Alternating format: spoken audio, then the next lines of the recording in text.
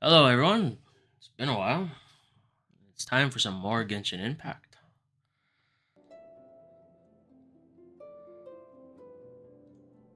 Get this all sorted out.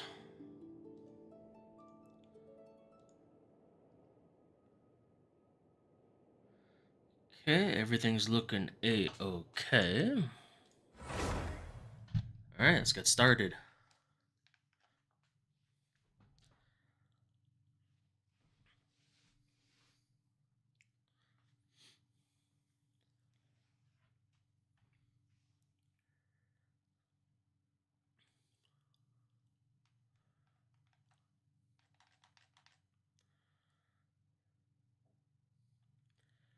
So, today we're going to be working on. We need to work on the dailies real quick. Oh, hold up. Wait a minute. I got mail. Oh, it's just money.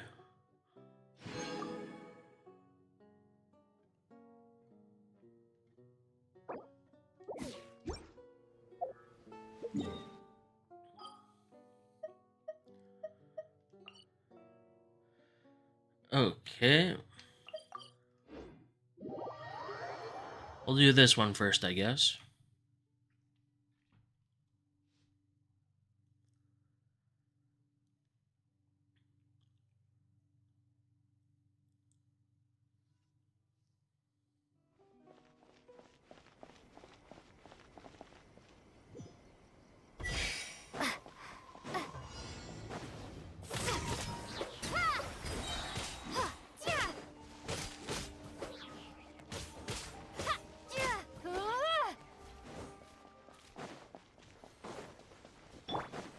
Beg for mercy.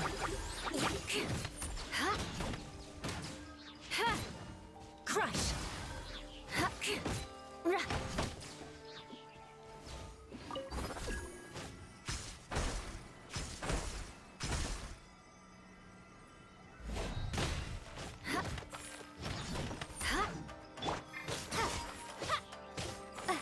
Water jet. Water jet.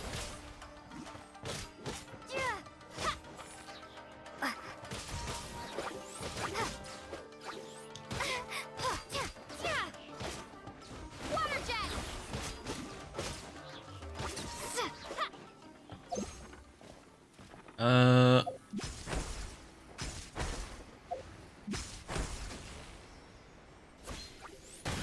Water jet.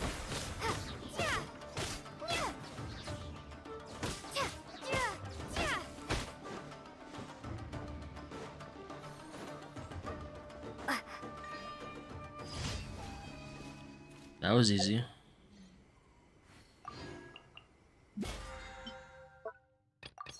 Oh, whatever that crap is. Okay, that's all good.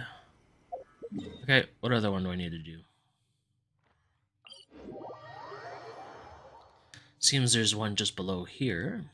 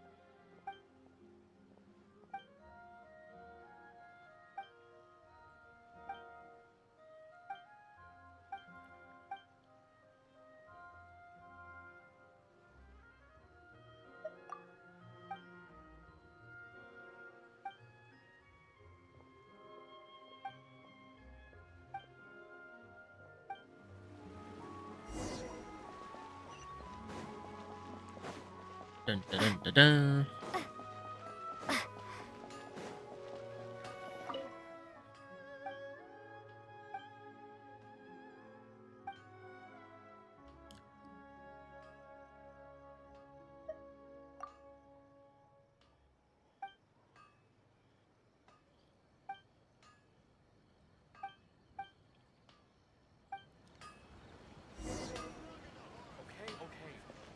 Okay. Brought me down here just to come back up here. Ugh.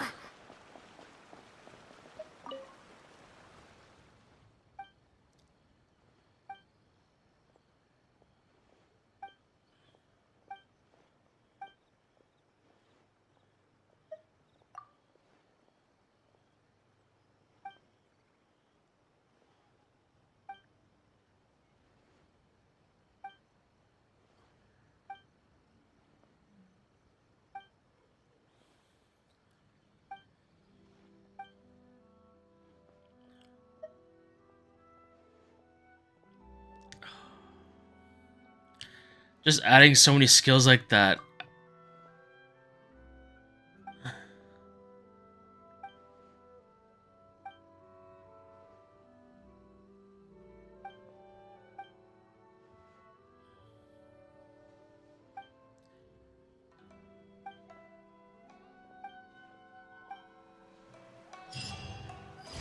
Yeah, you just add so much shit out of nowhere. Oh, I hate that.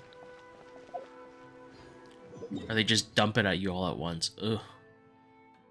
Just no.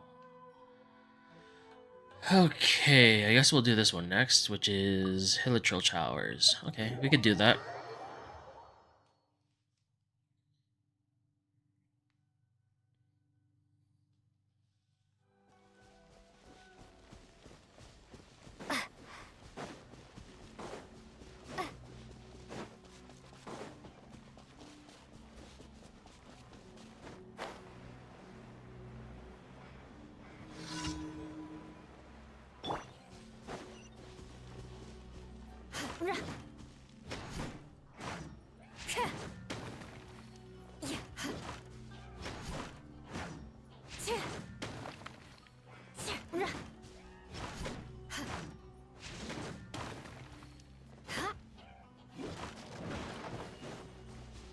Alright, this one's destroyed.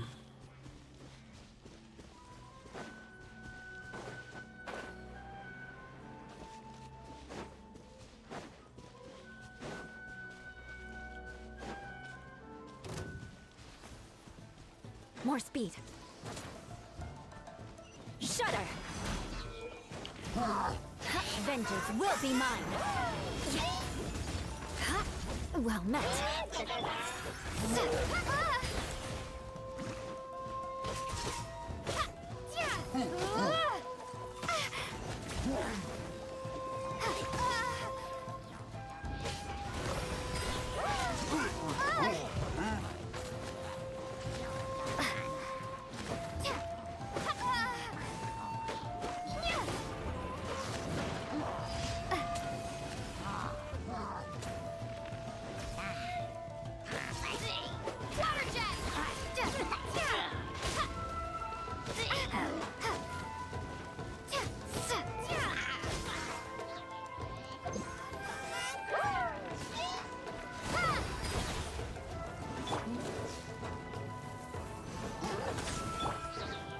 Okay, I take out the archers.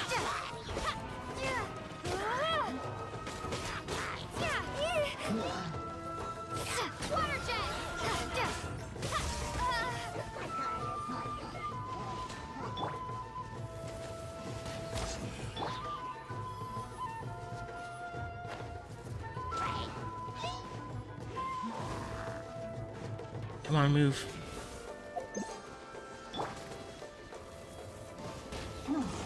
Get off that fucking tower, now.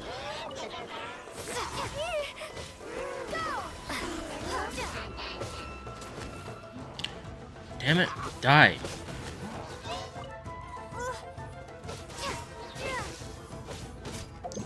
Okay.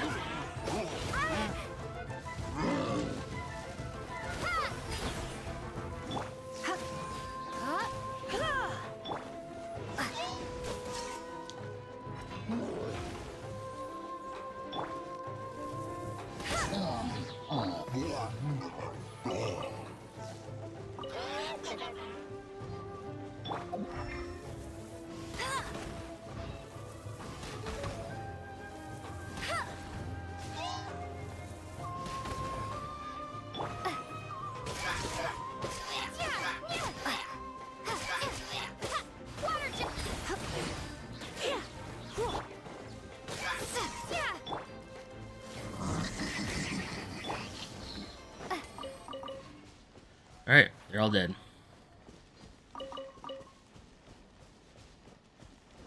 Ooh.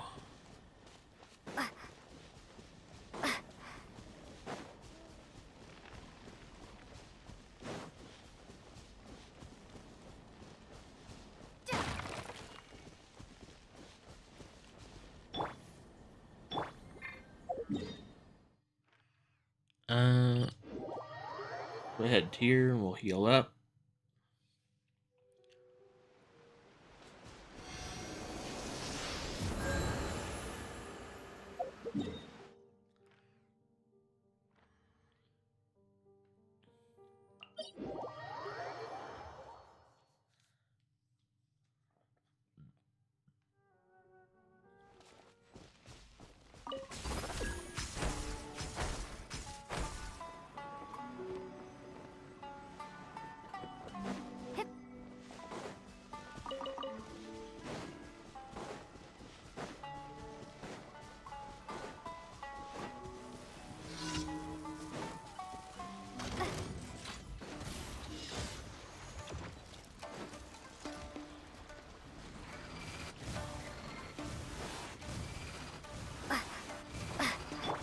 Come a little closer.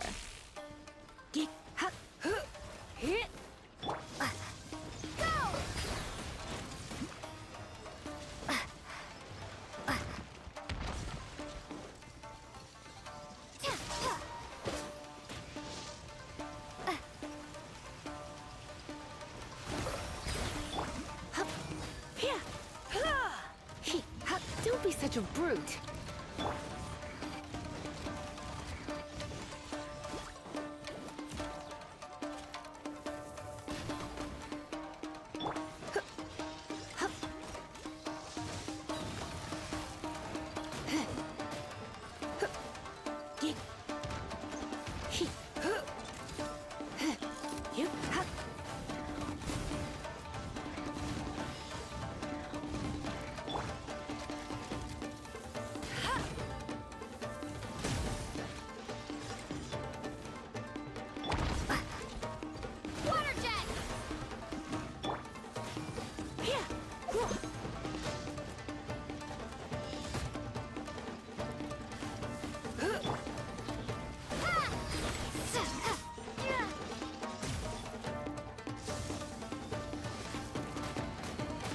Damn it!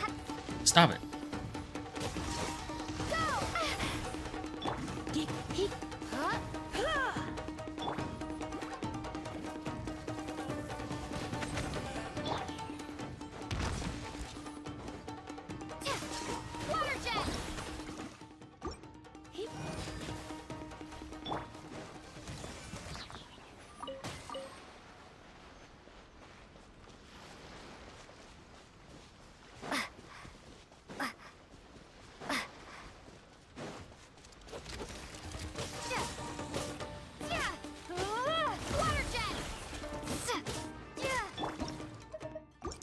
Fuck off.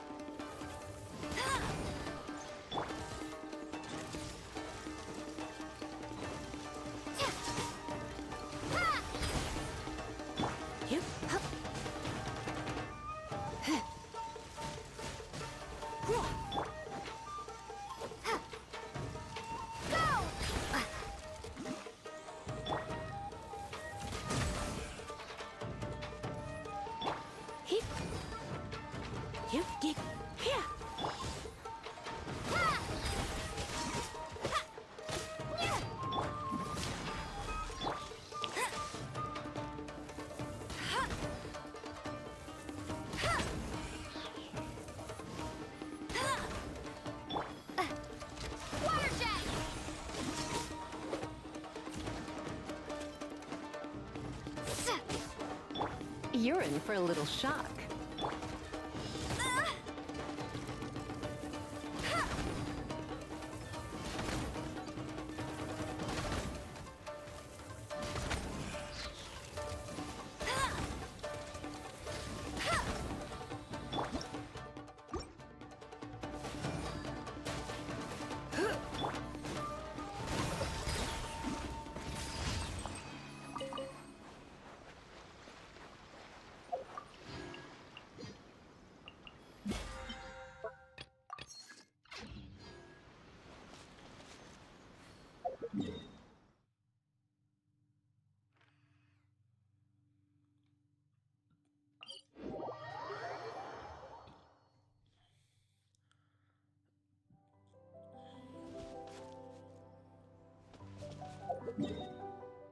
Okay, all healed up. Go ahead and turn this stuff in.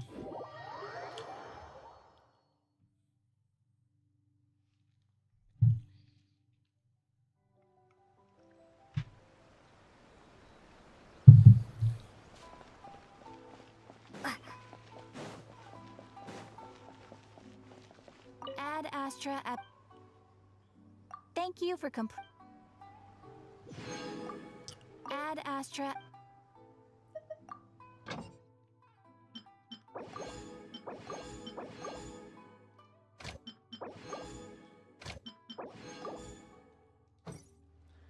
All right, that's all sorted.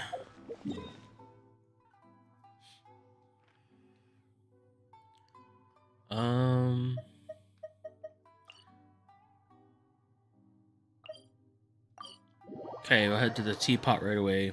Get this over with, then Fontaine Story, which is basically a movie with some gameplay. Let's go.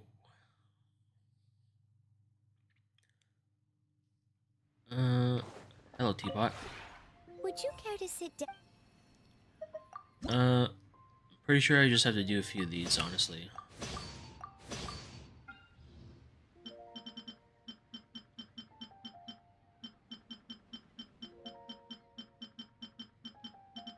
Hold on. Wait a minute.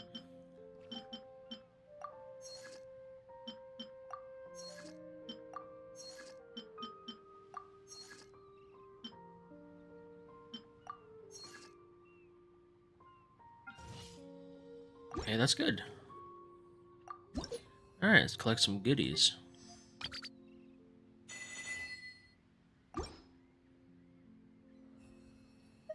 If you ever have it. Yeah, I'm done with you. Okay. Fontaine. Let's see. We'll just teleport to a statue somewhere.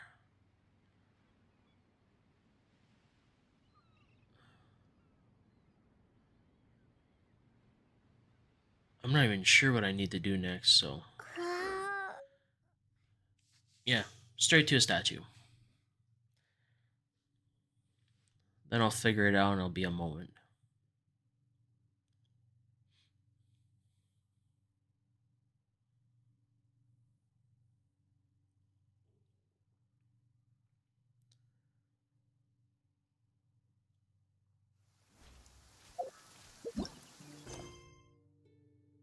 Okay. Chapter 4, Act 3.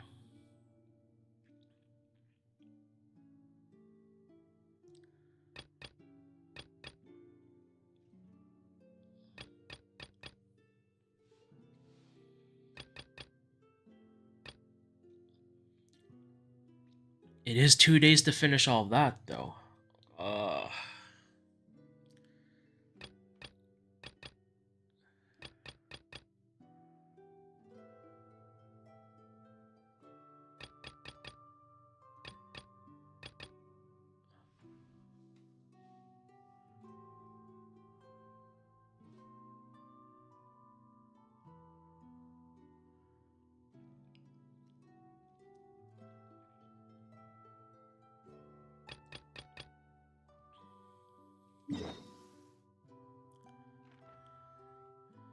Ah, so we have to go there.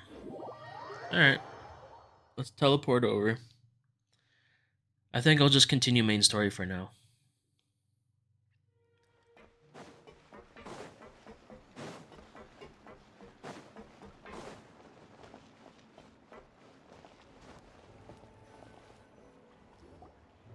Yep, here's the room, and it's empty and waiting for us as promised. Navia is such a good person. Uh-huh. Now that the serial disappearances case has been solved, no one's going to come after us for anything. Even without Silver standing guard, we can just completely relax. Why don't we stay and rest up here for a while? Even machines in Fontaine need to stop and recharge now and then. Oh, come on! This place isn't that bad. Besides, how often do we get to stay in an actual base? The truth, Paimon. Oh, fine, fine. Remember that detective story Paimon read before? Well, the author is about to release a new book, so Paimon wanted to buy it as soon as it came out and have a quiet place to read it. Just don't spoil the ending for me this time. Then it's agreed. Come on, let's get some sleep. We'll need to be up first thing in the morning to get in line and buy a copy. Yeah, know it.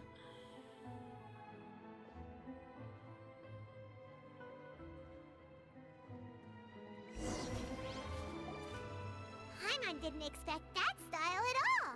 Even though it's a detective novel, it's also like a social documentary. Whew. It's actually pretty good. You're a pretty slow reader, Paimon. No! Paimon just spends a bit more time sleeping than you, that's all.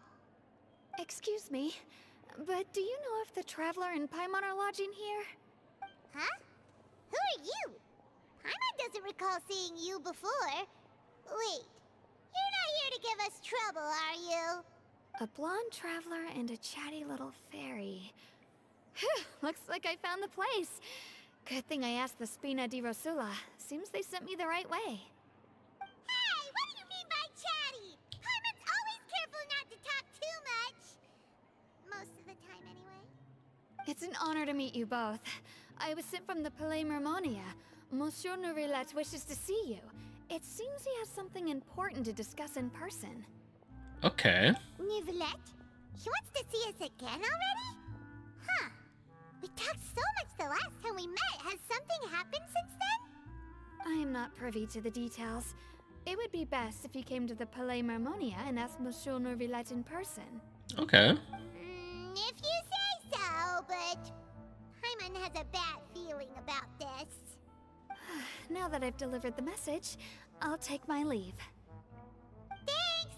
We haven't left the room for a few days, so we'll head over once we've freshened up a bit.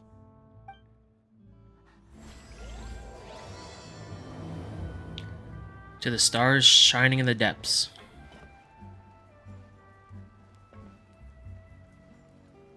Wait. Hold on.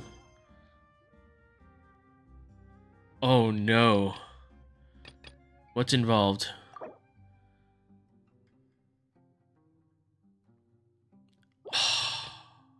Because of this stupid quest. Oh.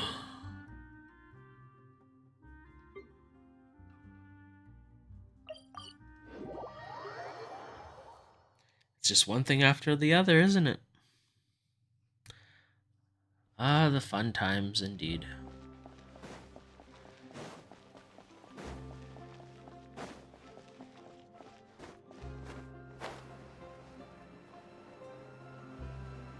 Hey! I see. So you believe that this warning letter was sent by the Phantom Weasel? Absolutely. I've said it before and I'll say it again. The Phantom Weasel never acts as you expect. He must have faked his own death 10 years ago using a body double. Now that he's back, I'm sure the guards who worked on his case back in the day are in for a headache, but however this turns out in the end, the one thing it won't be is boring. Couldn't agree more. As a journalist, I'm gonna get a lot of mileage out of this one. Thank you, sir, for your time. Now, whom should I interview next? Huh? Hey! What a coincidence! Fancy meeting you here.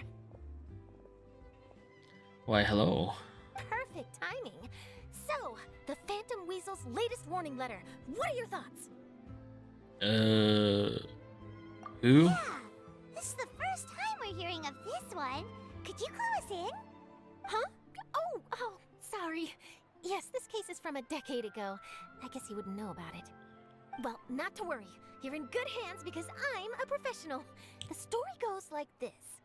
10 or so years ago, a phantom thief became active in the court of Fontaine.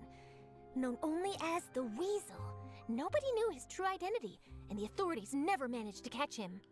Oh. Wow, cool! He sounds like one of those mysterious night burglars that you read about in novels. Precisely. Well, except the part where they actually have a good reputation. Our Weasel targeted whatever people held dear, and no one was safe from his predations. He would just as soon steal a necklace from a rich merchant's safe as he would a toy doll given to a commoner child for their birthday. Sounds like an absolute weirdo. I know. The phantom thieves you read about in novels rob the rich to pay the poor, but this guy did not discriminate. Unsurprisingly, this didn't work wonders for his public reputation. Every man and his dog wanted to see him behind bars. Yeesh.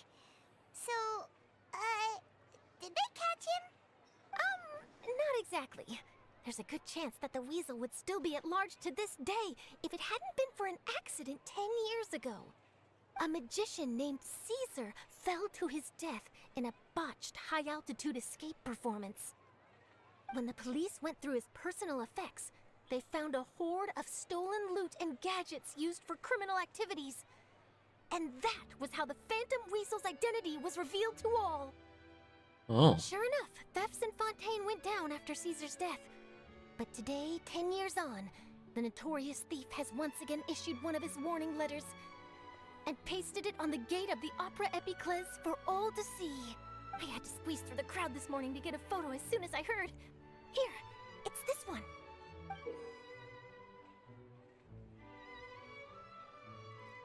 Oh my.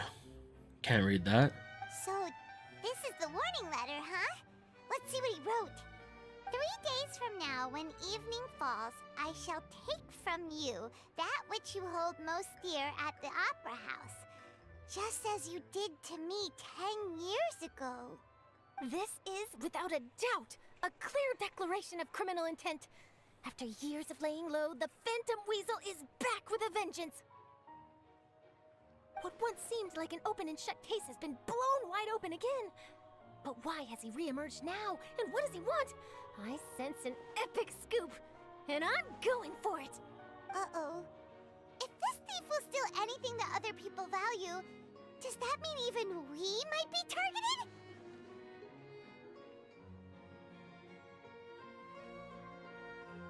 He might steal all your favorite snacks. Really? Oh, let him try. In fact, Hyman's gonna eat all her snacks right now. Let's see what he can do about that. Okay, the people have spoken. It's clear that the public are very concerned about the Phantom Weasel's reappearance. Let's see, I've got a photo of the letter, my interview notes. Yep, that should be enough to form the skeleton of my article. It does feel like something is missing, though. Something exclusive. Who should I interview next? I need someone with a more concrete connection to the weasel. Is that who I think it is? Lenny! Magic, magician, Caesar, the Phantom Weasel! That's it! Let's go interview Lenny! Okay. You see, the original Phantom Thief Caesar was a magician too! And what do Phantom Thieves and magicians have in common? They both have an air of mystery about them. Perhaps there's a connection there. Are you serious? What sort of a deduction is that? Uh-huh. Oh, relax! My journalistic instinct tells me that an exclusive news story is beckoning. Let's go! No time for delay!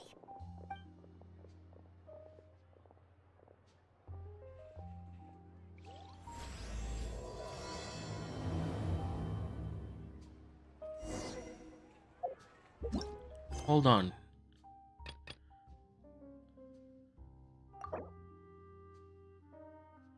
Oh, because Charlotte's here doing her interviews and stuff. Oh, man. Wow, Mr. Magician! How did you know which card I picked? Oh, it's simple. Come closer and I'll let you in on my secret. Magicians have a special skill called telepathy, which means we can read other people's minds. Really? Then, what am I thinking now? Well, first you need to relax, because I can see that you're clenching your fist in your mind, as if to say, no, I mustn't let him guess it. Aww. And now you're getting a little flustered. You're trying to find a way to empty your mind, to think of nothing at all. But the more you try to hide a secret, the easier it'll come out. You snuck out from home today, didn't you? You told your family a little lie so you could come out and play. Now, that's not a good habit. You can tell? Oh boy, you really can read my mind. Of course. Oh, and that's the end of my performance. You should really be heading home. Remember to apologize to your family, all right? They must be worried about you. All right, got it. Bye, Mr. Magician.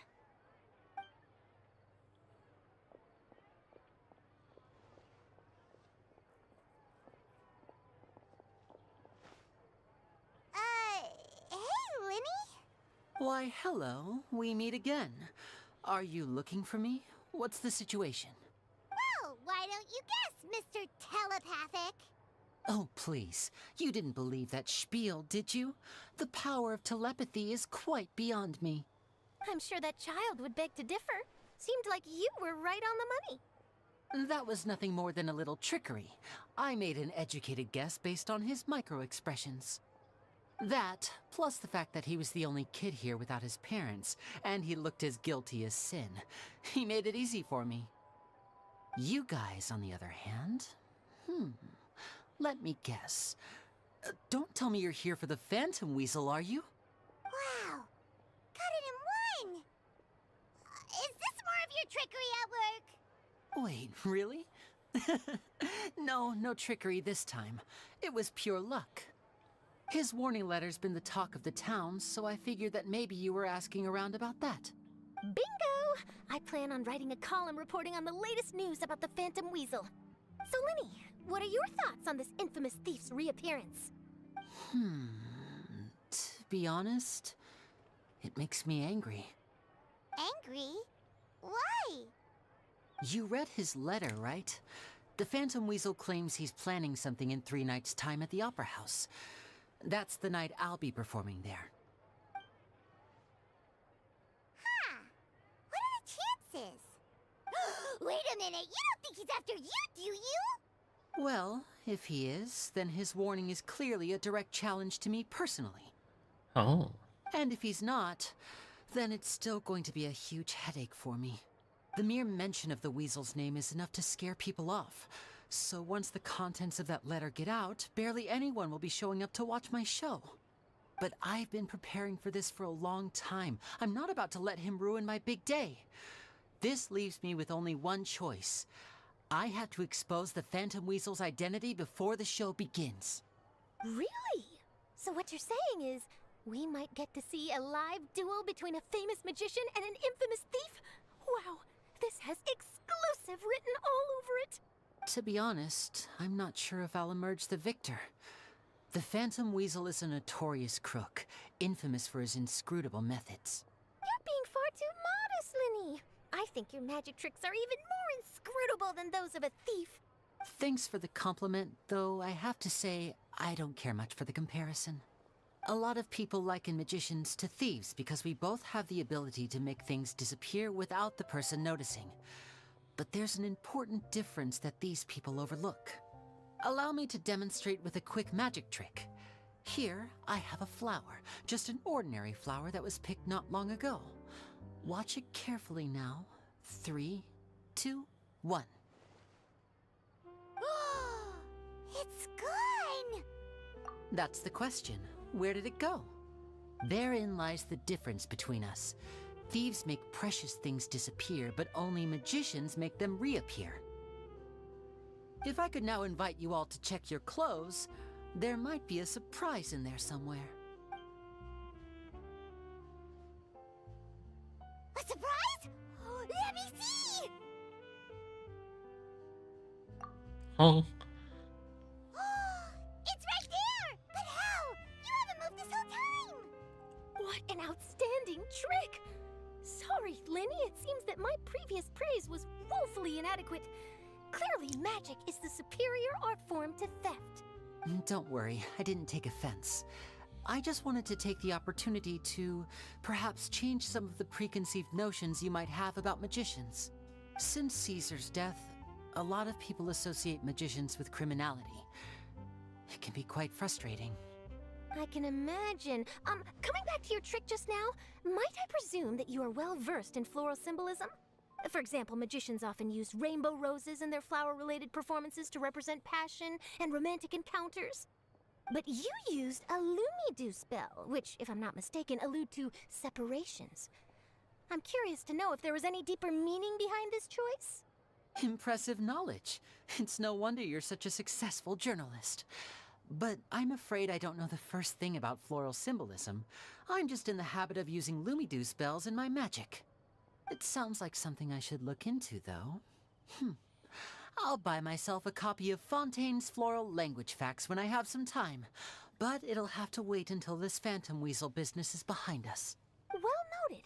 In that case, this brings us to the end of our interview. I, for one, am looking forward to the final showdown between you and the thief. Please feel free to get in touch to update me on any further developments. Otherwise, I will of course see you at your show in 3 days' time, but let's hope the Phantom Weasel is caught by then. If there's nothing else, I'll be off. You've given me lots to work with here, and I've got no time to lose if I want to write that exclusive piece. I'll see you all later.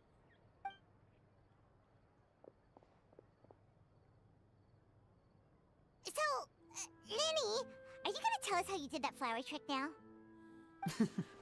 I'm afraid that's my little secret. Aww. Well, magicians are entitled to their secrets. But Paimon's really itching to know how it's done. You feel it too, right? So itchy. Not so itchy then, huh?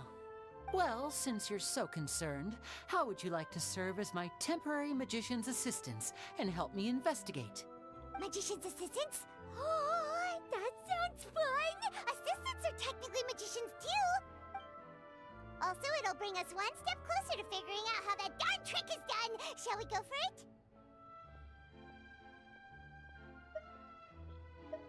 Excellent. Thank you for putting your trust in moi. The first thing we need to look into is who Caesar really was. If he truly was the Phantom Weasel, that means that the Weasel is dead, and whoever wrote this warning letter is just a copycat criminal. But if he wasn't the Weasel? Well, that'll make things more interesting. It would mean that the Weasel lives, and he's been laying low all this time in some corner of Fontaine. And if we're investigating Caesar, his fiancée Gemma is a good place to start. Word is that she visits the cemetery often, so I asked Lynette to wait for her there. We should make a move. Let's go and rendezvous with Lynette.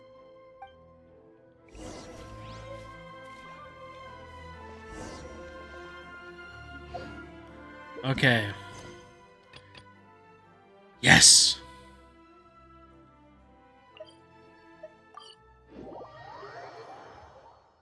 Just had to finish that part of that quest. Okay, we can continue. Let's go.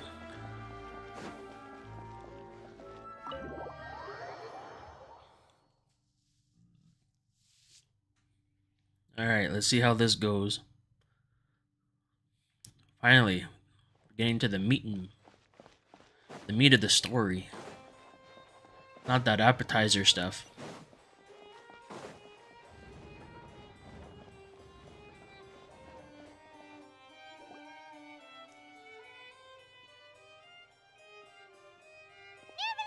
We're here! Did you want to see us about something? Huh? Why were you just standing there? You daydreaming or thinking something over? Yes, I did send someone to fetch you. But as for what I'd like to discuss next, well, I still have some reservations. Given that we've already made the trip here, you should just tell us. Bet you need us to help you with something, right? I do indeed have something I'd like to ask you to do. However, you should wait until after I tell you the details, then decide for yourselves whether you'd like to help or not. Okay. The situation is this. If I'm understanding you correctly, the Snezhnayan Harbinger known as the Knave has essentially requested a diplomatic meeting with you, correct? I heard that she was originally from Fontaine, but for her to suddenly arrive here and abruptly request such a meeting like this, I sincerely advise you to refuse her invitation outright. I'm sure you're aware that her purpose is most likely related to Child's recent predicament. We convicted one of the Snezhnayan Harbingers in a court of law, but we have yet to provide any form of detailed report on the matter. This does indeed provide an opportunity for Snezhnaya to put pressure on us. I believe we should adopt an evasive stance until we can provide a proper explanation, and have a preliminary plan on how to deal with the matter. No, we shouldn't. I think we should agree to the meeting. Oh? Well, you see, we are the ones that owe an explanation. If we keep putting off the meeting, it could easily result in the problem escalating, right? It's like a fight between two friends. If they don't agree to see each other and talk in person, isn't it possible that the friendship could end entirely?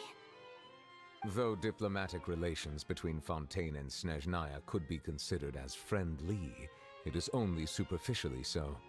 You wouldn't go so far as to say that our nations are friends, as you did in your example. It was just an analogy. An analogy, okay? Moreover, even if we were to talk in person, if we don't have sufficient information prepared, it is quite possible the result wouldn't be restored relations, but a complete falling out. Okay. I don't think we should overthink those possibilities yet. Even if the logic of the divine is not immediately apparent, its wisdom will only be revealed with time. Besides, you'll be at the meeting. If any problems do pop up, you'll have no problem navigating them. I must clarify that interacting and communicating with people outside of court is not my cup of tea. It seems you think too much of me. But more importantly, when did I agree to join the meeting with you? You mean you won't come? No, that won't do. I can't go to the meeting alone. You have to accompany me. I must take you with me. Lady Farina, could there be something else regarding this matter that is being kept from me? No, not at all. Look, I am the Hydro Archon of Fontaine, Focalor, the god of justice who is loved and adored by many. Oh, I love this. So I only hope that justice will be served in this matter. Don't overthink it. I'll go find someone to arrange the meeting.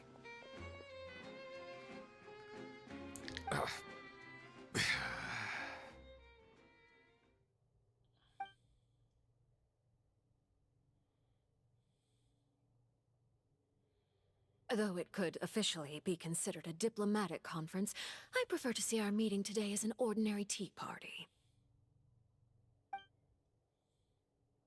I assume you see it the same way, Miss Farina?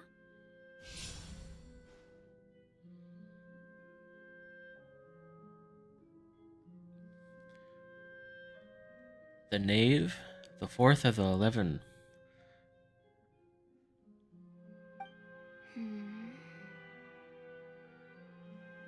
Lady Farina? Oh, yes, that's right. Just like you said, a tea party. I should thank you for providing the pastries. They look delectable. To make this tea party even more lively, I've invited someone else to join us today. It's a pleasure to meet you, Monsieur Neuvillette. I was born in Fontaine, so naturally, there's no need to introduce the nation's revered Eudex to me. Okay, she has a pyro, so she's a fire. Okay. Hello. The pleasure is also mine. First, I would like to thank the two of you. I'm often away on business outside of Fontaine, and I'm told that the children of the House of the Hearth have been well taken care of by you. Oh, I'm not referring to when my children, Linny and Lynette, were falsely accused by you. Please don't misunderstand. The children of the House of the Hearth are often misunderstood, perhaps due to the reputation of the Fatui. There's no getting around that. All I meant to say is that Fontaine has been stable in recent years. The people are well off and the children lead happy, fulfilled lives. Mm-hmm. That is something truly worth cherishing, and no one wishes to disrupt such peace. Now then, you have come regarding the matter of child, correct? Well, yes. It appears the ever-busy Udex Nuvillette doesn't wish to waste time with diplomatic pleasantries, and hopes that we can get straight to the point of our talk. Yes, as you surmised, understanding Child's situation is indeed one of the goals of this trip. As we are both diplomats from Snezhnaya as well as Fatui Harbingers, Child and I have always been colleagues. Were anything to happen in Fontaine, each of us would serve as the other's attorney to resolve the issue. So now, in my capacity as his attorney, I request that Child be turned over to Snezhnaya. We have a responsibility to cooperate with Fontaine and resolve what has happened to him together. The rules governing attorneys only apply before a trial has concluded. Since a verdict has already been rendered, we see the case as settled. I apologize for being unable to grant your request. An outright refusal. Very well. I respect all the rules of Fontaine's courts, just as I respect you as Chief Justice. Okay, why don't we back up a step? You don't need to transfer Child to us. I only request to enter the Fortress of Meripede to see Child and confirm his condition. It's not like you couldn't even manage to fulfill a simple request like that. Right, Miss Farina? About that. The Fortress of Meripede has always been completely autonomous. Even we have no authority to interfere there, and diplomatic issues do not suffice as an excuse. However, if you absolutely must confirm the situation of the Harbinger, I have a proposal. The knave showed up already? Well, Lenny did say that Father will be returning soon. We didn't even know that Lenny was from the House of the Hearth at the time, so we kinda overlooked that information. Yes, thank you for your kind advice. I'm well aware of the situation. Okay. I also noticed that Lady Farina acts a little odd and unnatural whenever I bring up matters related to the knave. Could the knave be threatening Lady Farina or something? If that were the case, then why wouldn't Lady Farina inform me? And what means could the knave possibly have to twist the arm of an Archon? So maybe that's not very likely. Even though Farina can act a little weird at times, she's still an Archon. In reality, this problem is even more thorny than it appears. According to reports from the Fortress of Meripede, Child recently disappeared under mysterious circumstances. The Disappeared? details are still unclear. We cannot rule out an escape, but there have also been no reports of him outside of the Fortress of Meripede. Special guards oversee the fortress, and its internal systems are extensive. Combined with the special characteristics of the surrounding terrain, an escape should not be possible. I suspect that there's something else behind Child's disappearance. I was only willing to share this information with you because you are friends of Child, and it is my duty to see justice done. So this is what you wanted to see us about before. Yes. I would like you to go to the Fortress of Meripede and investigate Child's disappearance. This was my proposal during our meeting with the knave. Rather than allowing her to intervene, I offered to send someone to find out about Child's situation and report back to her in detail. The knave did not seem satisfied by my proposal, but she still agreed to go along with it for the time being. Her words were, "We will talk more once we have that report." So that means we bought ourselves some time. Firstly, you're already acquainted with Child. Your eyes may discern relevant details there that others would miss. And secondly, is the consideration of the unique nature of the Fortress of Meripede. Isn't it just Fontaine's prison? I would not define it so crudely. The Fortress of Meripede is not affiliated with the court system of Fontaine on paper. It has always existed as an autonomous entity. Early in Fontaine's history, criminals were punished with exile, not imprisonment. Even today, sentences against convicted criminals still include exile, just as before. The Fortress of Meripede may seem like a prison, but it should in fact be regarded as a gathering place for exiles. All we do is dispatch guards to keep watch and help maintain security, but we have no right to get involved with any other matters. Although I do have a personal relationship with the administrator there, neither myself nor the courts have the right to be directly involved with the investigation, no matter how serious the grounds. Oh, Paimon gets it now. That's why you need us to conduct our own investigation as a third party, right? Correct. I will arrange false charges against you so that you may secretly investigate inside the fortress during your detention. This will save us a lot of unnecessary trouble. So, are you two willing to accept my proposal? Yeah, no matter how you look at it, it seems we're the best choice. Alright, we hereby accept this difficult task. Reluctantly. You two have my sincere thanks. This matter is of critical importance to Fontaine's current situation. Also, I hope that both of you can keep this operation a secret. We will rendezvous at the Fortress of Merope's entrance on Erinius once you've prepared yourselves. I will arrange for someone to take you inside. Prepared ourselves? Is there something we need to prepare? Perhaps you could enjoy a good meal and have a nice bath. I'm afraid that living conditions inside the fortress are nothing like those on the outside world. Okay. Oh, right! Even though we'll be there on trumped-up charges, we'll be in prison for real. On second thought, is it too late to back out?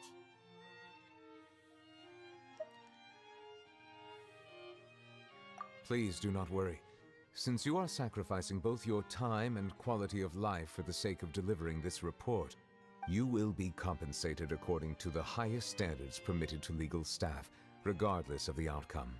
Now that's more like it! Come on, traveler, let's go eat the best meal we can find! We'll eat so much that we won't need to eat another meal for a whole month! Your treat! Are you leaving now? In that case, please take this cake as a token of my personal gratitude.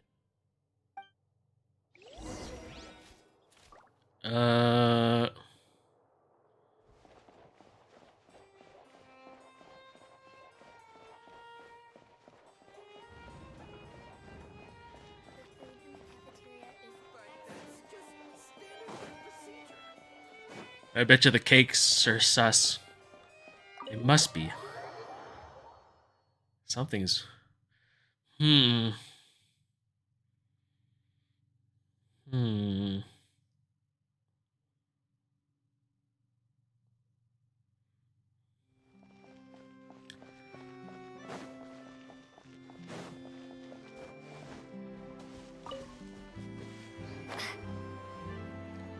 Ah.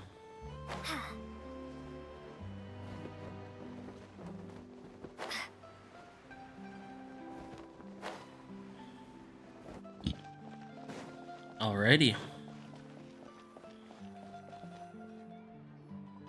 Paimon will have that, and that. Oh, and one of those too? No Fonta, thank you. That cake was pretty good. But as soon as Paimon remembered that we were about to go to prison, Paimon's stomach suddenly became completely empty. Now that Paimon thinks about it, we've always been super careful ever since we arrived in Fontaine. Just to avoid breaking any strange laws here. But here we are, about to willingly send ourselves off to the Fortress of Meropide. Maybe this is what they call fate. Let's just try our best to investigate everything quickly once we get there. Paimon doesn't want to stay in prison too long. Oh, what is that I hear? Is it the taste of a breaking story? Hey! You can't hear a taste! And what are you doing here, Charlotte?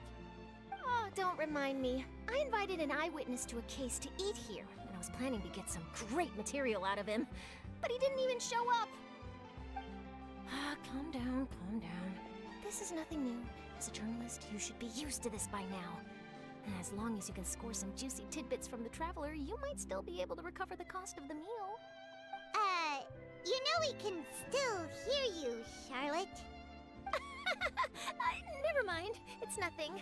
I just heard you mention the Fortress of Meripede. You didn't commit a crime, did you? Please tell me all about it. No way! We would never! We're just going there to...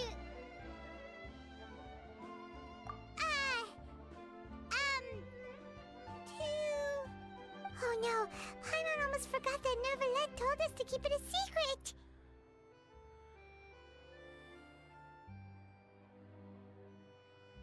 Huh? You're being arrested for that? Oh. But now that I think about it, I suppose that's not completely unreasonable. That's pretty despicable. Almost as offensive as committing theft. You mean Paimon really did something that serious? Sorry, Paimon really messed up. In that case, it's nothing particularly newsworthy after all. Oh, how disappointing. Oh, right. There's still a chance. Since you're going to be at the Fortress of Meripede, would you be willing to help me gather some material for a story? About that, Paimon doesn't think we'll have any time. Oh, it's nothing difficult. All you have to do is think of a way to get some time face-to-face with the warden of the fortress.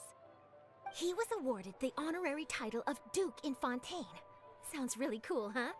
Only those who have made significant contributions to the nation have been conferred this title. It's incredibly rare. On top of that, the Fortress of Meripede has never been under the jurisdiction of the courts. Practically nobody, including journalists like me, knows anything about the person in charge there. Oh, if I could write an exclusive article about him, I bet it would sell a boatload of papers. You make it sound easy, but it really depends.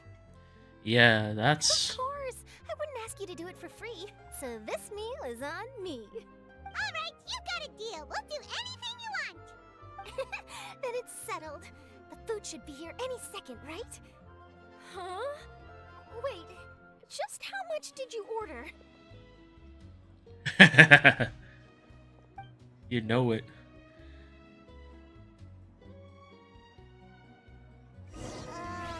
Paimon's so full. Well, guess we have nothing to regret now, so let's get going. Wait.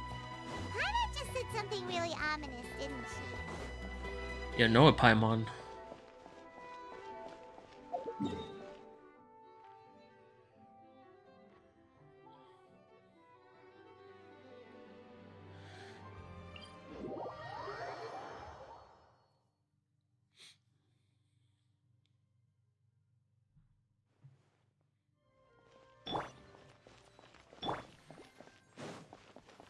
Why does my controller keep doing that? Well, whatever.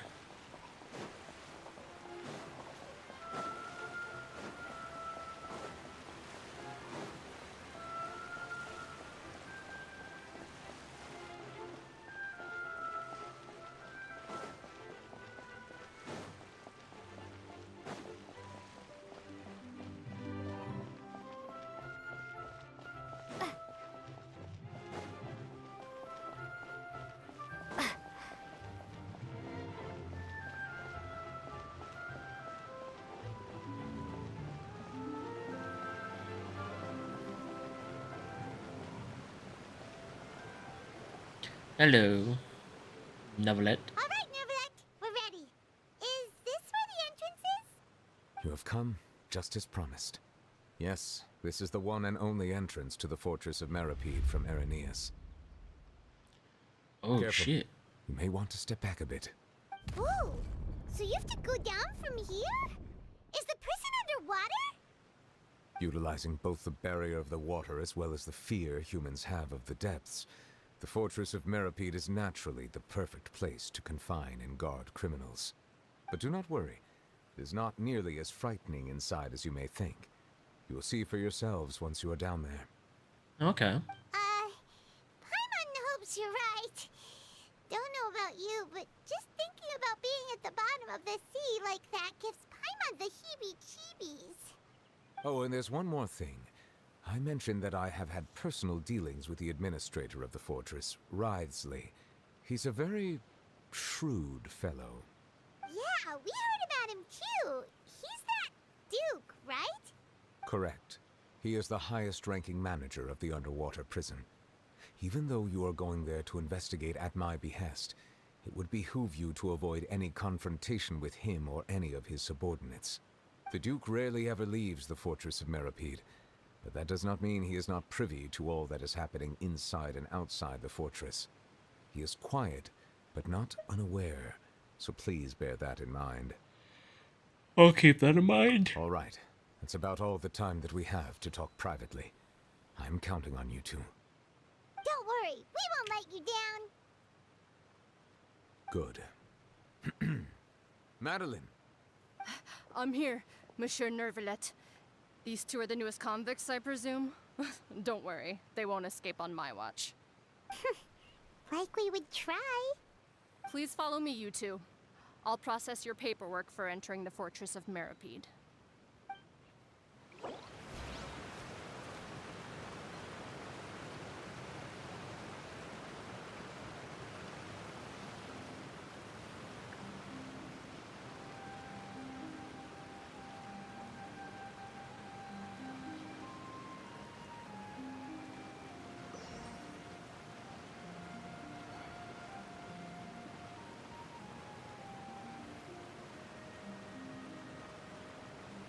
Continue the current quests. Shush.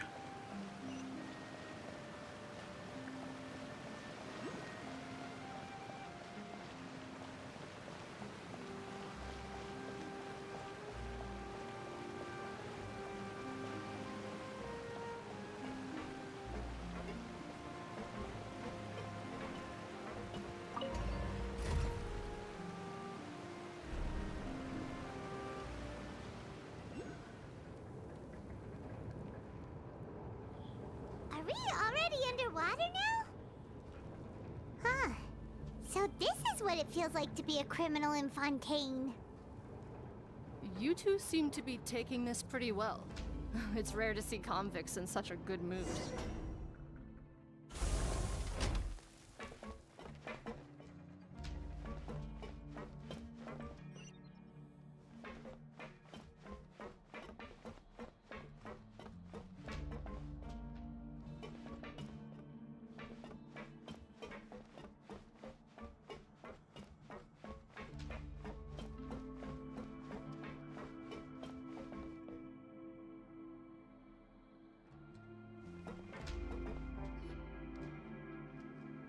Okay. Oh, it's you, Madeline. Why'd they make you make the trip down here today? Monsieur Nervalet personally requested I escort these two convicts. I suppose he was concerned others might not be up to the task. Well now, aren't you the lucky one? Must be nice to be on good terms with the big shots like the Chief Justice. The only people I get to see every day are the new inmates. Well, have you tried service with a smile? Who knows, it might help your professional reputation. Yeah, right. As if. Every criminal comes through here looking miserable. How can I smile with such a toxic work environment? And even if I did smile at them, the convicts would probably just think that I'm some freak getting some kind of twisted enjoyment from their pain. Oh. Oh, she's got a point. Well, I've finished transferring you. You two will register here, and Marette will guide you through the remaining procedures. Yep, I'll take it from here. You head on back to that bright and sunny world above. Okay, let me see. You are the Traveler and Paimon, correct? That's right. Let me confirm your charges and sentence. Let's see. You two are charged with eating a cake specially prepared for the Archon by a Snezhnayan envoy without the Archon's permission, thereby incapacitating the political center of Fontaine for a brief period. Sentence: 45 days?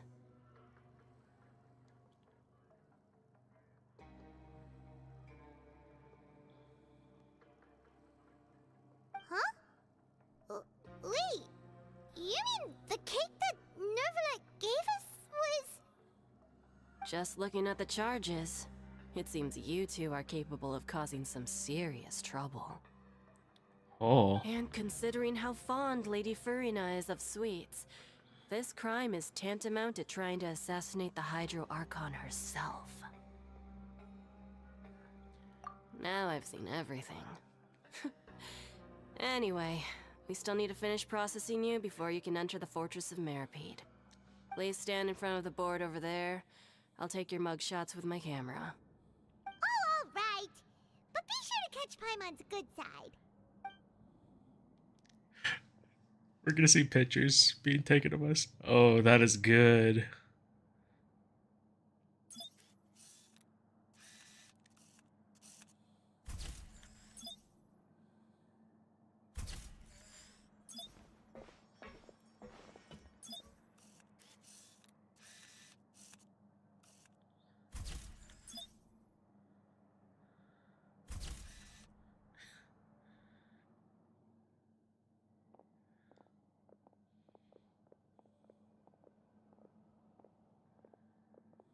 And we're done.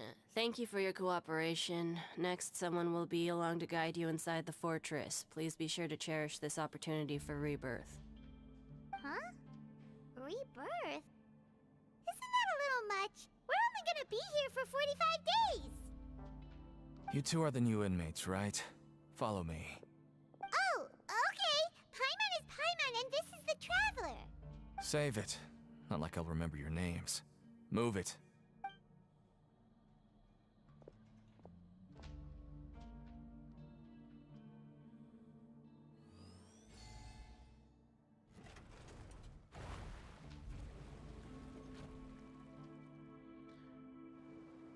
Whoa, this is kind of cool.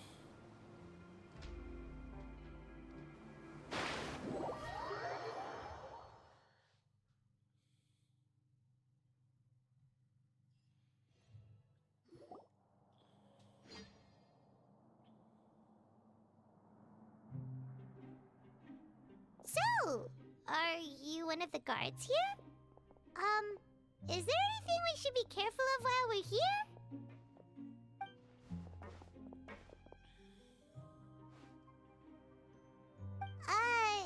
Did Paimon already ask something she wasn't supposed to? Why should I tell you anything? What's in it for me?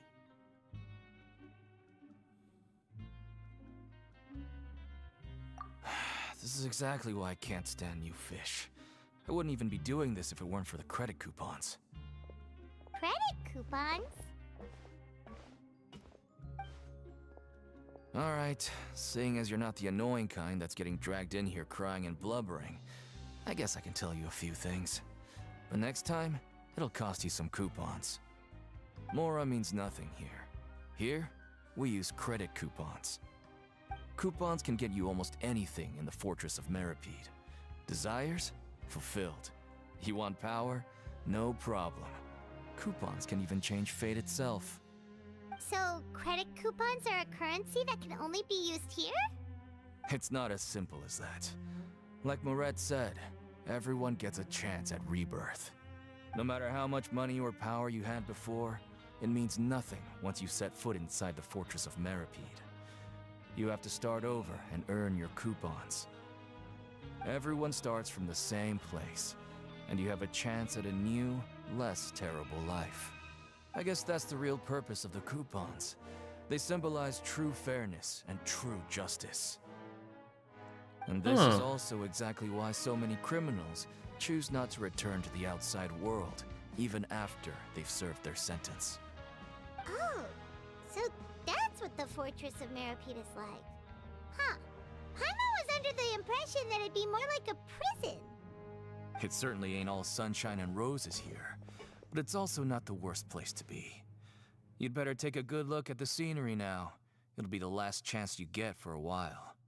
After being away from the sunlight for so long, even the terrifying depths of the sea start to feel like home. It just stops feeling oppressive, you know? Oh, I'm actually an inmate like you two. Welcoming newcomers is a job I've picked up to earn some extra coupons.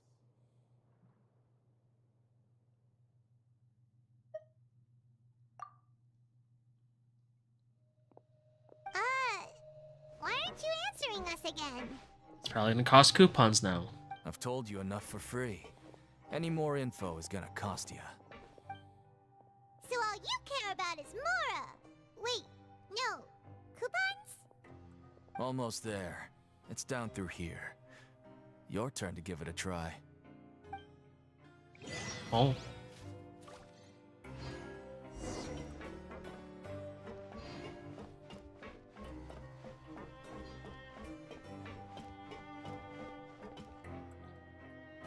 Wait, there's no one here.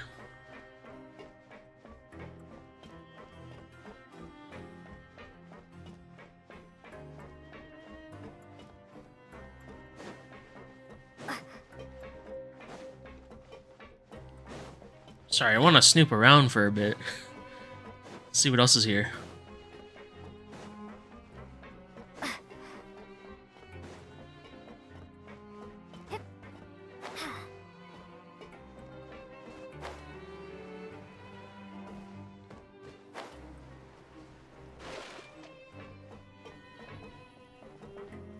Wait, I could just teleport here now? Oh, that's actually cool.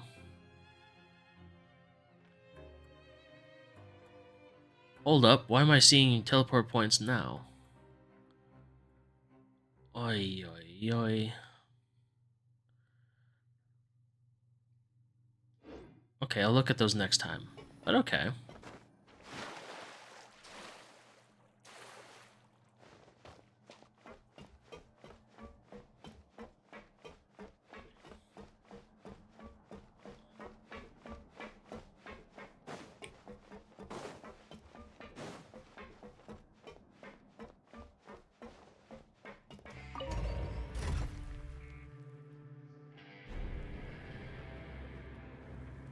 Oh, going even deeper.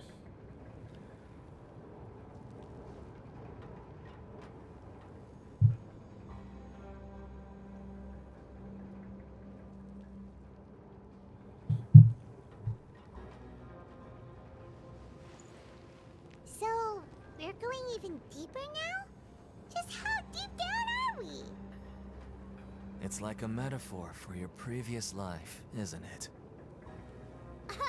Our lives weren't that bad.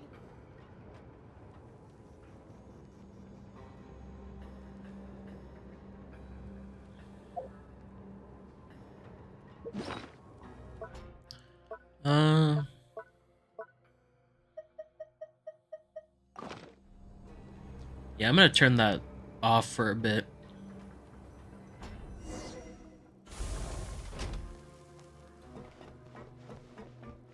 See what else we got here.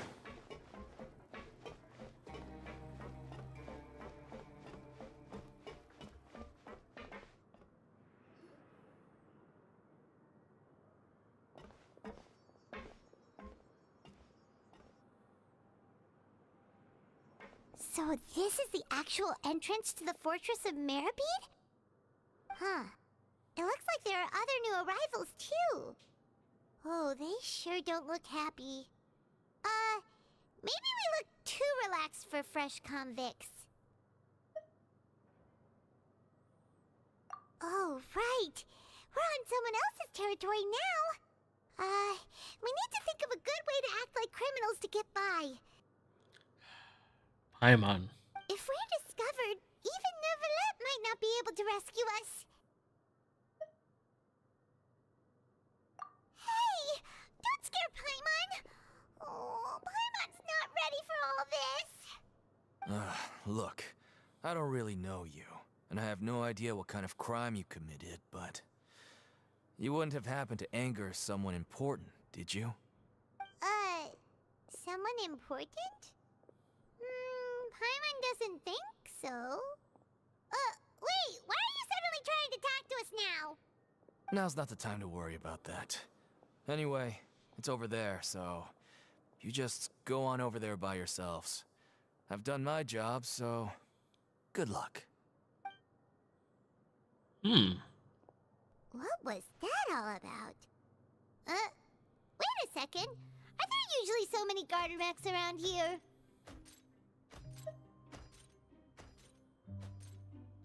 They're already onto us?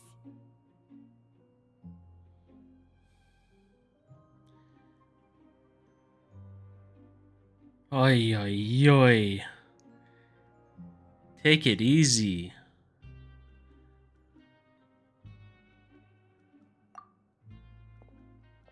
Prisoners numbers 7459 and 7560. Welcome. Oh, no need to be anxious. These Gardamex aren't here to attack you. In fact, they're here as your honor guard. When I heard that you were friends of Monsieur Neuvillette, I had the Guardmex come and wait in formation. Wait! You know about our connection with Neuvillette? The seafloor isn't as cut off from the world as you might imagine. However, I'm afraid that I know nothing more than that you are friends of the Udex. And as you can see, committing a crime means being sentenced here, even if you're friends with the Chief Justice. Quite fair. The Duke? Greetings, Your Grace. Lovely weather today, isn't it? Oh, greetings, my good fellow. Well, I'm willing to imagine that the weather is as good outside the sea as you say it is. How great it would have been if only the Fortress of Meripede had been built on the coast, huh? It would have been so convenient to enjoy a nice chat in the sunshine. My profuse apologies. I just got so nervous when I saw you, So this is the Duke. He sure looks a lot younger than Paimon imagined. The Traveler and Paimon, correct? Mr. Deacon here was responsible for your welcome. I trust you were satisfied with his guidance?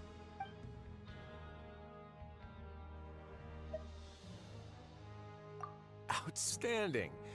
Well, Deacon, I recall we discussed fate during our last work meeting, I believe that fate will reward all those who take every aspect of their work in life seriously. When you return to your bunk, you'll find the guards have issued some extra credit coupons to you. Oh, thank you. Thank you, Your Grace. Oh, and you too. I can't believe you gave me such praise. If you need anything in the future, anything, please, come find me anytime. No credit coupons necessary. Well, I believe that concludes the introductions. We've already taken enough time here. Deacon, if you would. Yes, Your Grace. I'll take my leave now. That's how you make connections. So you get asked questions anytime after. Please, follow me. To make you feel more welcome, I'll show you around the various facilities of the Fortress of Meripede. I hope it'll help you adjust to life here. He's going to personally give us a cure? Huh. Paimon can't figure out what this guy's thinking at all. Let's just roll with it. No wonder Charlotte's so interested in him. He's one of those mysterious types. Alright, let's keep up with him.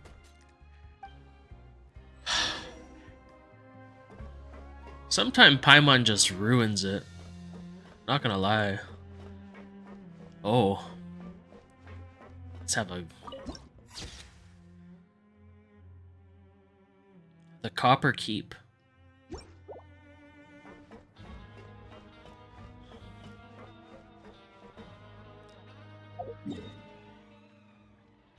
Oh shit, it's like a big underground thing. Hold on.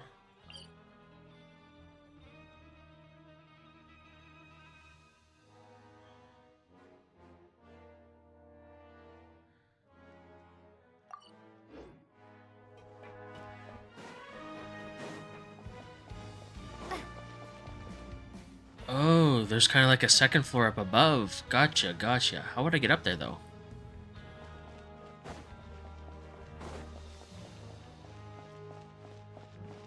Maybe that elevator.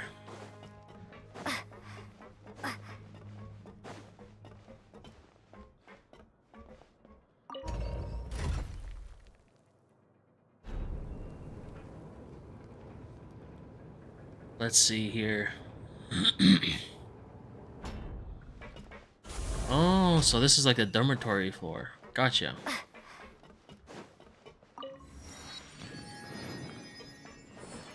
This is kind of cool. I like it.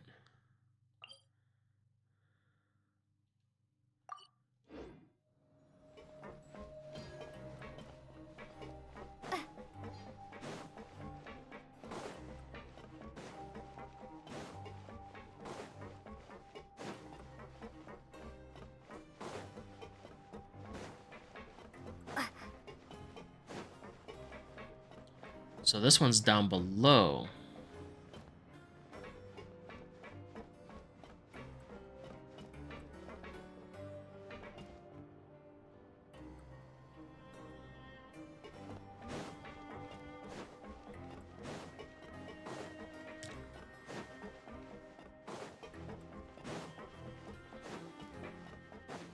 Maybe it's over here?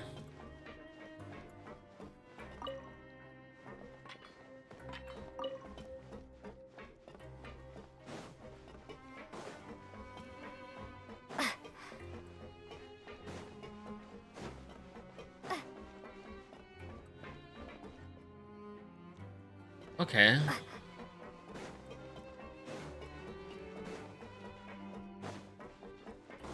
So odd.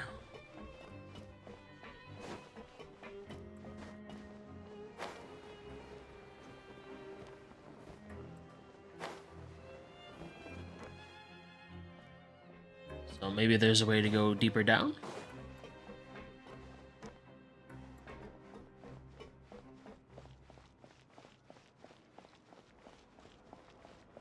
Grab yourself a welfare meal.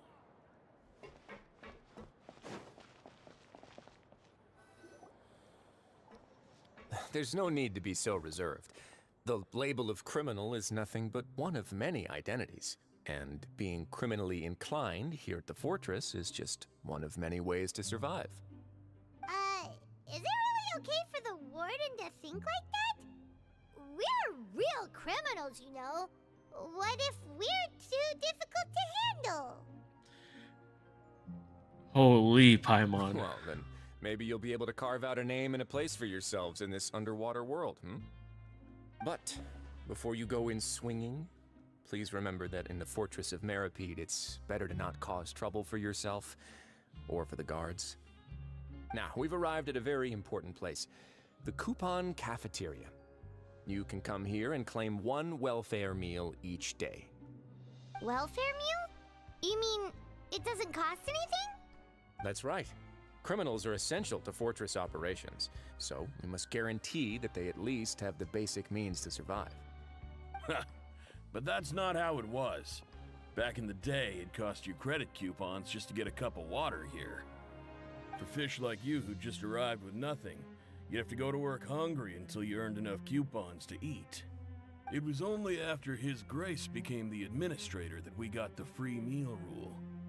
Now everyone gets a square meal every day, even no-good slackers who've never picked up a wrench in their whole lives. Nobody starves to death here. In the Fortress of Meripede, credit coupons are the only currency, and everything must be purchased.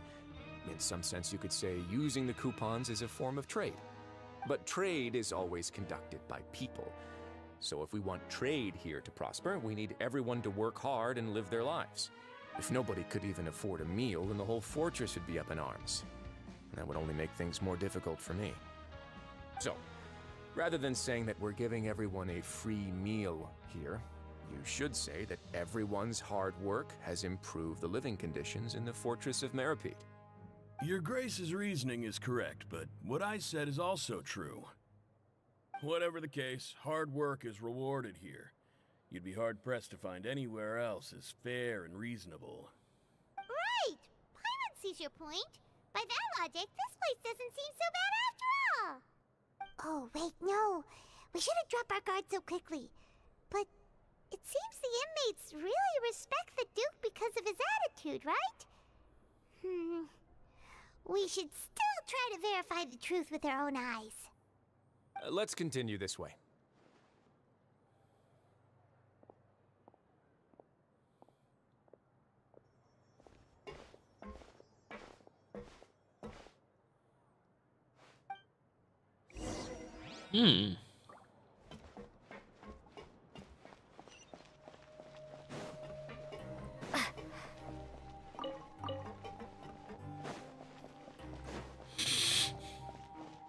It's kind of cool.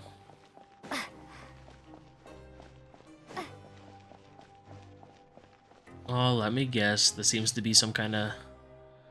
Looks like a tourney. This place is known as the Pancration Ring. Sometimes we have criminals who have more energy than they know what to do with.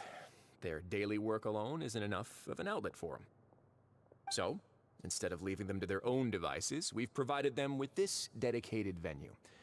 This way, nobody will get involved unless they want to be. Pancration matches? And you can earn extra coupons? Oh, what do you think, Traveler? Interested?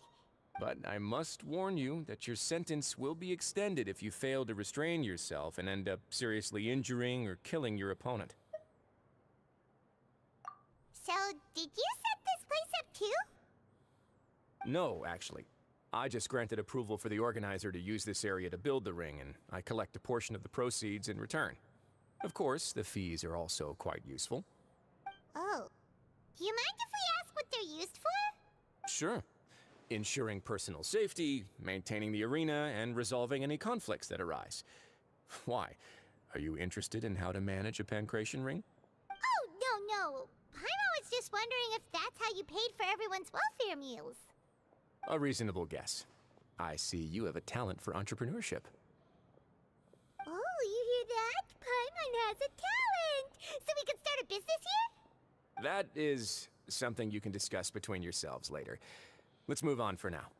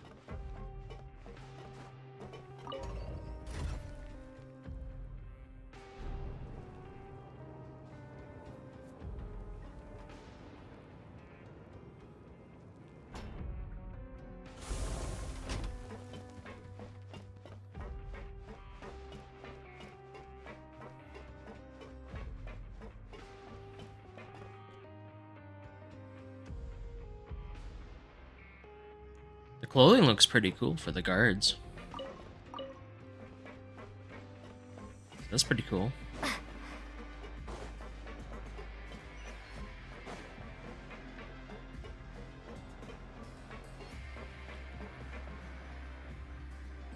The doctor.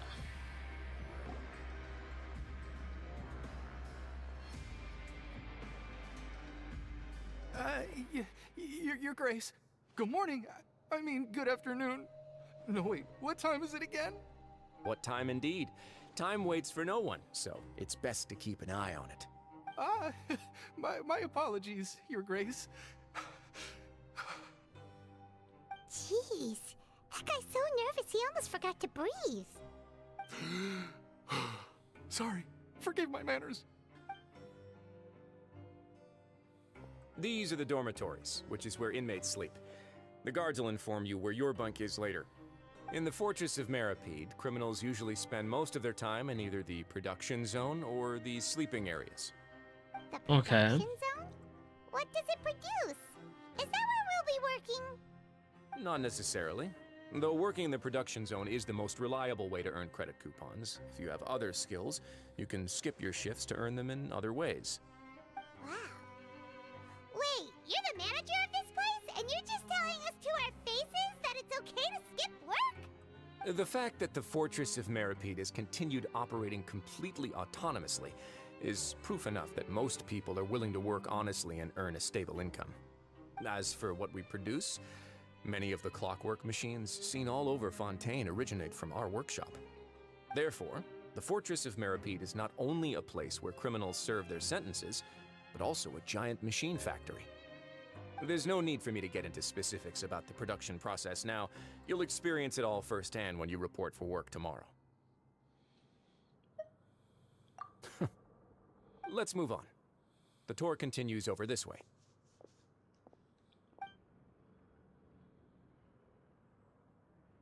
Oh.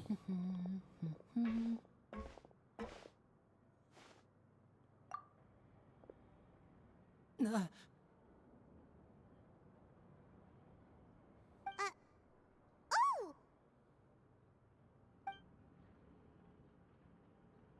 Oh, you really scared me there.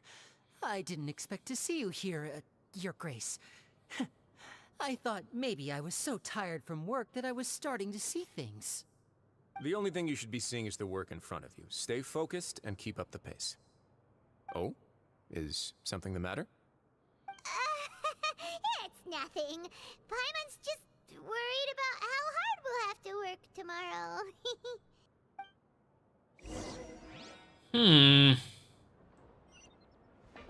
Oh, this way, okay.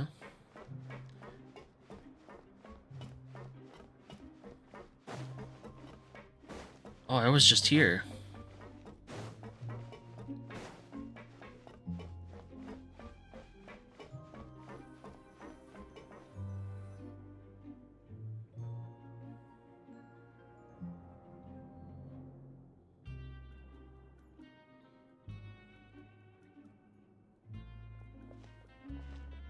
Your Grace?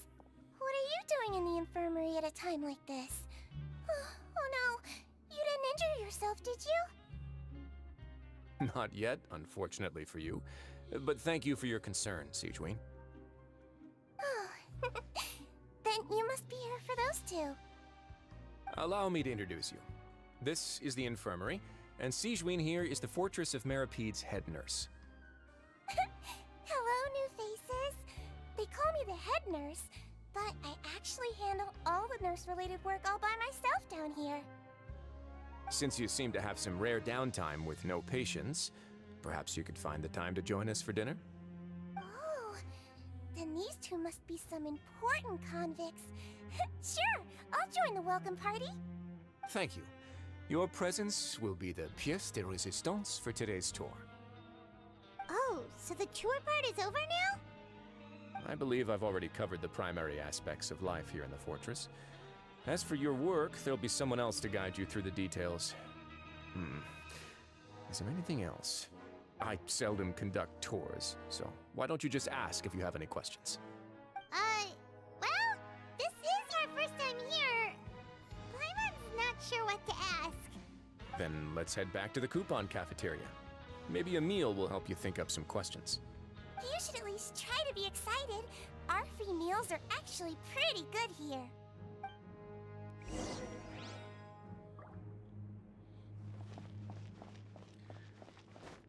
I wonder if they have some recipes in the Nab here.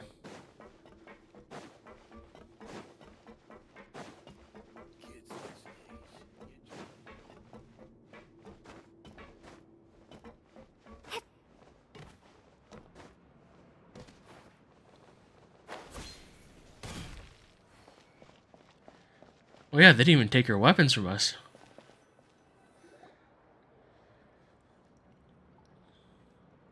What do you think of the food? Does it meet your expectations? Wow, it looks delicious! Neverlet made it sound like living conditions in the Fortress of Meripede wasn't very good. Who would have guessed that criminals get to eat tasty food like this every day? Oh, isn't that the meal box that only super lucky people manage to draw? Seems like you two are quite fortunate. It actually has nothing to do with luck in this case. I had a word with Walsey, so you didn't have to draw lots like everyone else. Oh, you mean the meals are random? Yes, what you get to eat depends completely on your luck. You could say that it's a distasteful little game that Chef Walsey likes to play here in the cafeteria. Paimon knew it! If criminals got to eat tasty food like this every meal, the crime rate in Fontaine would skyrocket for sure! Excuse me, did I hear you mention Nervulette just now? I've been wondering how he's doing. Is he busy with work? Has he been taking care of his health? He seems healthy no matter how you look at him. But he works so hard all the time, so it must be really tiring. Sounds like he hasn't changed a bit. Looks like you can stop worrying so much, Sigewinne. Oh, that's good. But I still feel like it's been too long since I've heard any news about him. No news is good news. Maybe next time I've got something to discuss with him, I can invite you to accompany us. But isn't the Fortress of Meropede independent from Fontaine's court system? What do you two have to discuss? Well, we provide all kinds of mechanical products for official use, and some essential goods have to be obtained from the overworld, so we naturally have to stay in touch about this and that. Monsieur Nervulette's character is unimpeachable. No matter the question, you can discuss it openly and freely with him. Talking with him feels quite effortless. In light of that, I am quite willing to go out of my way to show respect and accommodate him. In fact, right now, I'm treating you two as guests invited by Monsieur Neuvillette. But unfortunately, I can only do so until the end of this meal. After this, you two will just be inmates here. You're very welcome. Well, your new life awaits. Grab yourself a welfare meal.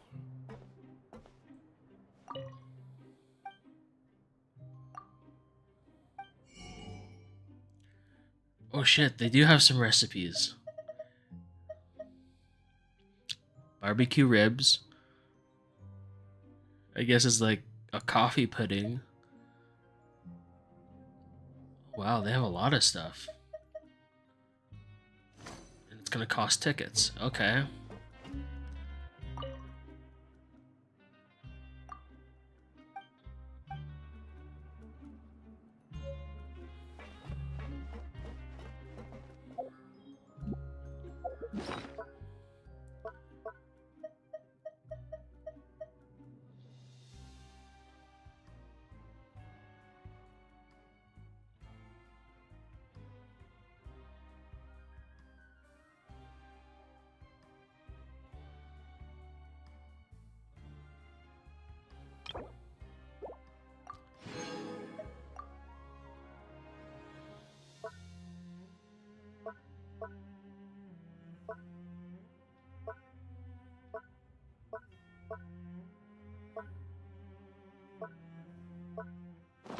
Hmm.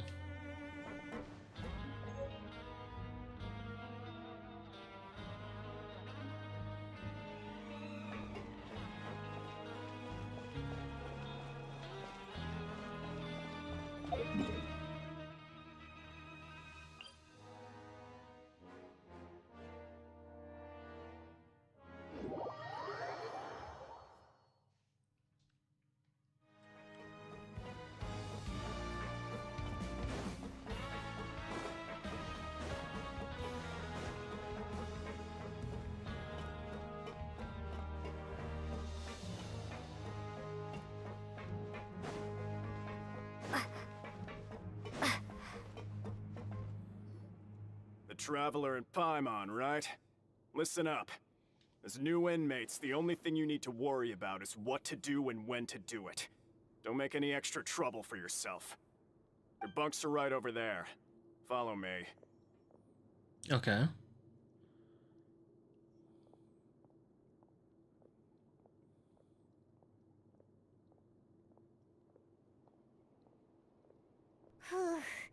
So this is where we'll be sleeping from now on. Oh, Paimon can't believe this! The days of staying home and reading detective stories are like a dream now. By the way, Traveler, we saw a lot of things worth investigating just now. Even though the Duke didn't say it too directly, judging from what he said at the end, it seems that he was only welcoming because we know Neuvillette. We are criminals, and Paimon did eat that cake, but we're actually here to help Neuvillette. Is it possible that he knows we're here on a mission? Or is Paimon overthinking things? Yeah, Paimon thinks so too.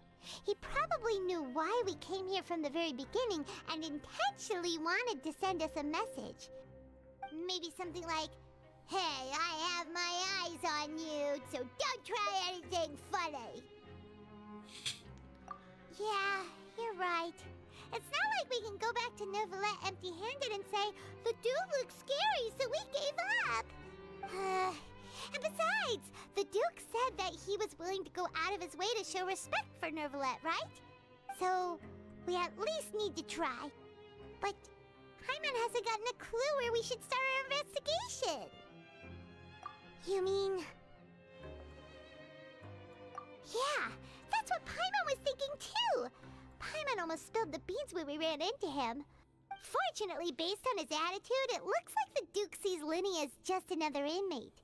We worked so hard to help clear Linny and Lynette's names, and yet we turn around and BAM! He's in prison anyway! Oh, right! Lenny and Lynette are from the House of the Hearth. They work for the Knave, so they could be here to investigate too! Huh? Oh, it's a card! Paimon didn't notice it earlier. It looks like a magician's prop. Lenny must have left it here. He's in prison and still doing his little tricks, huh? Let Paimon have a look. It was nice to bump into you again. Let's catch up in the production zone tomorrow. What in the world? It's written like he's greeting a buddy on the street. Paimon thought he'd write something important. If you say so. We can ask him what's going on tomorrow. Let's get some rest now.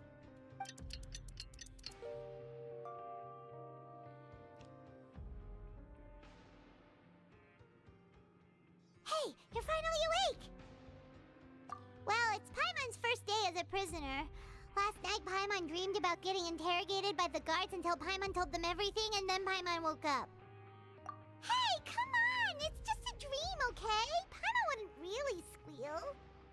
Maybe? Hey, lazy bones. What are you still doing here? If you don't want to starve, then get yourselves over to the production zone. Sorry! We're going right away!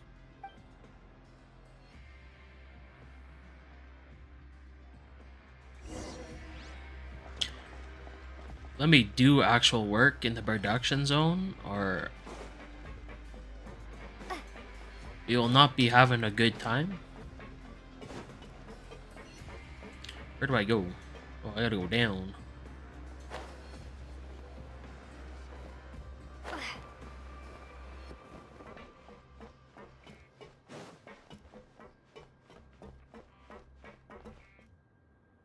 that's the office.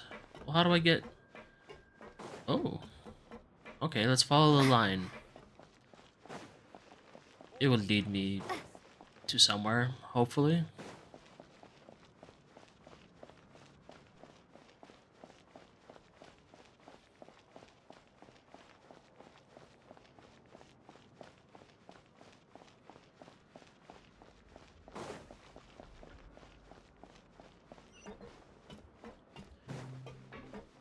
Okay, so this is saying it's going down even further. Ah, that's why I couldn't hit that one teleporter point. We going deeper.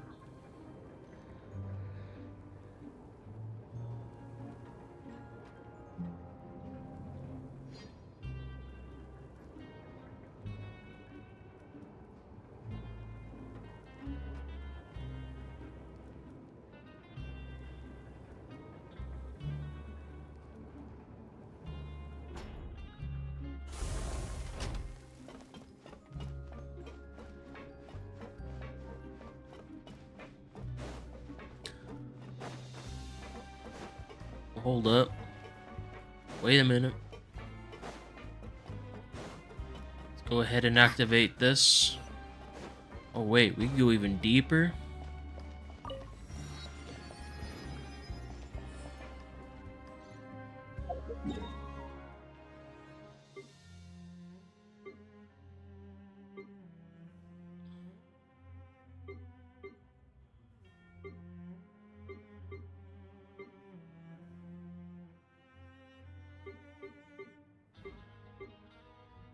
Okay, we were here. Then it would go here. Then we'd be here. Traveling to here brings us down.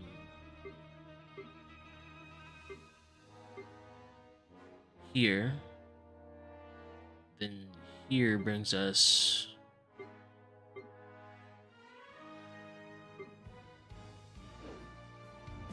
Huh, it's kind of cool.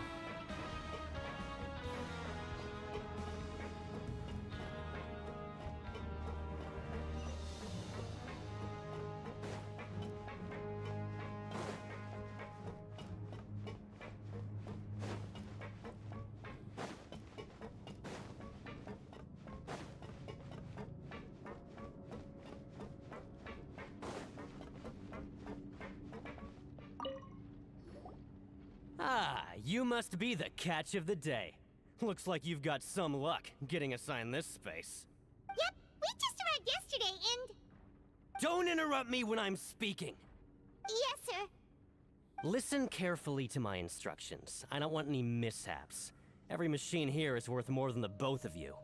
Working around these machines can be very dangerous. Do your job well, and you can eat in the cafeteria after your shift. Get sloppy, and you dine in the infirmary. Anyway, the Fortress of Meropide doesn't want to lose a single one of its machines. And it also doesn't want to waste the production potential of any inmate. You got that? Got it. Your job is to use the machine over there to process widgets. Watch carefully, and make sure you step on the pedal at the right time. If the machine gets jammed, then give it a little maintenance with your fist. Here, take this. Bring me the process widgets, and I'll give you some credit coupons in exchange. Wait, that's it? Oh yeah.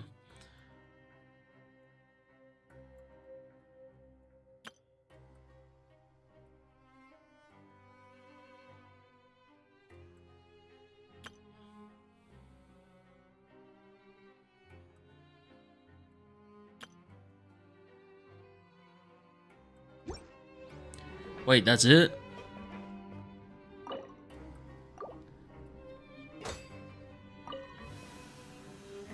Once the widget is hot enough to blow, jump to step on the pedal and hit the widget. So if the machine gets jammed, you just need to attack it to fix the problem.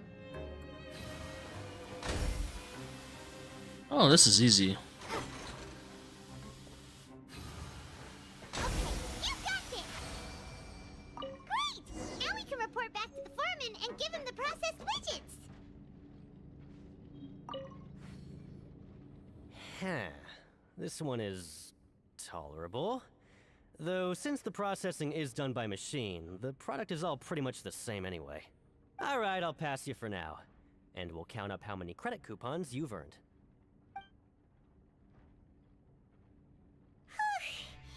Paimon's exhausted. We're done now, right? Oh, that foreman. He's so scary that Paimon couldn't even speak. Ugh. Even though Paimon's starving and wants to head straight to the coupon cafeteria, we still need to meet Lenny first, right? He probably just finished up his work, too. He should be around here somewhere.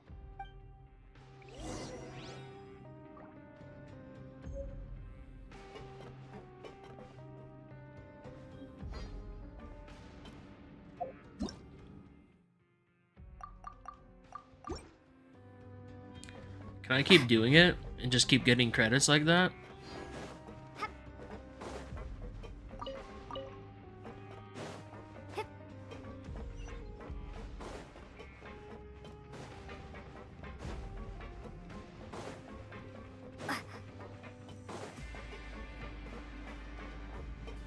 Lenny? Mr. Magician? Where are you?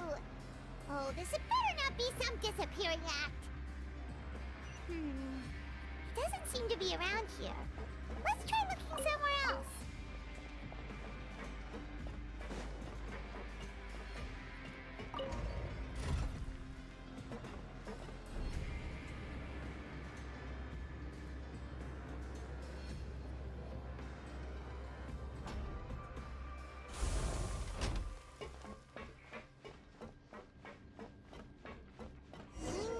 Where could he be? Did he decide to slack off and sleep the day away? By heart.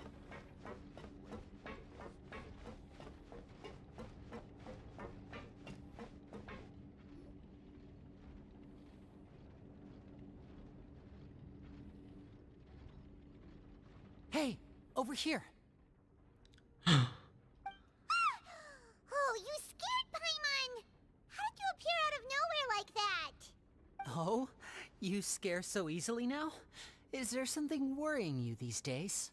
Oh, you little... The only thing we're worried about was trying to find you. Sorry. Come over here and keep it down.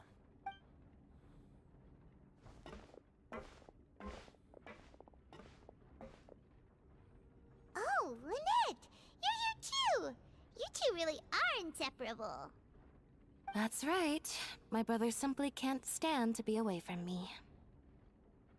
It's not just Lynette. Fremine is also here. Do you still remember him? Oh, you mean that diver from the House of the Hearth, right? Paimon remembers seeing him in the Court of Fontaine before. Now hurry up and tell us, how did you end up as criminals this time? We fought so hard at court to prove you were innocent, but now it looks like our incredible court battle was for nothing! Sadly, even the teeniest of things can land you in prison these days. I put together a street performance and used the popularity we gained from the Opera House incident to attract a big crowd. And then? Next, I invited several audience members to participate in the show. And then, with the entire audience watching, their wallet suddenly disappeared. My brother was charged with theft, and I was charged as his accomplice, having assisted him in his crime. It really isn't that bad. The missing wallets are all in the leftmost drawer of the Maison Gardiennage's big filing cabinet. We just need to see how long it takes to discover them. Yep, we should be released then. In terms of the magic trick itself, I think the performance went perfectly. Leave it to Lenny to magic himself into prison. Indeed. Last time I hid my identity from you, I promised that I'd tell you absolutely everything if you were angry about it. No more secrets. So I don't plan on keeping anything from you this time either. At the moment, the House of the Hearth's interests don't conflict with yours at all. We were instructed by the father of our house, the Knave, to come here and conduct an investigation.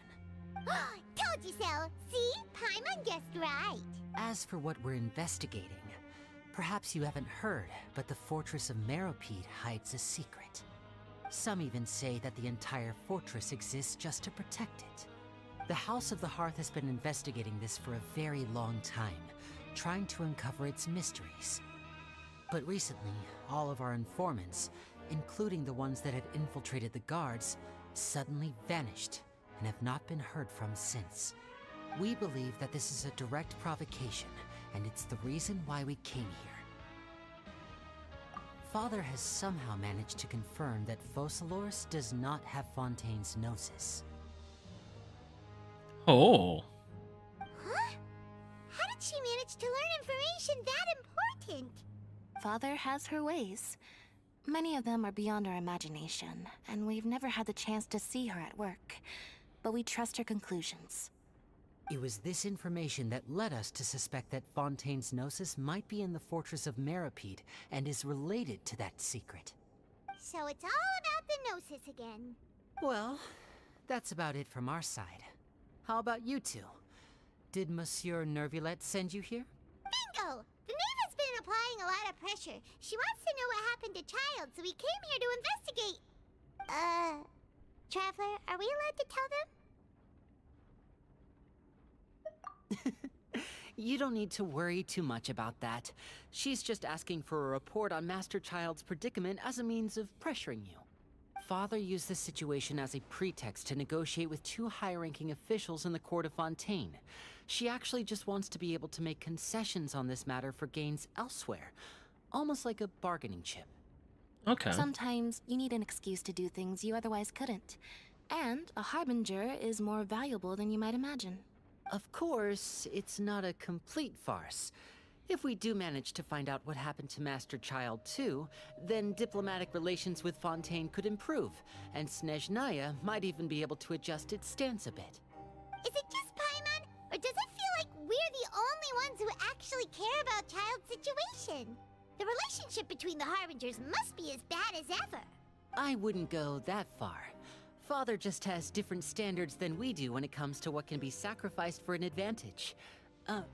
By the way, I have a suggestion. Why don't we team up?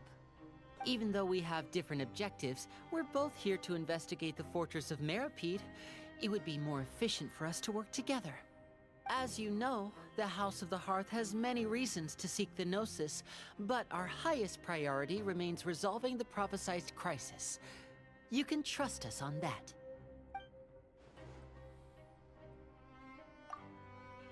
See, I told you. Is that so? Sure enough, it won't be easy to convince them to cooperate with us. Lenny seems to be thinking pretty hard about something. Of course he is. Lenny has been looking forward to a chance to reach an understanding with you ever since last we met. Or, I should say, we were really looking forward to teaming up with you this time. Lynette, just tell them everything, why don't you? It's okay to open up a little.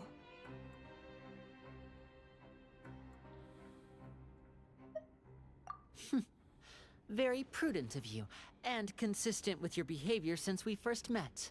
That's reasonable enough, and I agreed to cooperate on these terms as well. I was prepared for the worst, but you were actually more agreeable than I anticipated. All right then, there's no time to lose. I have some information to share, so listen carefully. Since Lynette and I arrived here, our investigation uncovered the fact that the Fortress of Meripede has a forbidden zone. Most people just clammed up and wouldn't talk, but after asking the right questions, we were able to confirm the existence of the Forbidden Zone from the guards. You should be aware of that while you're investigating. A forbidden zone? Could that be where the child disappeared to? You're right, we'll definitely keep that in mind. Good. That's the most suspicious thing about the fortress that we know of so far. We have a few other unanswered questions, and we'll be investigating those as quickly as we can. Anyway, I hope you find our information useful at least. Oh, look at the time. You two must be hungry. You should go to the coupon cafeteria and get something to eat. I'll use my cards to get in touch with you again in the future. Oh, that's just what Paimon wanted to hear! Paimon's starving after all that work today. We can talk more about the investigation later. Let's go get some grub!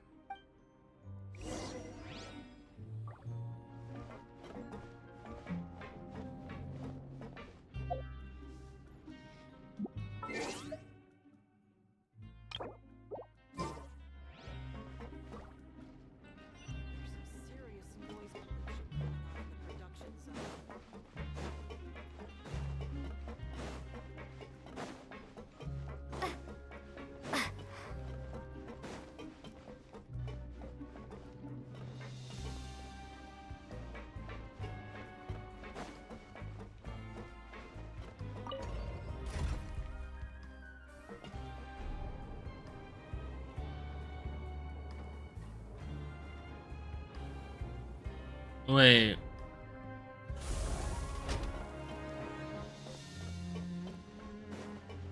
Why am I going this way now?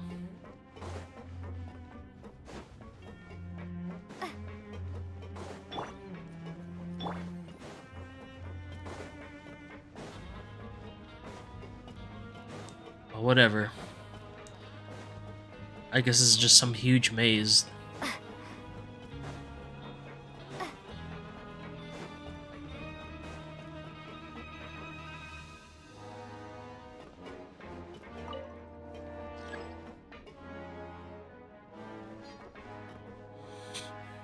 Okay, that's interesting.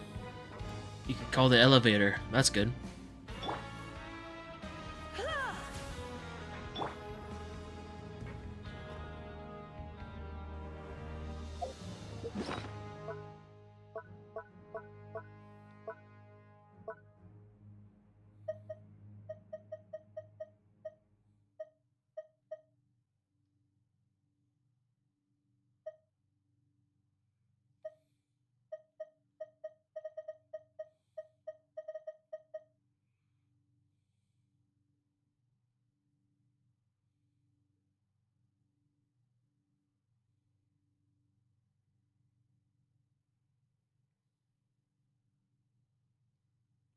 Oh, so we have 400 coupons just to straight up.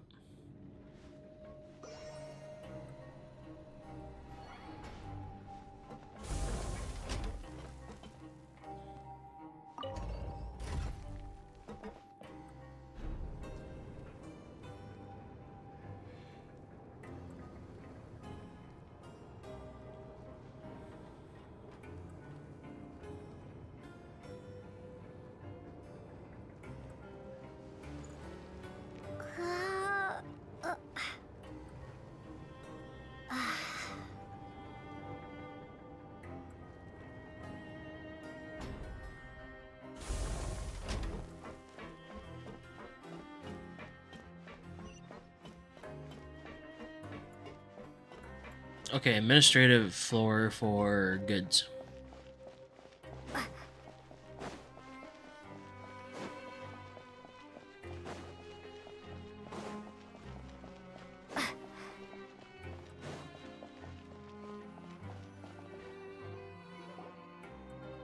Oh, he wasn't kidding. Today's meal is nowhere near as good as last time. Oh, who knows how long it'll be until we're lucky enough to get that super tasty meal again.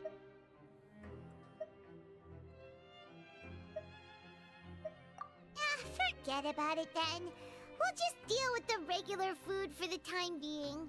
Let's just get out of here as soon as possible. But life here doesn't seem all that bad. Other than the foreman being kinda mean and the work being pretty tiring. You think so, mate? If I had a coupon for every fish who said that.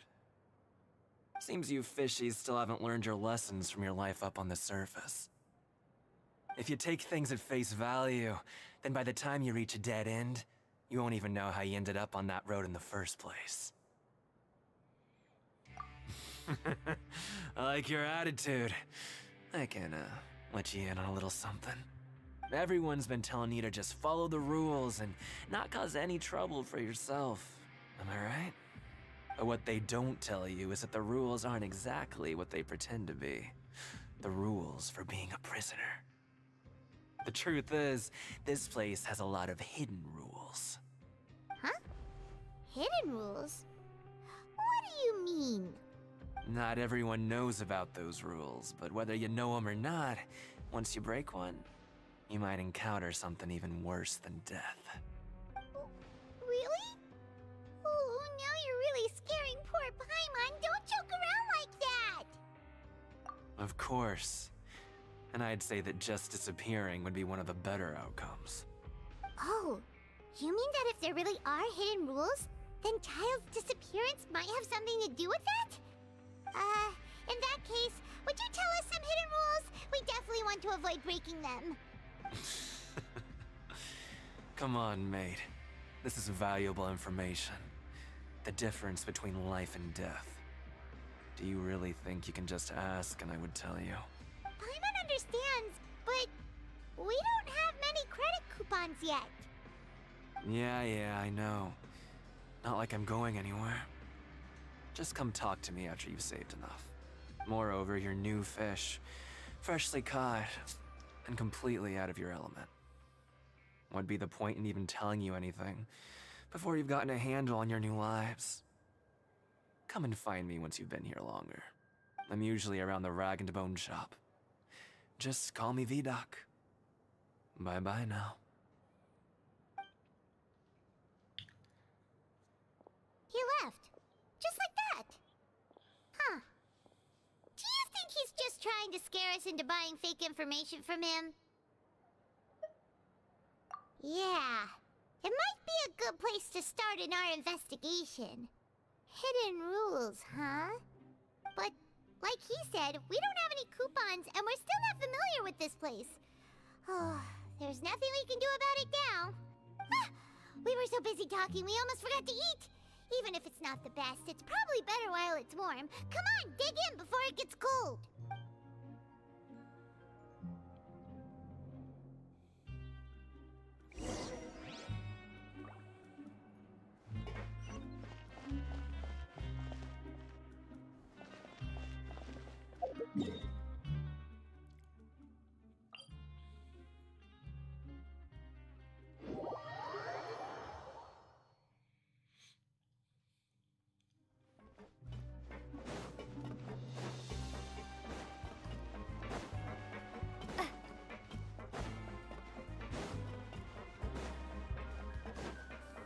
All right.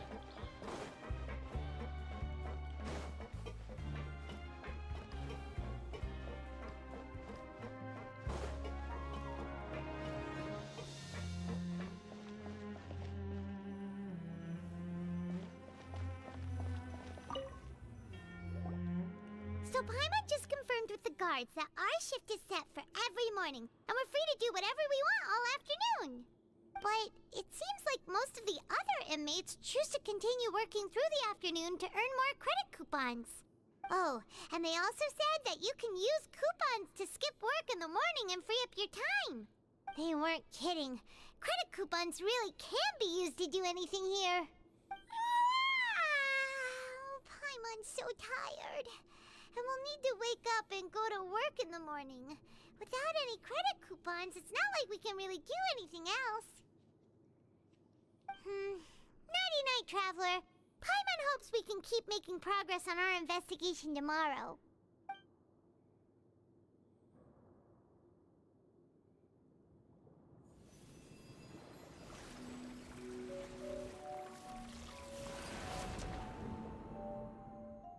Oh.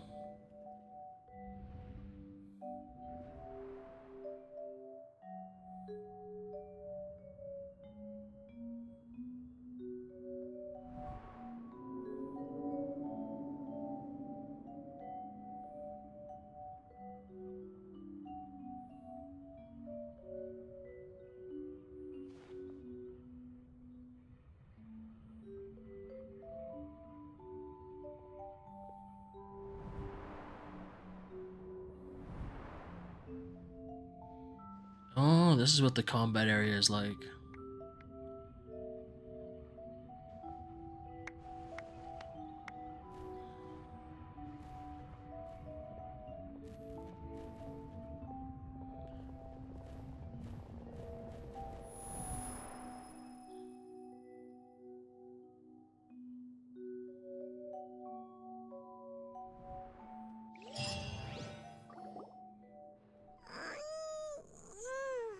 Are you awake, Traveler? What's wrong? You seem to have something on your mind. Did you dream about something last night? Is that even possible? Unless it wasn't an ordinary dream? Child's vision! So you had it with you this whole time? Maybe the vision connected Child's consciousness to yours. And our investigation has its first major breakthrough! Good thing you brought the vision with you here. So what did you see in the dream? Do you know where Child went? Huh.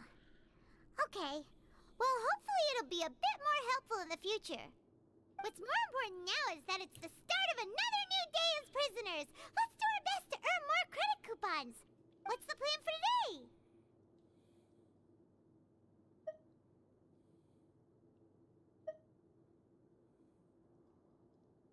Let's go! It's time to start working. If that guard Fielding catches us skulking about, he's sure to give us an earful.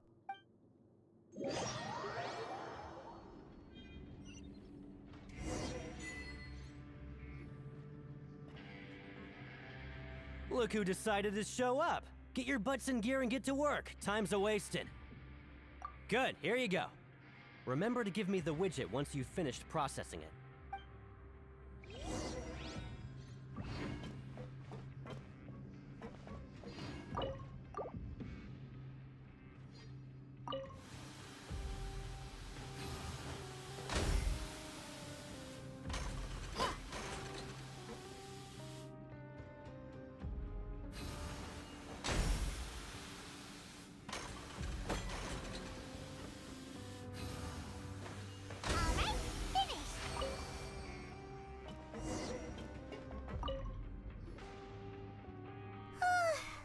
Paimon's beat. But after so many shifts, it seems we're really getting the hang of it now. Hey there, fellow shift mates. I saw you finished your work, so I thought I'd come over and say hi. Oh, hey there! We've seen you before. Your assigned workspace is really close, isn't it? That's right. The name's Rowan. This past few days, I couldn't help but notice the new faces working nearby. I guess we were destined to meet. I've been working here for almost 15 years. Even the foreman, Grainville, always calls me Chief. Whoa, you've been working here a long time, Chief. If there's anything you'd like to know, just ask me. I know the work here in the production zone better than the back of my hand. All right, Chief. We'll be sure to come to you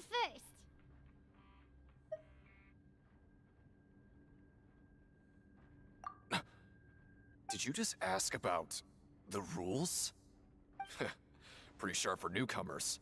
You've already heard about the rules, huh? Who'd you hear it from?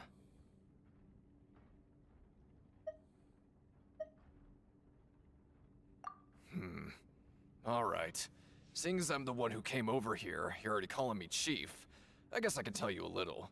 Truth is, you two keep working like this, you might be putting yourselves in danger. Huh? Wait, there's even a rule about that? What would have happened if you never told us about this? Well, it's usually not that easy to break one on accident. The conditions of the hidden rules are usually pretty specific. But once you do break one, bad things happen.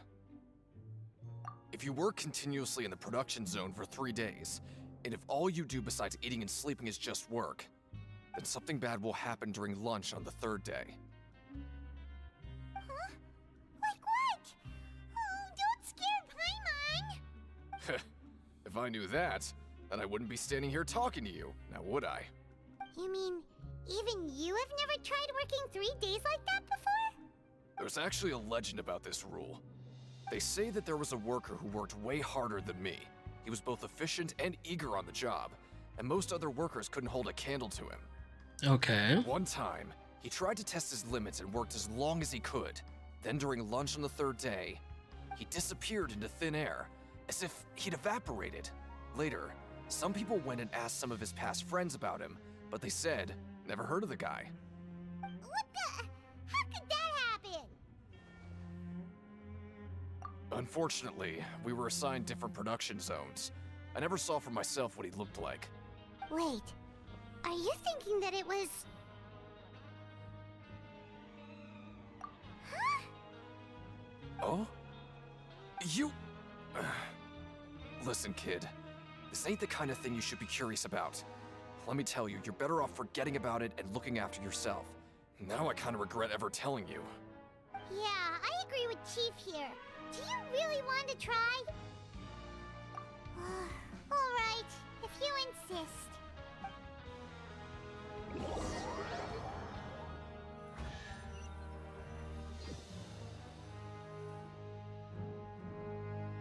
Oh, just a regular meal set. Guess Paimon shouldn't get her hopes up. Oh shit, we get like 400 tickets per doing that. What would you like to do this afternoon?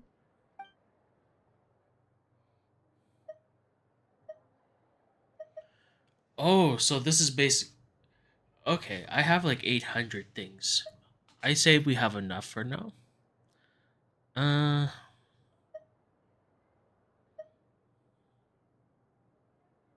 You know what? Let's go to the ring. Sure. If we're not going to work, then let's kill some time at the Pancration Ring.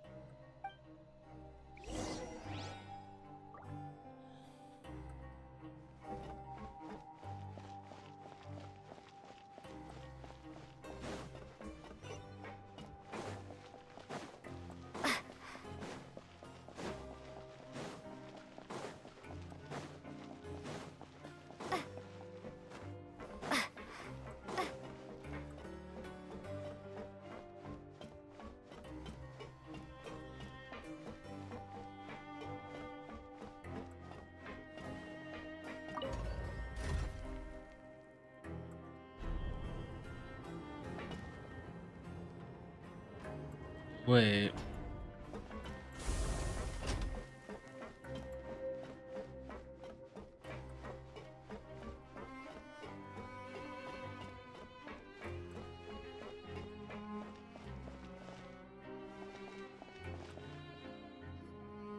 Oh, you must be the Traveler, huh?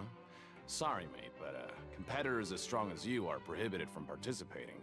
I don't make the rules, mind you, but I was given very specific instructions. Even convicts value their lives, don't they? I hope you can understand. But we have a game here that'll let you show off your strength, and you'll even earn some credit coupons in the process. What do you think? Interested?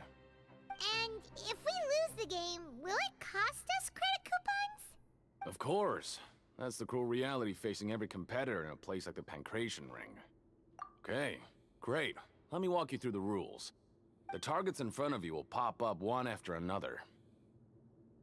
You'll need to hit the targets in the same order that they popped up.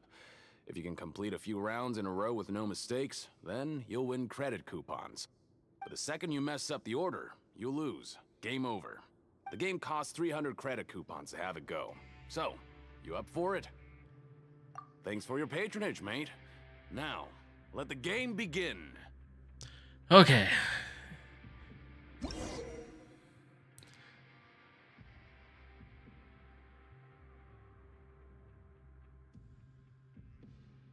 Four times?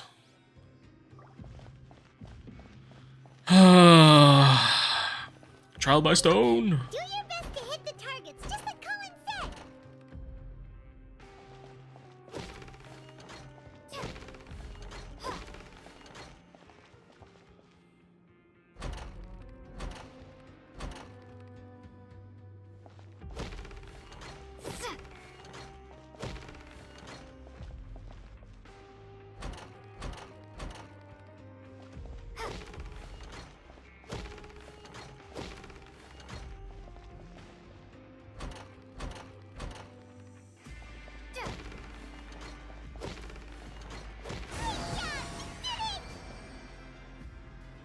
Oh, I thought it was gonna be harder. That was easy.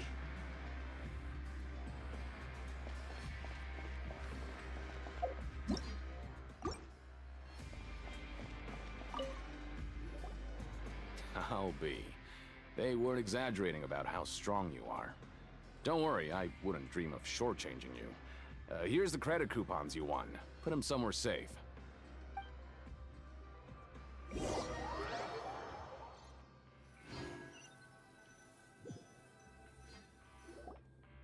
Seems we had a productive day. Hope we can make even more progress tomorrow.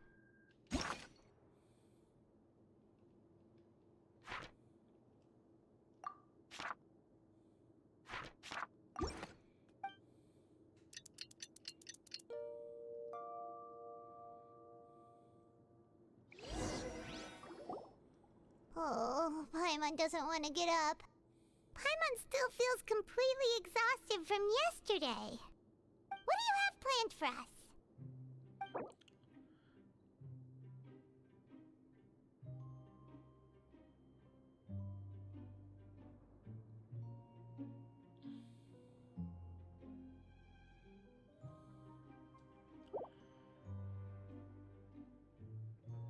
Right, we just need to keep at it.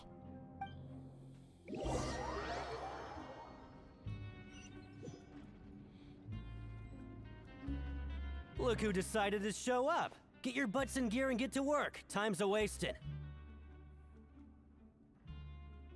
Oh? What's with suddenly wanting to work so hard? You need coupons that badly? Sure. Let's just say we really want to test our limits.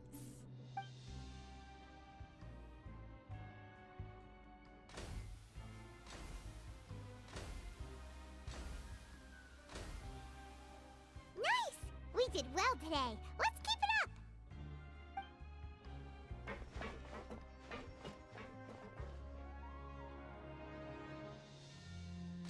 That's it. Ooh, Paimon's had it. Who knew that processing these widgets would be so tiring? It'd be nicer if I could do the minigame and let me actually play it instead of this cutscene.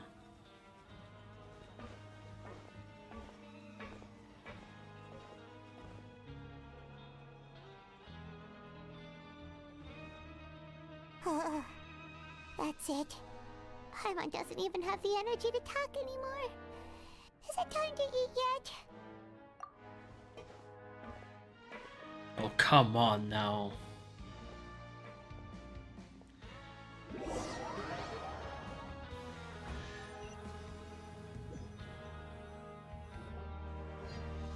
Oh, Paimon's exhausted. It's just work, work, and more work. Paimon's little body can't handle this much longer. Bunch of wusses. Wait a sec. Now that Paimon thinks about it, haven't we been working non-stop for 3 days now? And now it's lunchtime. Oh, Paimon feels a shiver going down her spine. What's going to happen? But it doesn't seem like anything's changed at all. And we made it to the coupon cafeteria safely. Are the so-called hidden rules only a rumor after all? Well, there's no use to just guessing all day. Paimon's stomach has been grumbling the whole time. Let's just eat already. Paimon wonders what we'll get today. Maybe we'll get the super lucky meal. Wait, what? What in the world is this? What's with Paimon's food? And yours is the same. Is this stuff meat? But it looks and feels so bizarre. What kind of chef would make food like this? What do you think is going on? Is this the bad thing that Rowan was talking about? No, stop right there. Paimon gets what you mean, just don't say it. Hey, isn't that Woolsey over there? He must have made the food, right? So let's just ask him about the food and be done with it. Hey, Woolsey, have a moment? What is it? I'm about to go report the numbers for today's free meal, so you'd better make it quick. It's about the meat in our meals. Look, does it seem normal to you? The meat? Oh, that. Looks perfectly fine to me. Totally normal. You better hurry up and chow down. How could this be fun? Hey, don't leave! You barely even looked at it! Hey! Ugh, what should we do now? Woolsey wouldn't even give us the time of day. Is he trying to hide something? Yeah, looks like we have no other choice. Paimon was positively famished a minute ago, but now she's lost her appetite. Holy, I got a lot of tickets.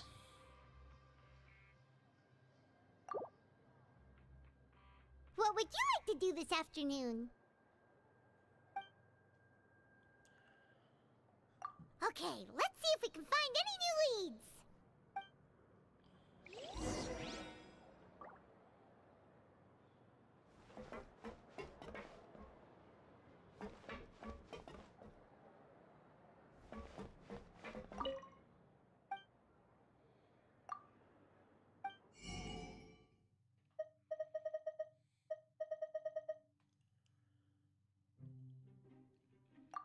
Wait, how do I not have any tickets?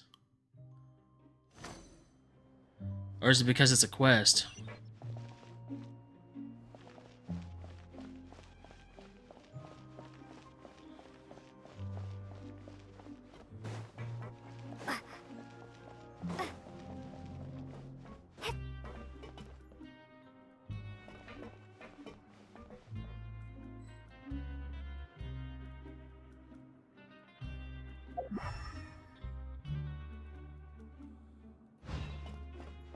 Always at your service. Oh, this guy. Well, have you gotten used to prison life yet? Shh. Save the questions for now. I don't like to give away information for no reason, you know.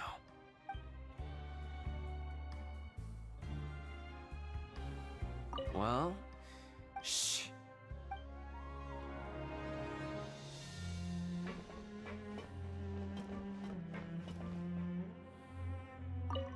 I'm not very good at remembering people's appearances. Anyway, no one comes to mind based on your description.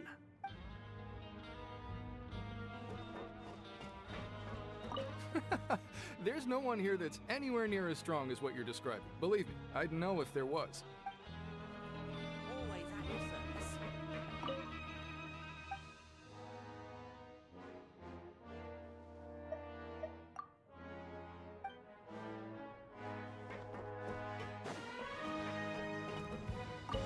Sorry, I don't know who you're talking about. Are you sure they're an inmate here? Oh?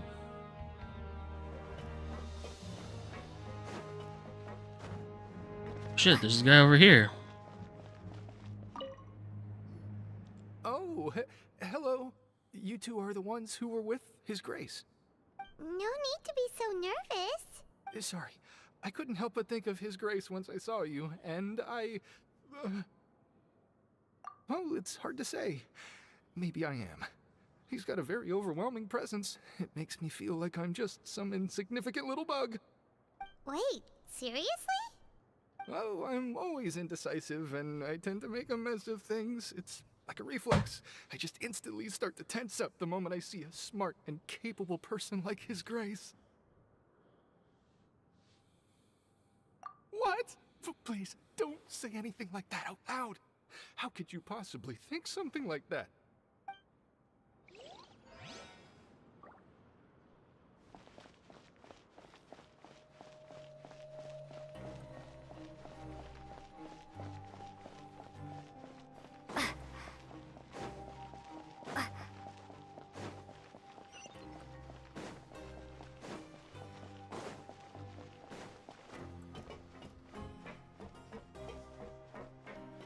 All right, down we go.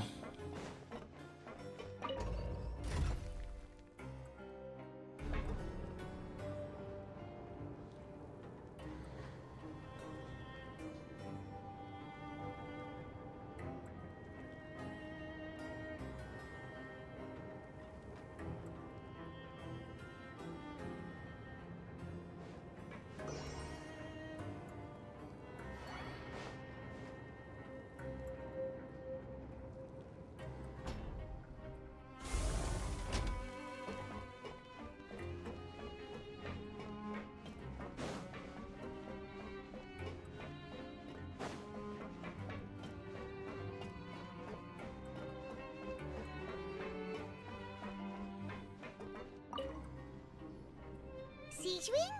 Aren't you supposed to be in the infirmary? What are you doing in the production zone? Hello, Traveler. Paimon? Everyone's usually busy around now, and we don't have any patients to look after in the infirmary. I thought I'd come here and enjoy the sight of everyone hard at work. Enjoy? What's there to enjoy here? It's really worth watching.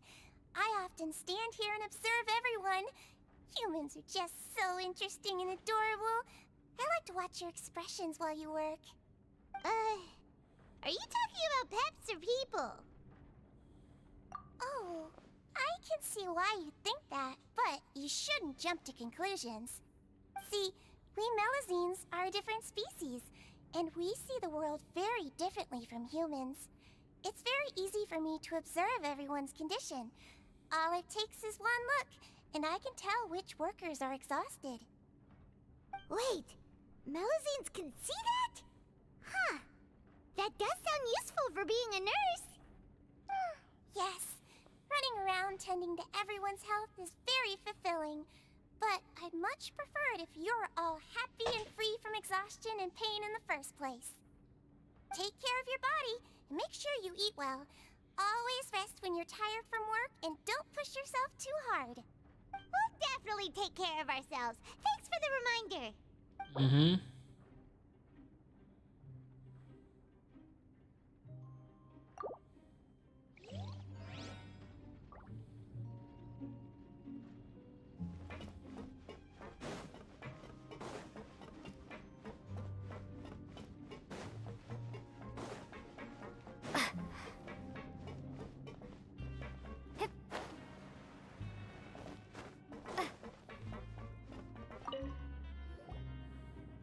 Hey, it's the Traveler and Paimon.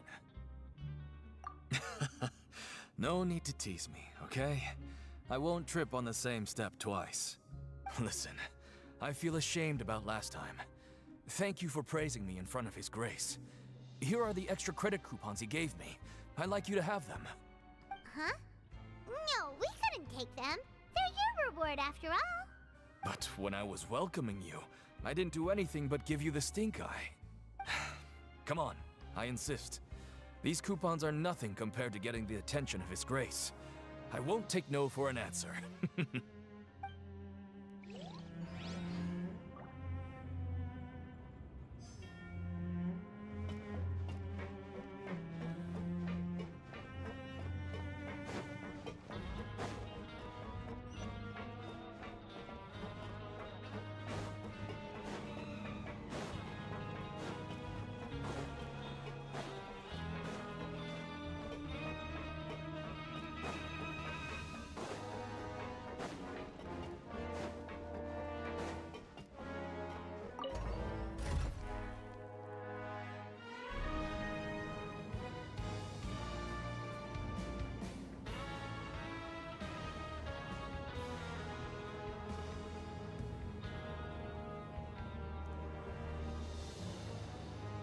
Okay.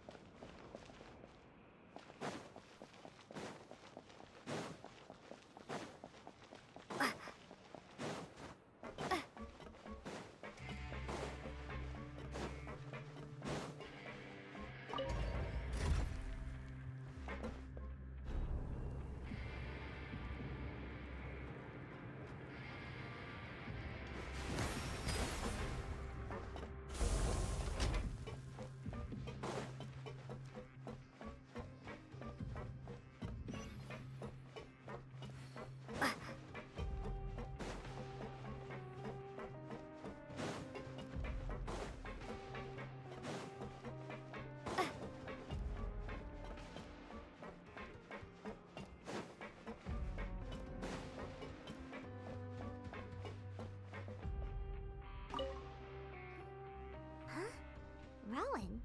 What are you doing here, Chief? Oh, I was injured a bit just now. Nothing major, I think I just pulled something. Little mishaps like this are unavoidable at work, you know? Huh. Paimon wouldn't have thought someone as experienced as the Chief would still get hurt on the job. I just knew you would say that. This is pretty embarrassing.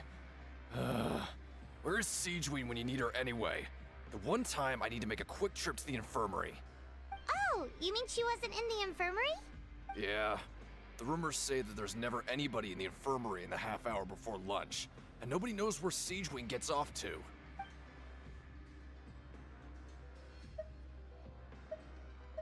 Huh. That's actually really strange. Siegeween's always super dedicated to her work. Where else would she possibly go? Forget it. I can take care of a small sprain like this on my own anyway. No need to trouble her.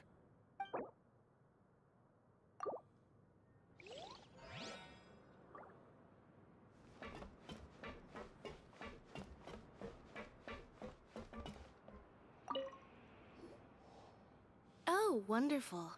I was worried that you'd be busy trying to earn credit coupons all the time, but it seems like you haven't neglected your investigation work after all. Paimon likes having more coupons, but no one wants to work all the time. Have you also been investigating the area, Lynette? No, I was just slacking off, and you happened to catch me.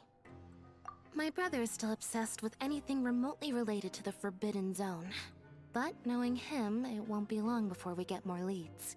Oh, before I forget, this is for you. Huh? Credit coupons? Why are you giving us these? I've been here longer than you, so credit coupons aren't a resource in particularly short supply. What is in short supply are interesting people to talk with.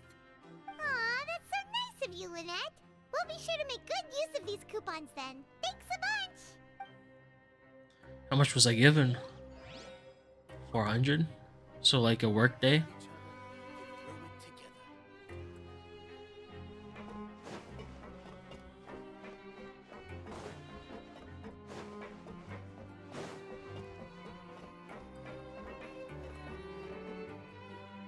Hey, look! There's something here! Looks like a research notebook. That suspicious guy peeking into the infirmary just now. Is he a fan of Siegeween? He must have dropped this. Let Paimon read it real quick. The Melusine perceive the world very differently from humans. There are significant deviations. As a result, their sense of aesthetics and beauty is also very different from that of humans. This must be taken into consideration when giving gifts. Ooh, this all sounds pretty serious. He sure did his homework. And as for the notebook, let's take it.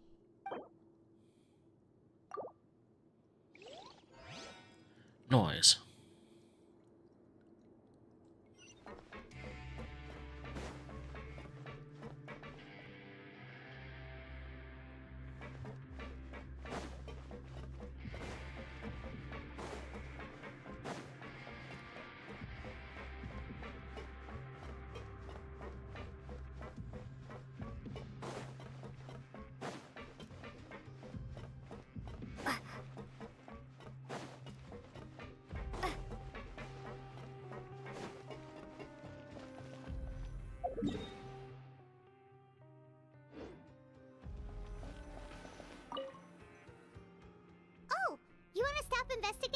go rest?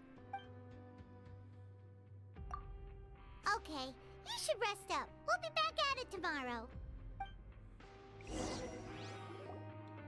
So after working a few days straight, we got some strange meat in our lunch. What was that all about? Has our investigation turned up anything useful recently? Really? Then it looks like that part of the investigation has hit a dead end. You know it. We'll keep searching for more clues tomorrow. Good night, Traveler.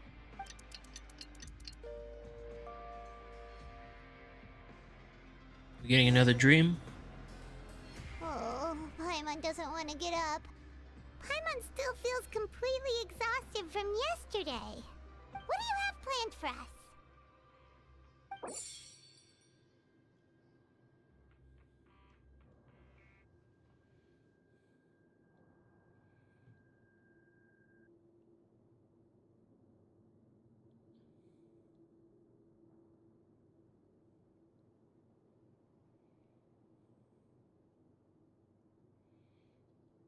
Okay, so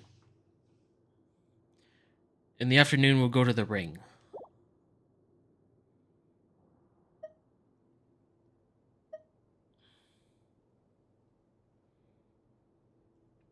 After working here so long, we're really starting to get the hang of it. But doing the same thing all the time can get old pretty quickly. How are you holding up? Doing fine. Yeah, it's good to kick back and relax once in a while. Well,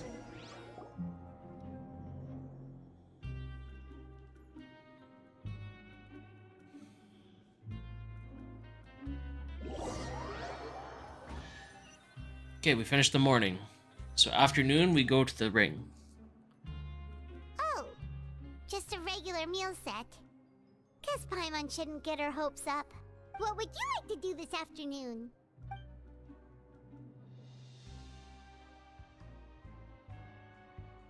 Knowing child, he must have been there all the time.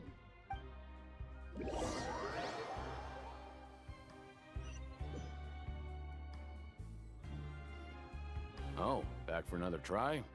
I hope you brought enough credit coupons this time. All right, then get ready to play.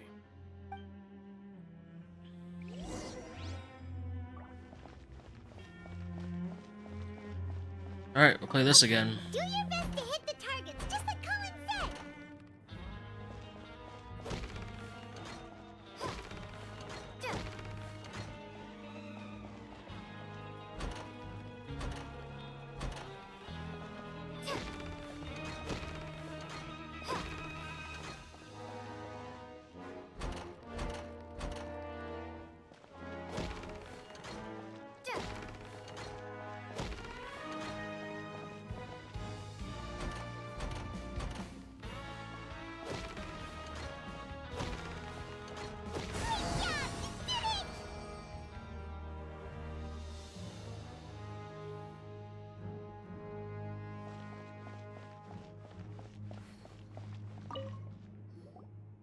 Your strength really shouldn't be underestimated.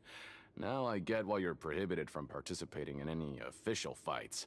Nobody who values their life would be willing to get in the ring with you. However, you two haven't tried betting on the outcome of a pancration match yet, have you? Just go talk to Rusimov. Buy a ticket for whichever fighter you think will win.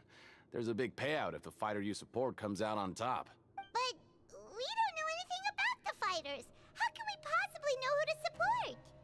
That's normal. Just watch a few matches and get a feel for the fighters. It won't be long before you can pick winners in your sleep. He's got a point. Why don't we give it a try? If we have enough coupons, we could probably bet at random until we figure everything out. Bet at random, huh? Well, how should I put it? It's not like you can't do that, but I'd advise you to give it some more thought first.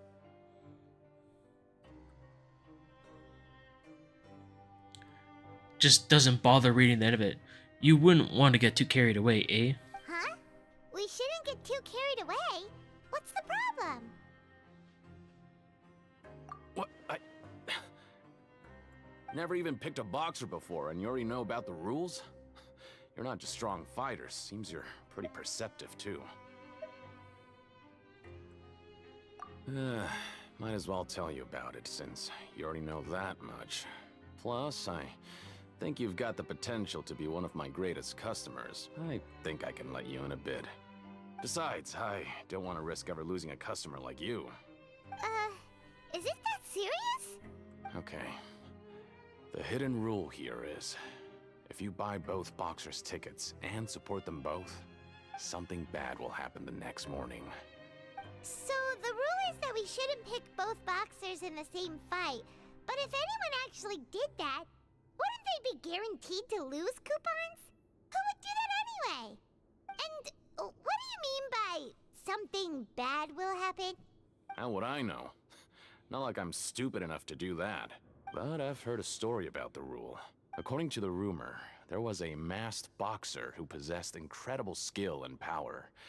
None of his opponents even stood a chance against him. However, in the final match, the organizers told him to take off his mask. He refused and never showed up to the fight. And after that, he was never seen again. Some say he died, or that he was taken care of by the event's organizers. But everyone remembers that he was someone who cherished honor above all else. In his eyes, supporting both boxers in a match would dishonor the competition itself. So you mean it's like a curse? He'll take vengeance on anyone who does that?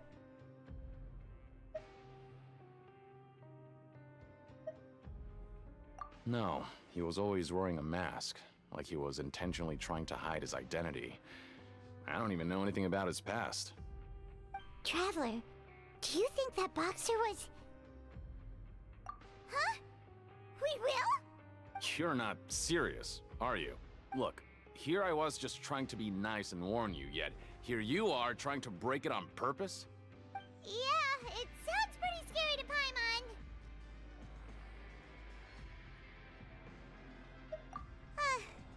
Seems you've made up your mind. Just be sure to protect Paimon, okay?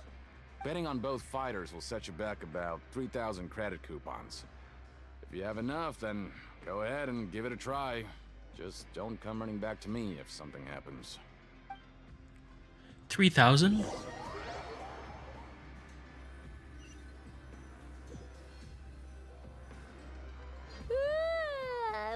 up so early today that Paimon's been nodding off all afternoon. Good thing it's finally time for bed.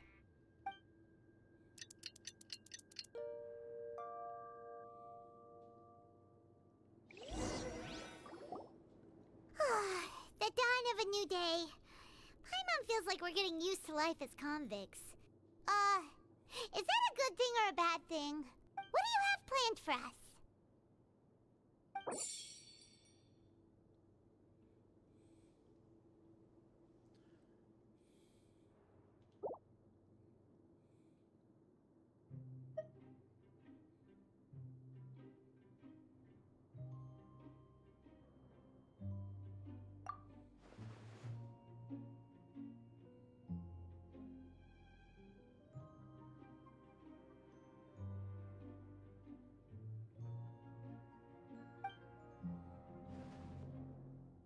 After working here so long, but doing the same thing all the time can... Yeah, it's good.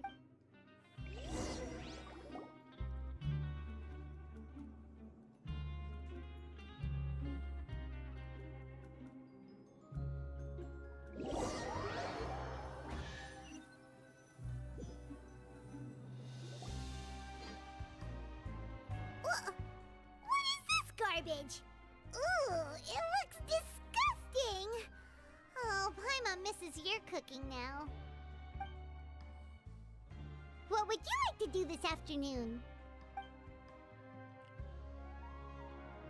Knowing child, he must have been...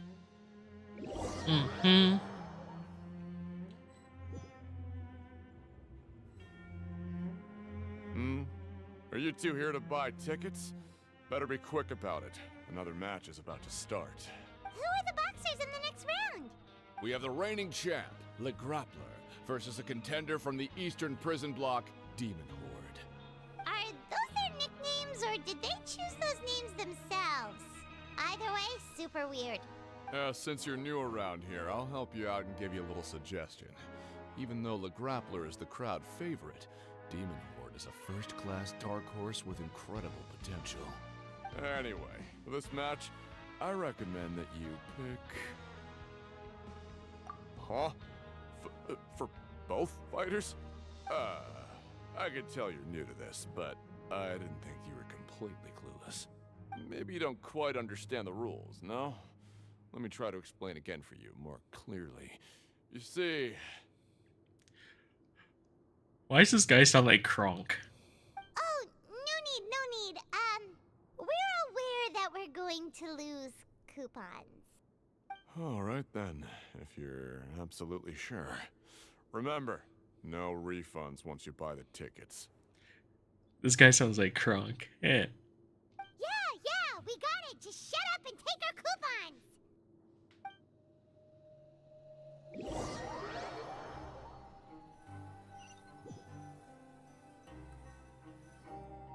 Oh, looks like we won't get a chance to sleep in as long as we're here. Let's get to bed early.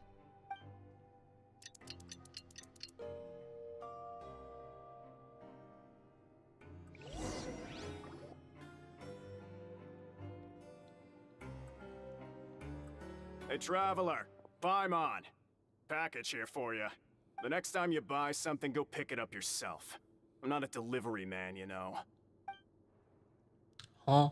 Huh? A package? For us? Did you buy something, Traveler? Paimon's not quite awake yet, so why don't you go take a look? Right! Yesterday we broke the hidden rule and bought tickets for both boxers. Oh, maybe this package is the bad thing that Colin said would happen.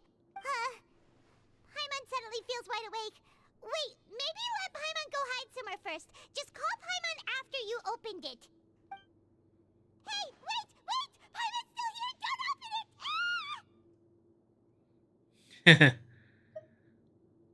Huh? What is it? Are you okay? Let Paimon take a peek too. Oh, it's just a small bottle. But the color of the liquid inside looks so wrong. Almost like...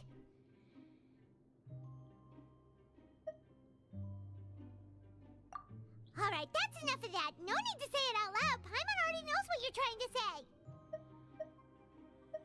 Ugh, no way. Get that stuff away from Paimon. Paimon thinks we shouldn't open the bottle until we figured out what's going on. Just trust Paimon on this one, okay?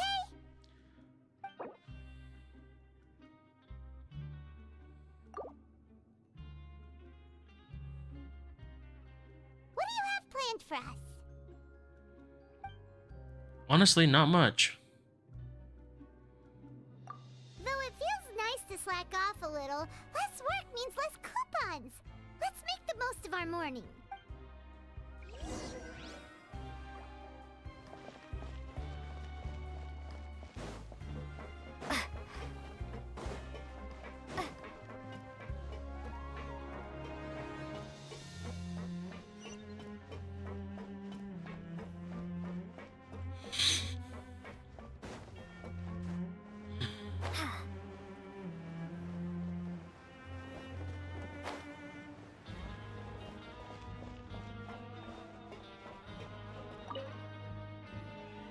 If there's no way to send it all out, maybe I'll never get a chance to leave. Who are you? We've never seen you before, and you don't look like a fellow convict. I'm not! Of course I'm not. Please, don't mistake me for a criminal. I'm a good, law-abiding citizen. Then what are you doing here? You sure seem anxious about something. I'm a promoter for Fontico, and I'm usually responsible for promoting our drink products. I thought I could complete my task here quickly and return to headquarters, but I've been here way longer than I anticipated. Oh, a promoter from Fontico? So what kind of problem did you run into? I'm so upset. It's all because of that Duke. After discussing the company's promotional plans with him, he told me outright that my project was worthless. However, in light of our long history of successful collaboration, I still tried to patiently explain the details. However, to my surprise, he just cut me off while I was speaking. Let me take a moment and recall his exact words. I'm just gonna stop you there and say no. If anything, I'm saving you time. It seems you don't fully understand the value of credit coupons here, nor do you understand the value of your own products. The former is because you are from the overworld. That's understandable, and I don't blame you for that. But as for the latter, only someone monumentally stupid, so breathtakingly stupid that they were completely ignorant of the value of credit coupons, despite living in the underworld, would ever possibly consider buying your drink. Let's just forget it. Anyway, that's how he rejected my proposal and asked me to come up with another solution with the condition that it doesn't cause any trouble for him. Can you believe that guy? Well, he is the head honcho here. Not much you can do about that. We met him too and could tell that he's the kind of guy that's hard to pin down.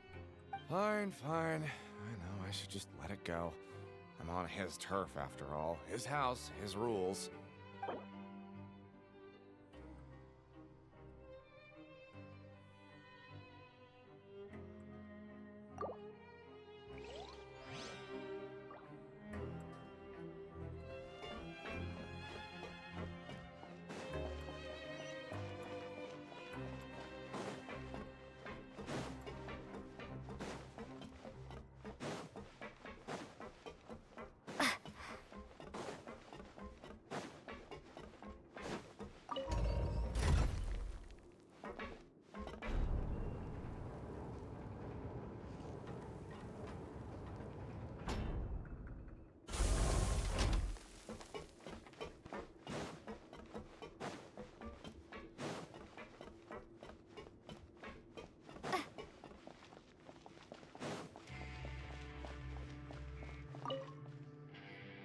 Hey, I heard you crazy fools really did it. You bought tickets to support both fighters, didn't ya? Well, did anything happen? Well, the next day we received a mysterious package, but we still haven't made any sense of the contents. So it is real. You didn't become cursed or anything like that, did ya? Are you both still okay? Wait, are you sure that it's still you controlling your bodies right now? Paimon's not sure. What do you think, Traveler? Is Paimon still Paimon? Oh, okay. Well, that's good. Yeah, you two don't seem to have changed at all. But I wouldn't let your guard down just yet. Still, I didn't expect you would actually do it. You'd actually throw away coupons like that just to satisfy your curiosity? Even if we bought tickets like everybody else, it's not like we could hope to earn any coupons. When it comes to things like this, it's always the organizer who makes the real profits. Hey, just what are you trying to imply? The Pancration Ring is an honest business, and we really don't make much from selling tickets. We make so little that even the current tournaments can only be held thanks to funding from the producer of Fanta. Oh, so it's the company that manufactures Fanta sponsoring the events? Paimon thought all of this was thanks to the Duke's support. Let's just say it's a mutually beneficial arrangement. They reached out to us first, hoping to promote Fanta products in the Fortress of Meropide. Anyway, you try and take extra good care of yourselves these next few days, you hear?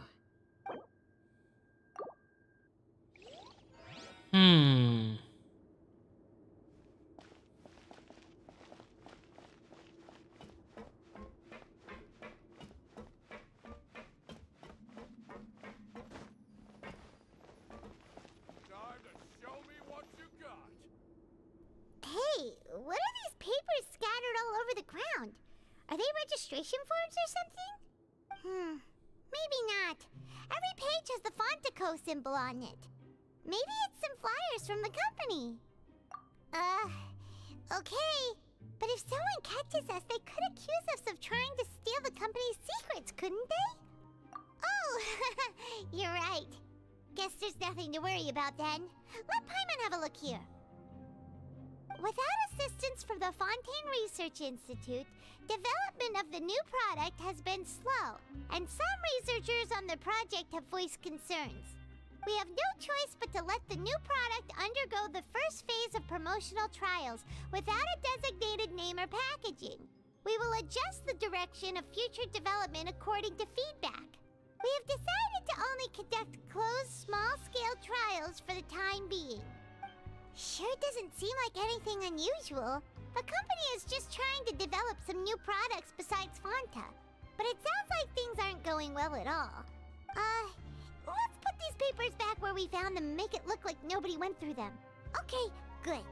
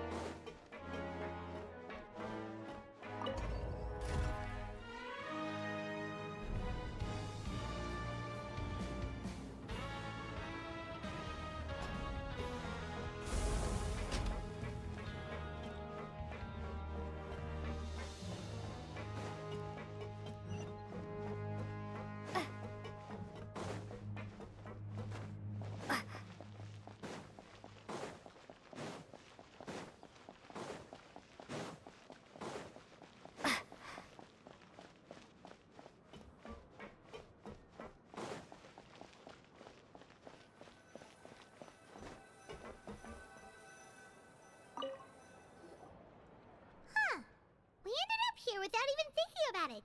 Wanna grab something to eat? Alright, but remember that we bought this time with coupons, so let's make better use of it next time. What are you talking about?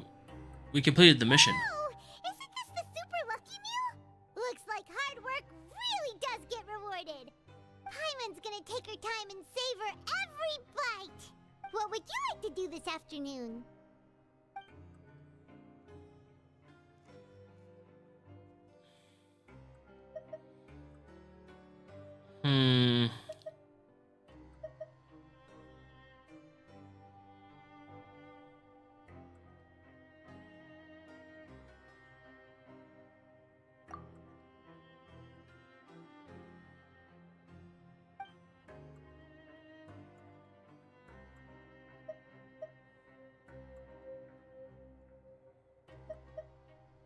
After working here so long, we're really split doing the same thing all...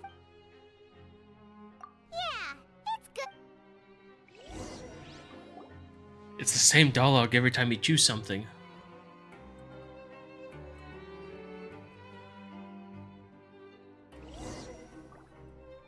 A mysterious box? A bottle of crimson liquid? Paimon still doesn't know what to make of it. Do you have any ideas, Traveler? Really? Then it looks like that part of the investigation led us nowhere. Well, maybe we'll have better luck tomorrow. Good night, Traveler.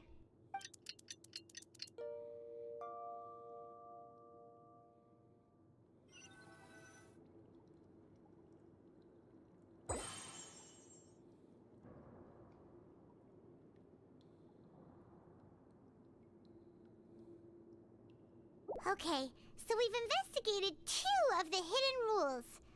Paimon didn't think this prison would have so many weird things going on. We'd better pick up the pace with our investigation, otherwise we'll never get anywhere. Yeah, let's skip work for now and put our time to good use.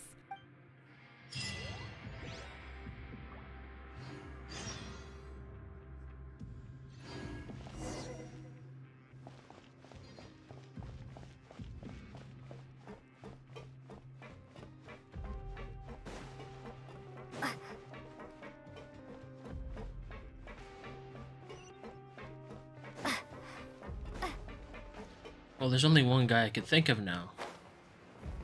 Can I land on the cord? I can. Hey, isn't that Vidoc over there? Huh. Is it just Paimon, or are there fewer people than usual here today?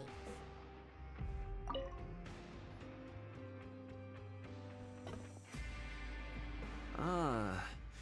Seeing you at this time must mean you've already saved up a lot of credit coupons. Or at least enough to skip work. Seems you're getting into the swing of things around here. Impressive. Very impressive. So, now can you tell us about the hidden rules you know? If that's what you want to know, I guess you couldn't have come at a better time. Huh? What do you mean it's a good time? Leonid and those other pesky broke urchins have all gone to work in the production zone. I wouldn't want them listening in without paying up. We get it! Just tell us already! So, you know those pipes that make strange sounds? Don't ever, ever go near them at night. Even if you manage to avoid the guards, you might find something even more terrible there. Something even more terrible? Like what? A group of cannibals. Cannibals? In the Fortress of Meripede? Every month, they meet a few times in the dead of night. Rumor has it they might be connected to the people that have disappeared here. But what's even scarier is that they have a special proclivity. Since they have no way to dispose of the leftover remains, they have ways to transform them into other forms and keep them in the fortress forever. Paimon might already know what you mean by other forms. So that's what's going on here. Oh, Paimon's stomach doesn't feel so good.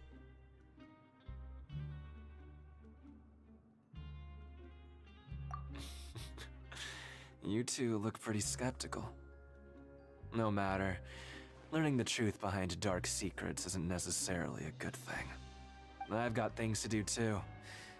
I suggest you just act like I never told you anything. Traveler, can we just trust him on this one? Oh, Paimon doesn't want her blood and flesh entombed here for all eternity? Oh, so that's how you see the situation. Huh. You know, Paimon does feel a little better about it now. Let's get ready to investigate once again. When will all the secrets end?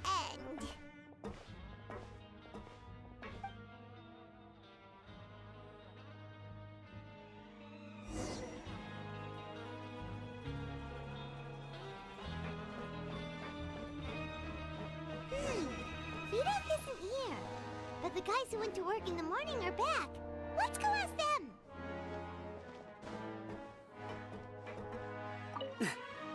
Just stay away from me. What? What are you saying? You shouldn't go around saying stuff like that. Saying stuff like what? What are you talking about? Listen, you should keep your nose out of other people's business. Their attitude sure is suspicious. Like they're trying to avoid us. But if they're being so obvious about acting weirdly, do you think they might just be trying to lure us in? Oh, this is all getting way too creepy for Paimon. So you mean we still need to investigate some more? Okay, if you say so. You know it, Paimon. We need to investigate. All day, every day.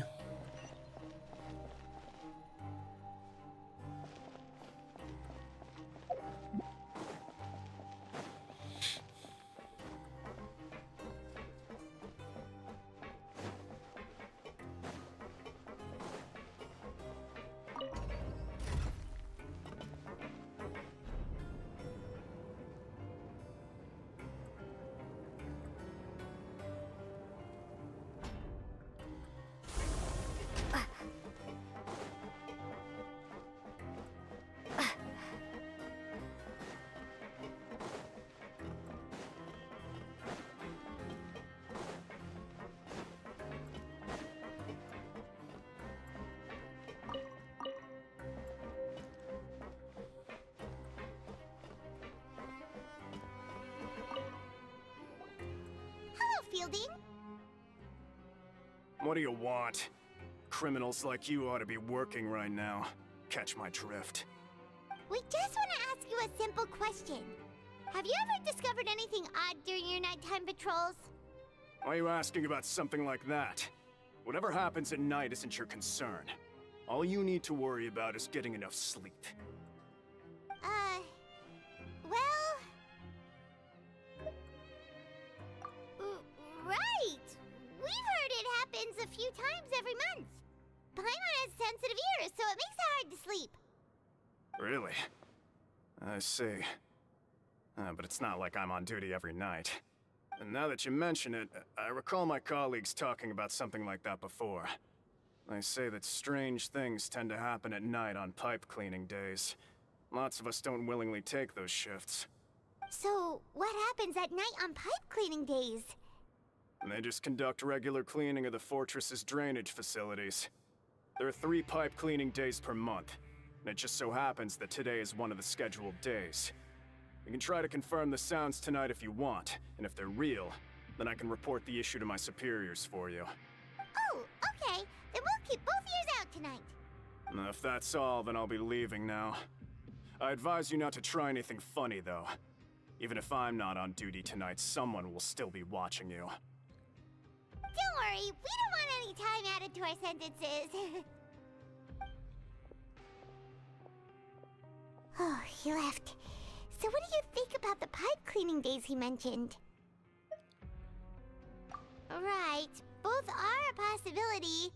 But Fielding did say that tonight is a cleaning night. Paimon knew you would say that. Alright, sounds like we'll be up all night tonight then. Paimon just hopes the guards don't catch us. Do I get the sneaky sneak? Is that what you're telling me? Ooh, I can't wait for sneaky sneak.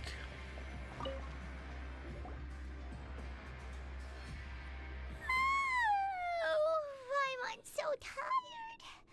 But we can't sleep yet. They'll be cleaning the pipes tonight, so it's the perfect chance for us to investigate. How are you tired? We didn't even work at all today.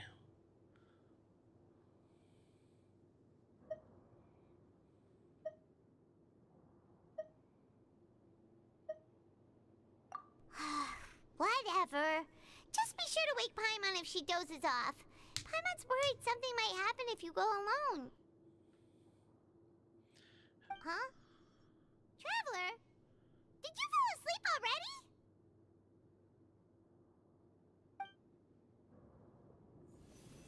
Ah, this.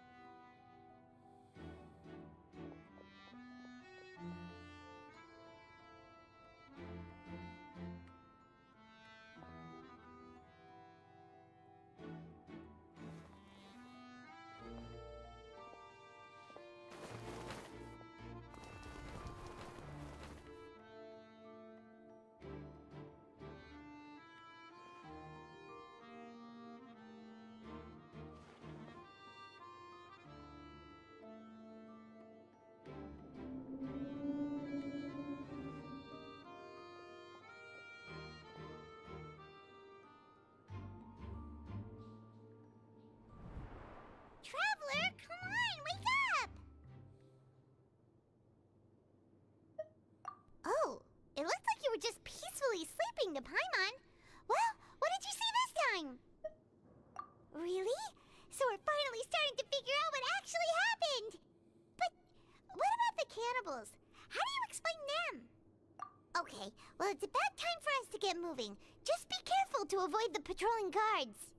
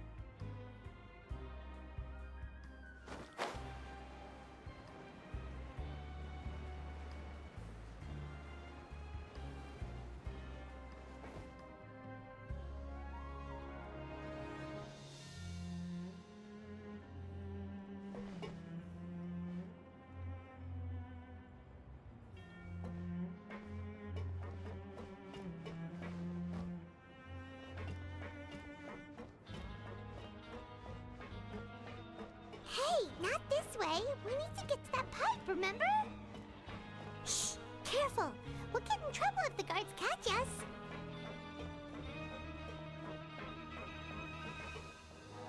Hmm.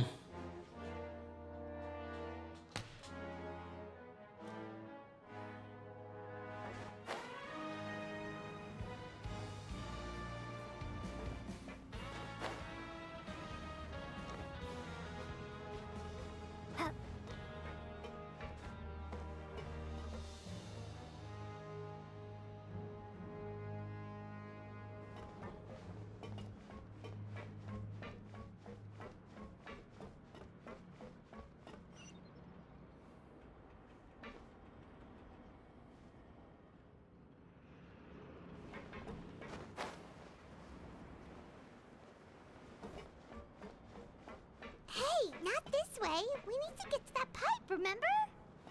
What do you mean not this way? Shut up, Paimon. I know what I'm doing. This should be the place.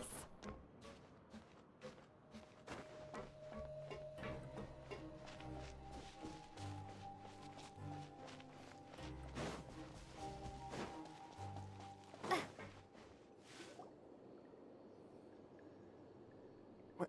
I know you. You were the ones we saw. Huh. You've got guts showing up here. You know who we are, right? You'd better leave now. Ain't nobody coming here to save you.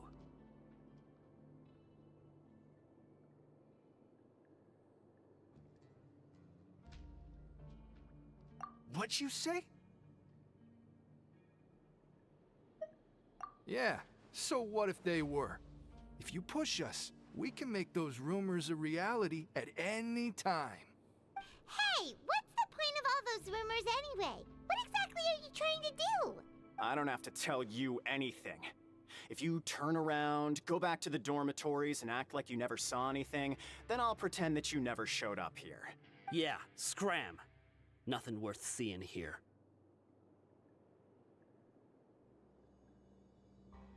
Huh? What did you say? Isn't that exactly what Boss said when he left? Hey, do you know our boss?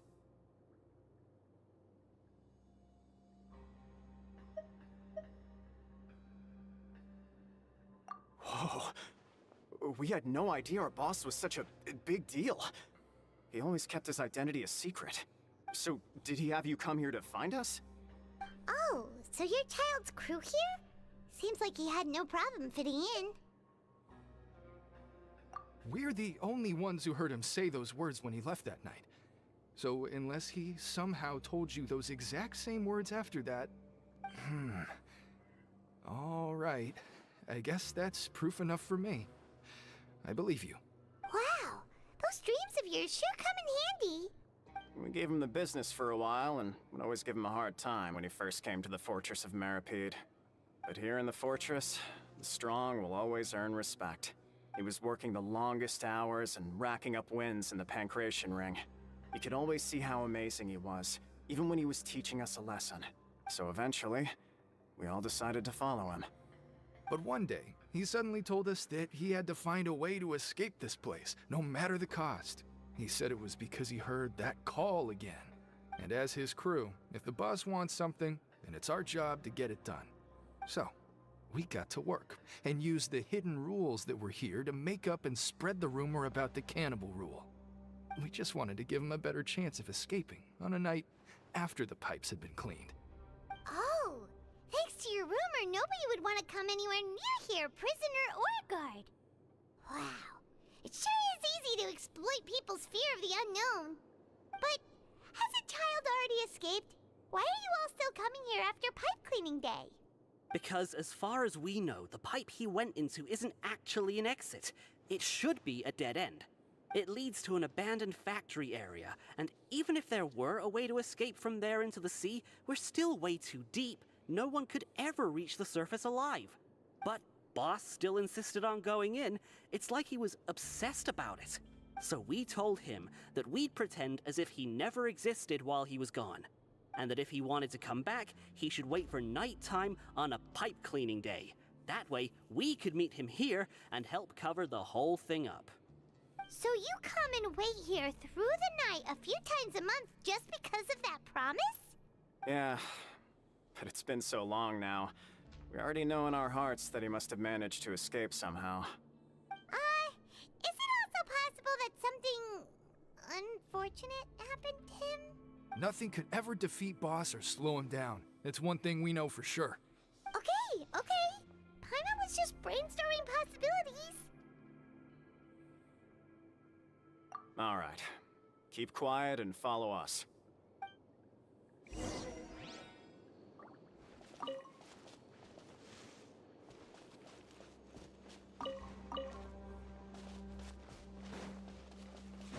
The hidden rules. Ooh, spooky.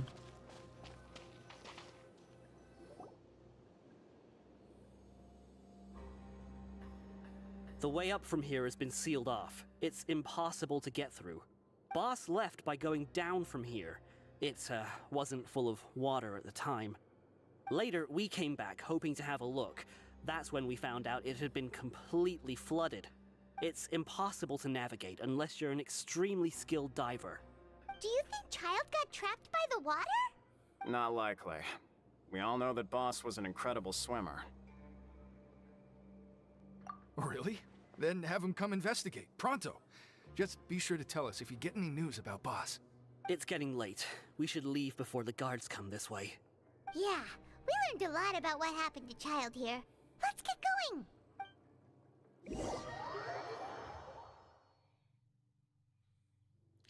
And then we're back here.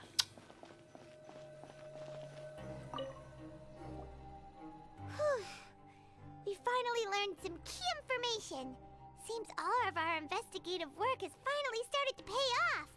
When you said you knew a diver, you were talking about Fremine, right? If we ask Linny, he'll definitely have Fremine help us. Ugh. Why is Child like this? What was he doing going into the pipes? Not making our jobs easier, that's for sure. Fortunately, though, it seems like it's only a matter of time now before we find out what really happened. Now that we can finally relax, I'm starting to feel super sleepy. Let's try to get some rest while we still can. Wait, they finish it right there? Oh, wow. It's morning already? Paimon still needs more sleep.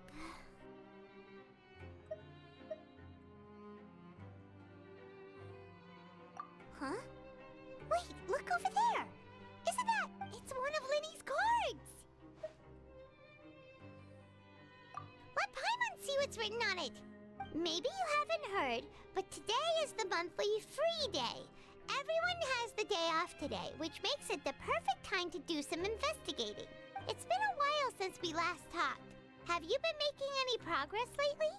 Let's meet at our usual spot in the factory area before lunchtime.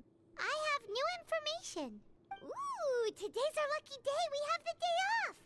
From the sound of it, Lenny's been making progress with his investigation. Wonder what he's discovered. We still have some time before we meet up. Let's talk with the people here for a bit more before we go.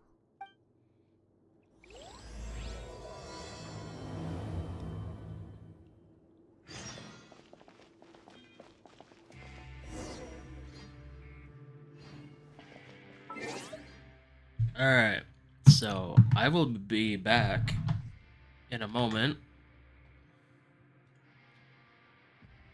And then we will continue.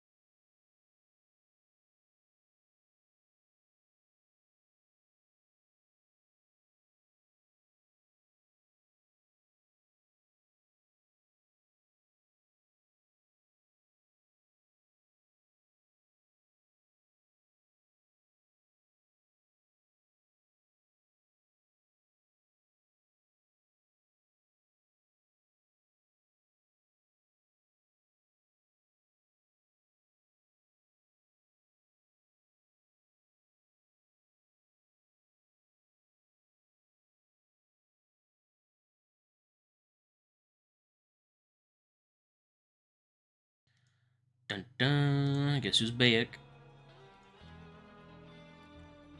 Let's go ahead and get that all sorted out.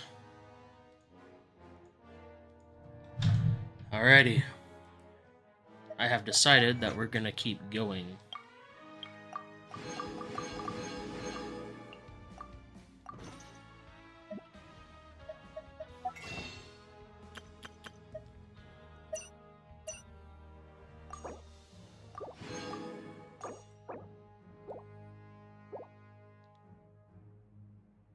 Ooh, so close to getting basically 2 10 pulls, so that's good.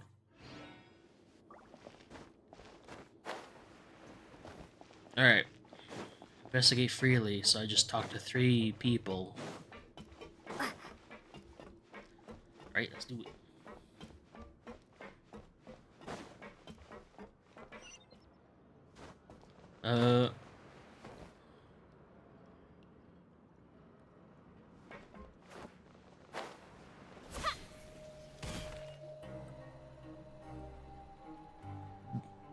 Look, there are some people talking over there. Let's listen in on the conversation. Holy Paimon.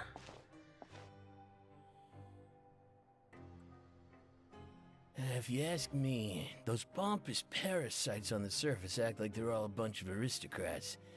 Do any of them give half a hoot about a bunch of dogs like us? Hey, speak for yourself, mate. I'm no dog. Oh, you think you're special or something? If you're here, then you're just a convict like the rest of us. I've heard that even if you're released after serving your sentence, going back to life on the surface ain't any better. Once a criminal, always a criminal. We're marked for life. I don't buy that. Hey, how cool would it be if the whole world was destroyed by a giant flood and everyone had to start over from nothing? What kind of filthy bilgewater are you spewing? I have family up there. You best shut your sewer hole with talk like that. Listen, things ain't so great on the surface, but who says that you have to leave? I've heard that you can still stay here and work even after you've served your sentence. Not bad if you ask me. Who wants to live in the ruddy overworld anyway? And what makes you think they'd want to hire someone like you? It's one of the great mysteries of the universe, how someone as useless as you is so confident. Whoa. Sounds like they're really unhappy about the overworld. Speaking of which, Paimon never heard anyone use the words overworld or underworld when we were living up there. Is it only something the inmates down here say? That's true.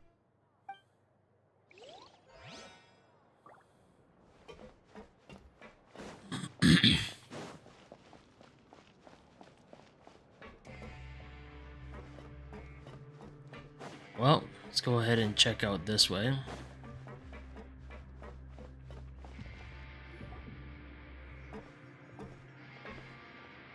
There's a group of people over there. Let's go listen in. So I said, that's not a faucet. Hey, who are you two? Why'd you come over all of a sudden? Oh, sorry for eavesdropping. Sounds like you were talking about something private. What's the matter?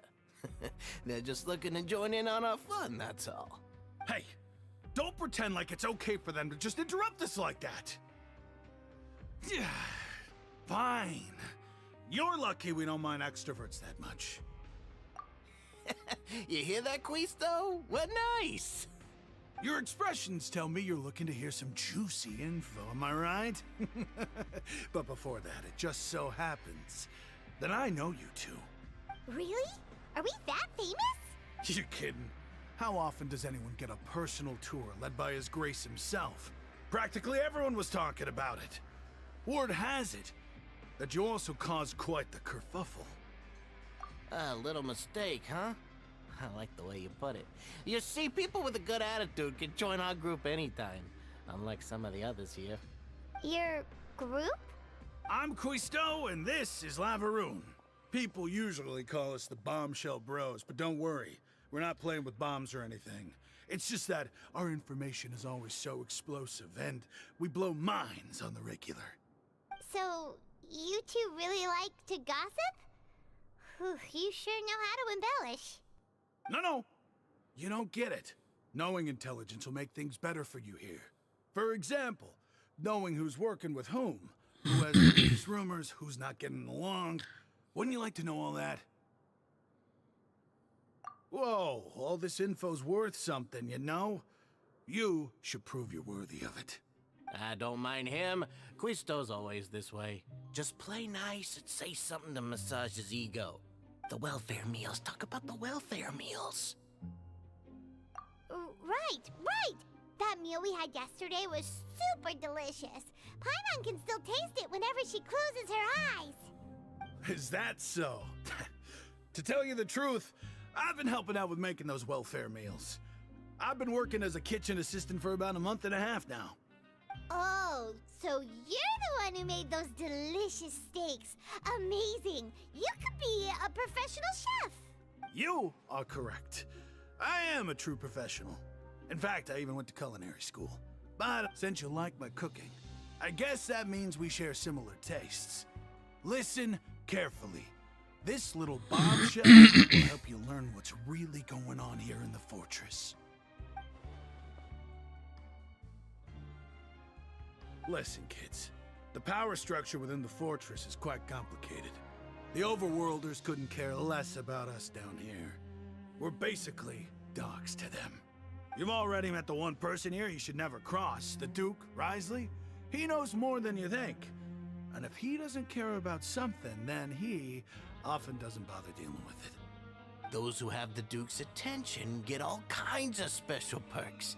Even better treatment in the infirmary. I know who you mean. It's that Jurier character, right? I don't think there's anything useful about him at all. Why does he visit the infirmary practically every day? Is it normal for anyone to be going in and out of there so often? If you ask me, he's just faking it to get out of work. But did you know that Jurier was a talented researcher from the Fontaine Research Institute before he came here? There's no denying that. I don't care if he was a researcher that could turn dirt into Mora. Once you're in the fortress of Meripede, you're just another inmate like everybody else.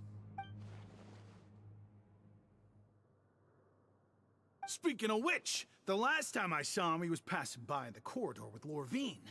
I also heard they started arguing in the library and got into a fight, right? Guess that's just how terrible of a guy he is. You mean he hit a woman? Wow, I never imagined he was that bad. Lorvine's also quite the odd one, you know? She's always gabbing away, got into a fight with a man, and she also got sent to the infirmary. Come to think of it, I always see her going to the sick bay every couple of days, too. Wait a second. You don't think? Do you think could it be that they're secretly meeting there to go on dates? But it's really hard to imagine.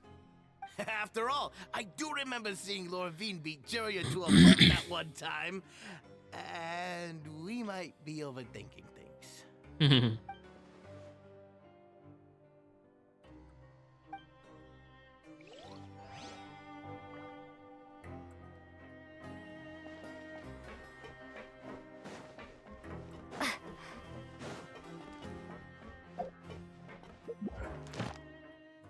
Oh yeah, because I finished.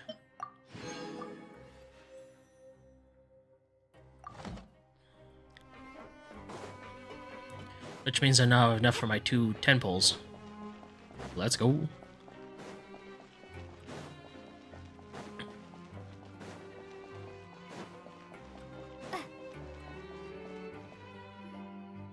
Hey, you over there? Yeah, you. Say, do you like playing card games? You know, like Genius Invocation TCG? You TCG players are like mint in the wild, literally sprouting up everywhere. Hey, come on now. What's wrong with finding fellow Invocation aficionados? Anyway, care to join me for a game? All right. No pressure. But why would you be looking for people to play Genius Invocation in a place like this? Don't people usually come here to fight? Whether you're throwing down cards or throwing punches, it's all a competition, isn't it? It's all the same in my eyes. There are lots of card players here in the fortress. When I saw you, I immediately thought, hey, even outsiders from other nations play cards. So I came over to say hi. Sure. Great! Since you've been here longer than us, you need to flex your seniority a little bit, right? Maybe you could start by telling us newcomers some stories about this place.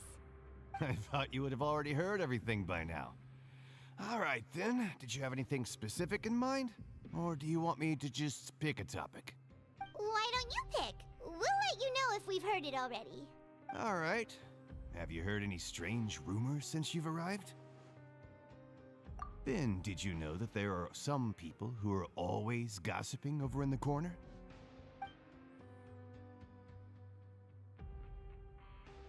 Yes, so you've already met those two. They're quite a pair. They always keep an eye out for the latest happenings and gossip about everything. I've never seen anyone with more time on their hands. Uh-huh. I heard that they used to be a chef and a bartender before they were sent down here. You know how bartenders are, always chatting with customers. And chefs love to pass the time just hanging out when they're not cooking. Good to know. Do you have anything else to tell us? Let me think. Sounds like you want to hear something a little more tantalizing. Oh, did you know that the Duke was also a convict in the fortress of Meripede before? Huh? Wait, are you serious? Holy. That's right. The Duke was an inmate just like you and me. Seems he was exiled here for committing some crime. Who knows how he ended up rising up to become the warden, though. To go from an ordinary inmate to becoming the manager of the whole place? I'm not gonna lie, I kinda respect that.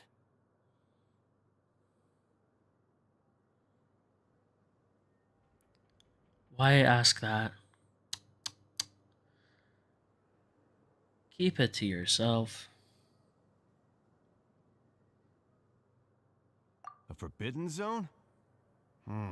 Sounds like something that someone just made up. I've never heard of that. Where did you hear about it? It's just a rumor we've been hearing, but no worries if you've never heard of it. Do you have anything else you can tell us?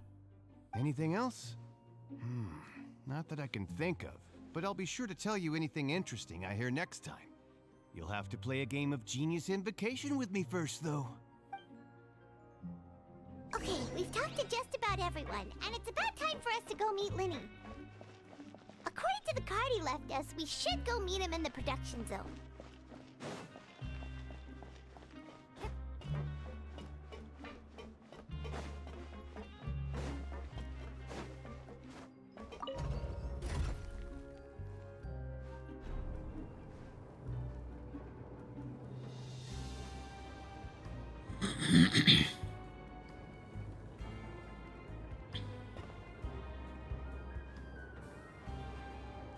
To the production zone we go.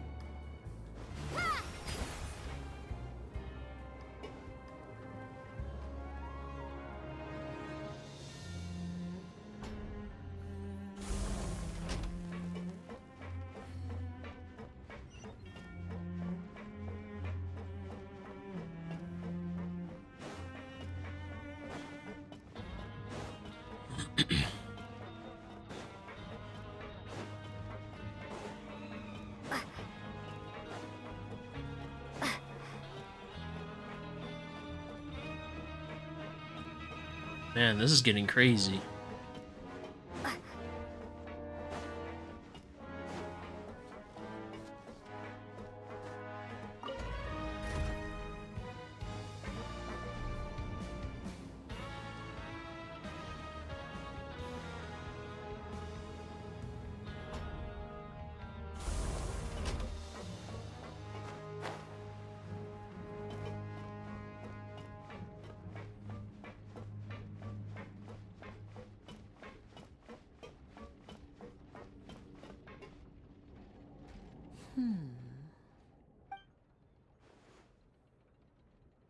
Huh?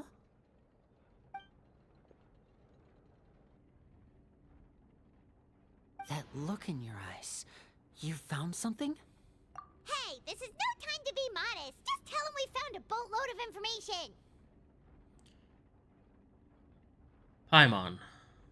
Oh, as expected of the legendary duo, you have my full and undivided attention.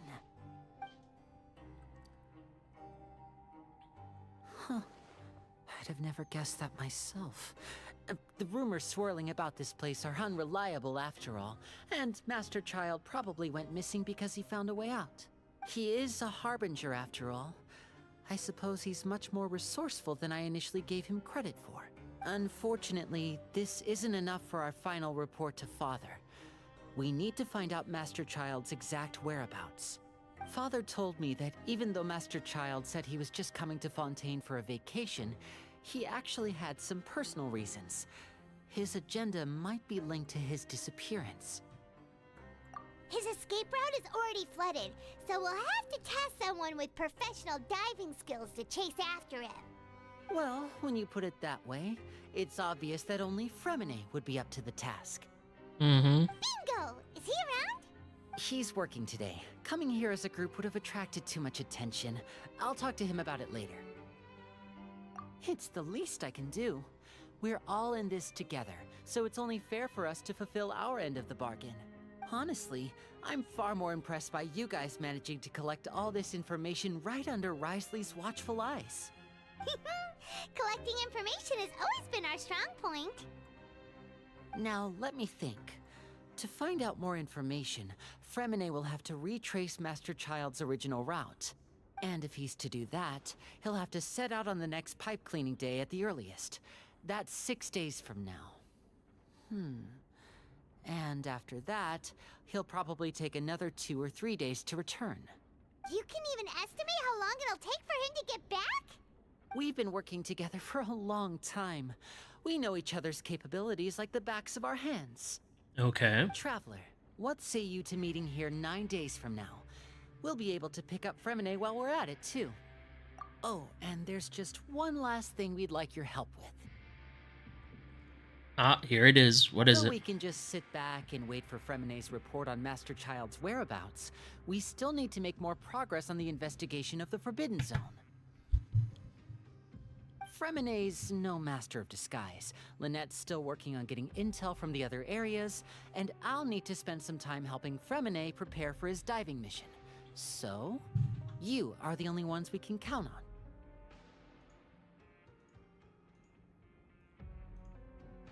Okay. What do you want us to do? Will it be hard? Well, I won't call it easy per se, but I think you'll be able to pull it off. Listen carefully. You'll need to find an excuse to get into the infirmary and investigate the room and environs. You've mentioned several sketchy-looking people always meeting at the infirmary earlier, so it probably has something to do with the secret we're hoping to uncover. You've already met the head nurse, so she'll be less suspicious of you. Investigate the internal structure of the infirmary and any active dealings within, and pass those on to me alongside anything else you're able to discover. But also, there's no need to take risks. Don't forget, safety always comes first. My apologies. I just started rambling out of habit. It was almost as if I was talking to my younger sister. But that's not a bad thing, right? All right, then we'll head out as soon as we finish our prep. Let's go our separate ways for now, then. Don't forget, we meet here again in 9 days. Stay safe. 9 days.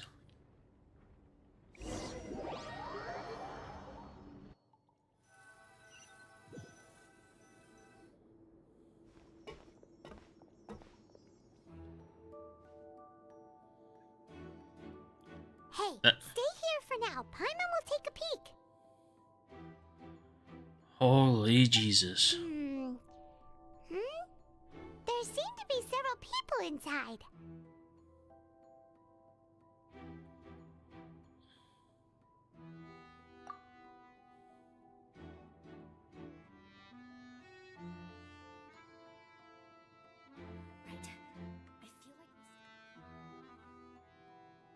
It's not impossible.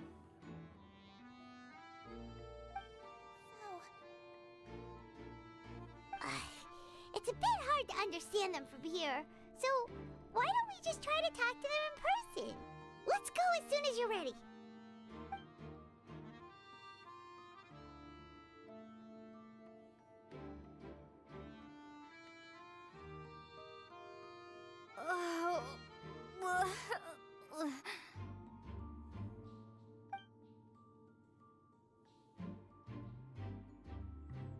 Someone, please help! She's sick!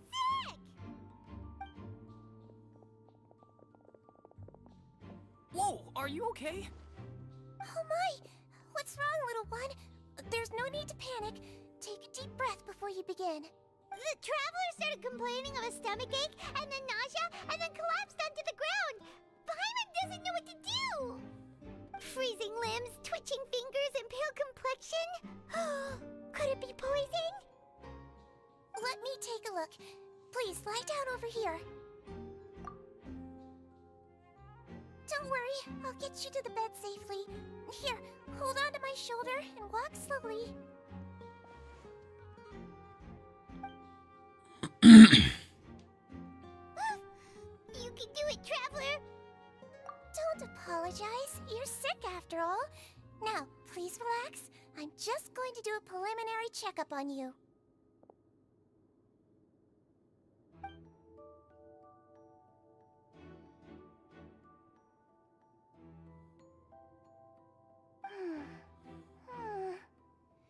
I see now.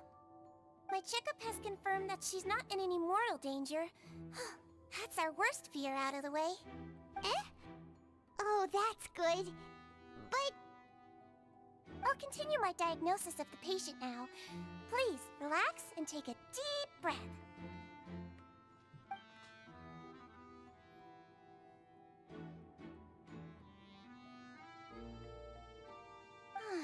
Don't sense serious damage to your organs either. Does it hurt when I press here? And here? Huh? But based on my initial checkup, there shouldn't be a problem here. How strange.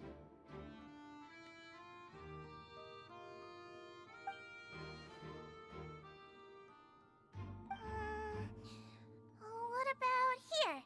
Does this hurt? Oh, I understand. So that's what it is. I think you just ate something that disagreed with you. That's all. Nothing too serious. Outside of a pretty bad stomachache when it decides to act up. So that's what it is. Thank goodness it's not anything more serious. And there have been other inmates complaining about the food recently. I'll inform our head chef, Mr. Wolsey, of this problem as soon as possible. Congratulations! The health risk is incredibly low, so you should recover within a couple days. Why don't you take a rest here while I go get some medicine for you? Miss Levine, I'll have to trouble you to help me look after this new patient while I'm gone. Very well. And she hopped away just like that.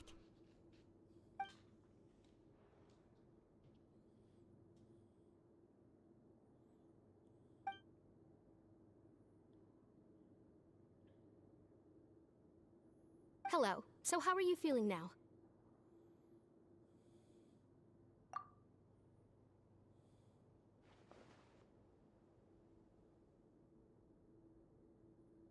Her stomach ache's really bad. She was stumbling about the whole way here, so Paimon's really worried.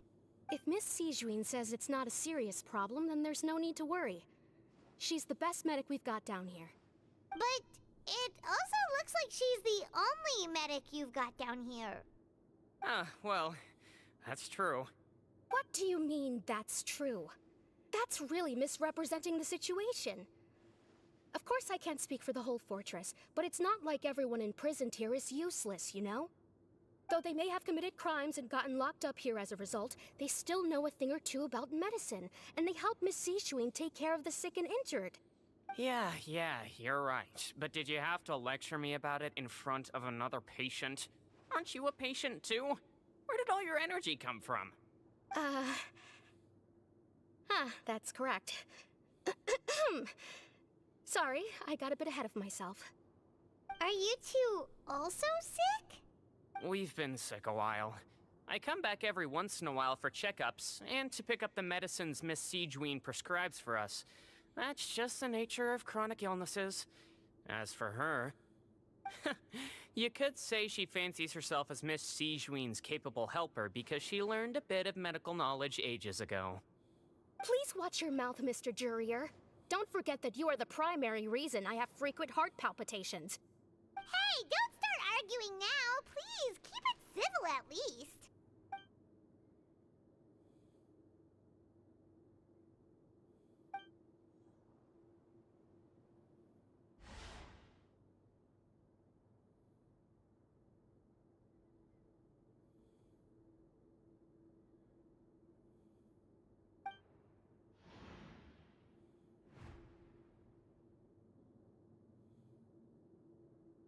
Hey! Hey! There's no need to fight! Everyone will be released someday, so there's no need to argue over silly things like this! But... Release. It's way too early for us to even think about that. And who the heck knows if we'd even be able to continue our previous lives?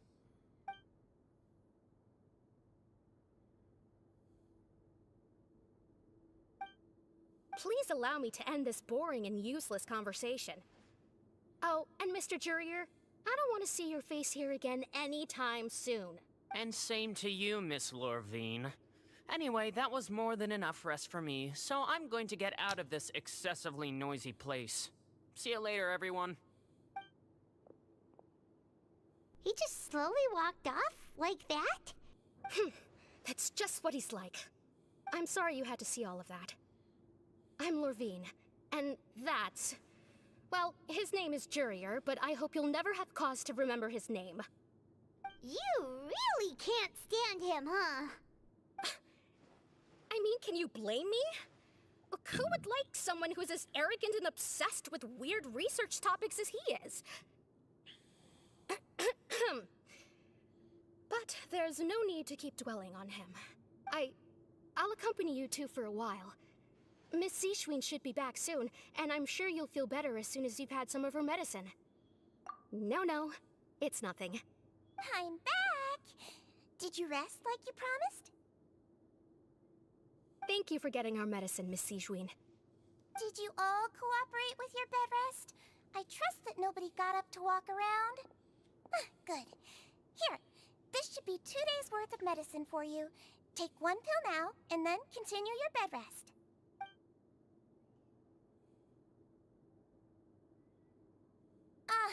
Miss Lorvine, I left in a bit of a hurry just now. Do you still remember if we discussed the color of the pill that you should be taking today? I remember. You said it should be yellow. Yellow, huh? I understand. These are yours. Please, make sure to go to bed early after taking them tonight. You'll benefit from a good night's sleep. All right, then I'll also be on my way now. I hope you feel better soon, too. See ya!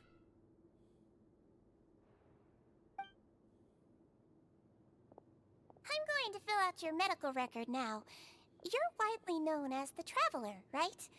I just want to double-check a few details, if that's all right with you. Those two made quite the commotion just now, so why don't we let the Traveler rest? Paimon can answer the questions instead.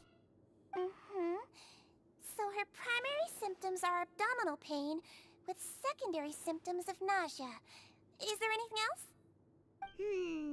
That's it. All right then. Is there anything we should know besides to take the meds? No, her base constitution is quite good, so I'm sure she'll recover quite quickly after taking the medicine. Please, make sure to stick to bland or less stimulating foods. And don't stay up too late at night. Got it! Paimon will hold the Traveler to that for sure.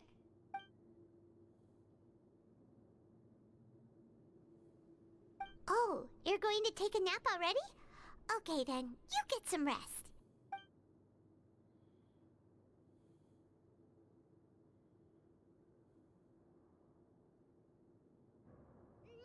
We've been to lots of places together. She may look a bit under the weather now, but she's actually super strong. Oh, so you're the best of companions. Well, don't worry. She'll recover soon. Ah, you're awake. How do you feel? You slept for a really long time, but we never left. Well, now you can go back without a worry in the world. Remember to take the meds regularly, and don't forget, bland foods. Thank you, Miss Siegeween. Okay.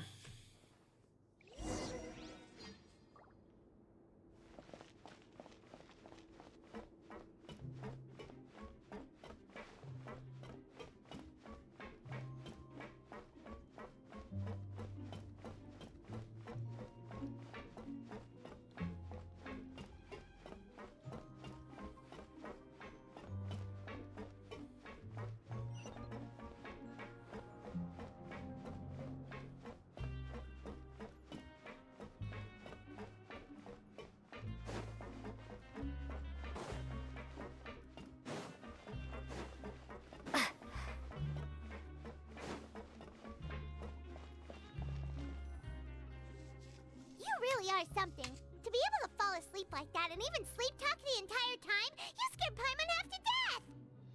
No, but you kept mumbling things along the lines of, Pyron, don't take my grilled fish, and put down the Adeptus Temptation now! Paimon talked with Siegeween the entire time you were asleep. She seems like she's just a sincere nurse, and Paimon didn't notice anything unusual in the room. Are you sure we're not going off track with the infirmary?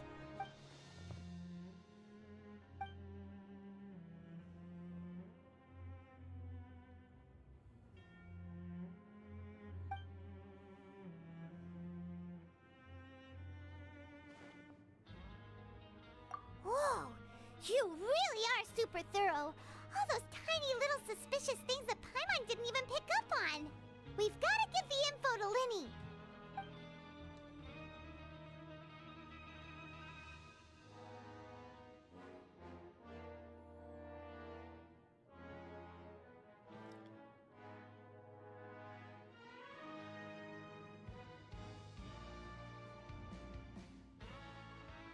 Huh?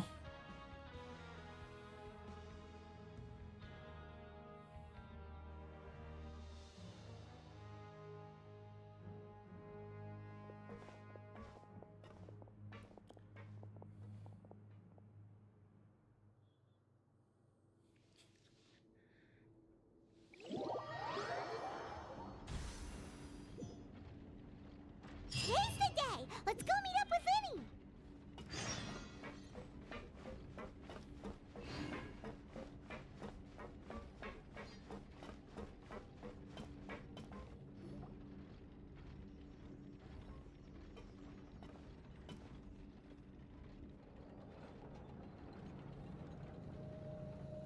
Oh! Hmm? Huh? What the heck? Did you two run into any trouble over the past few days? No, we just worked our shifts according to the schedule. Nothing weird happened. That's good. That means you didn't raise any suspicions when you infiltrated the infirmary. We've taken a look at the slip you've sent. Fremine successfully left the grounds via the pipes 2 days ago, and as of last night, Lynette has also infiltrated the infirmary after faking an illness. Wait, why is she getting involved as well? You already went above and beyond when you scoped out the infirmary. To put it more bluntly, even if we were to view that as something you did in exchange for Fremine's help, you've already done more than enough. Infiltrating a guarded stronghold is a different kind of job from a one-off investigation. We want to avoid using the same faces over and over and reduce the amount of suspicion that will fall on any given person. Lynette also felt like you have already taken the first step for us, so she should be the one to finish the job. So that's what Lynette thinks. Paimon hopes everything's going well for her. Then, let's go check on Lynette before Fremine returns. If everything went well, then she should be wrapping up her investigation right about now. Is now really a good time to go over? According to my observations, Siegeween always spends around half an hour away from the infirmary right before lunch. Lynette knows this as well, so this should be a good time to meet up with her. Also, I'm her brother, remember? It's only natural for an older brother to care about his younger sister's well-being. Okay, then let's head over right away.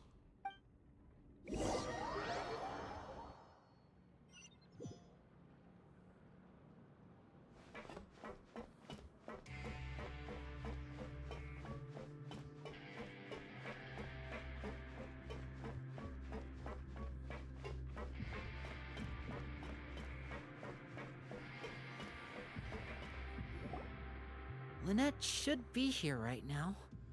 Huh. Strange. Lynette? As expected, Sijwin isn't here, but why isn't Lynette here? No, Lynette rarely deviates from the plan. We agreed that if she were to make changes on the fly, she'd find a way to let me know. Unless... Let's see if there are any clues around here. We can look while we wait for her. Who knows? Maybe she'll be back soon. Okay.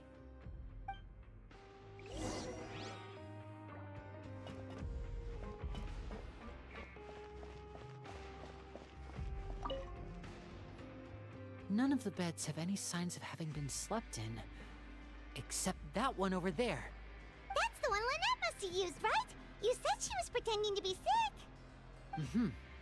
She would have said her migraine was having a particularly bad flare-up. Generally speaking, the head nurse would then ask her to lie down and rest, while she left to retrieve the medication.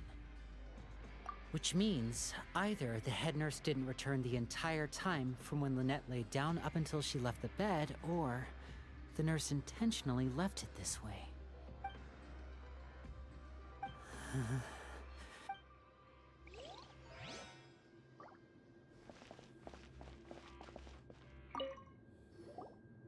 There are some books here and a few files. They all look like medical records. Advanced nursing, how to raise the spirit of your patients, a quick guide to the psychology of emotions, and the meaning of laughter. These sure are some interesting books. Who knew Sijwin would be interested in these kinds of things? She even has books on understanding people's motivations and feelings. Is it because she's a Melusine? Or does she have a need to understand her patient's emotional state? Seems quite normal to me. These are skills that would come in handy for a nurse from time to time.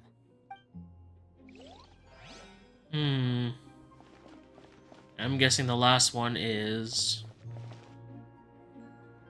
Oh, wow. Not sus at all. This is it! We saw it before! Wait, this thing? It doesn't look like it's been disguised that well.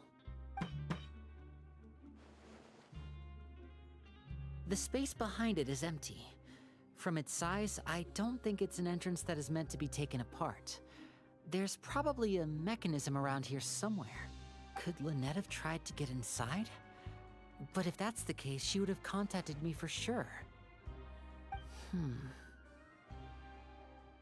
Let's look around here for some more clues. Don't panic, just take another look.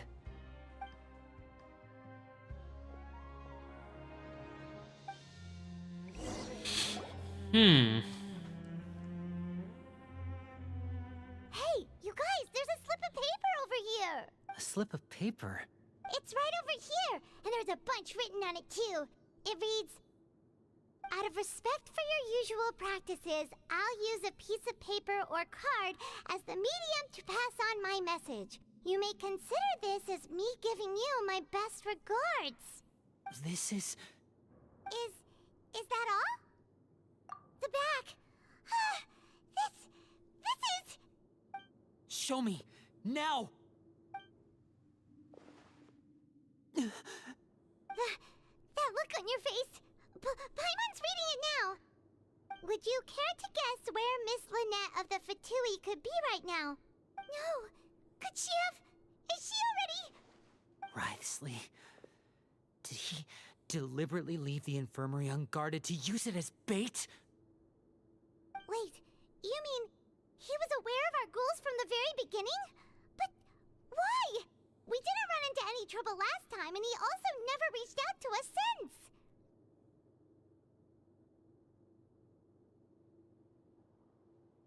Yes, that is a crucial question. Wriothesley, he doesn't do anything without a clear goal or reason. So this means he had no concerns about your activities from the very beginning. You're not from the same camp as us. You were sent down here by Nervulet, so you have no conflict of interest with Wriothesley. We're a completely different story, though. I'd like to know that, too. Why did he only go after her? Don't panic, just think everything over. I have to stay calm. This is not like what happened last time. The situation's different now. Wait, you're right. Wait, but that means... the fact that Fremine was able to leave the grounds... could Wriothesley have let him go as well? But what does he gain by letting Fremine leave like that?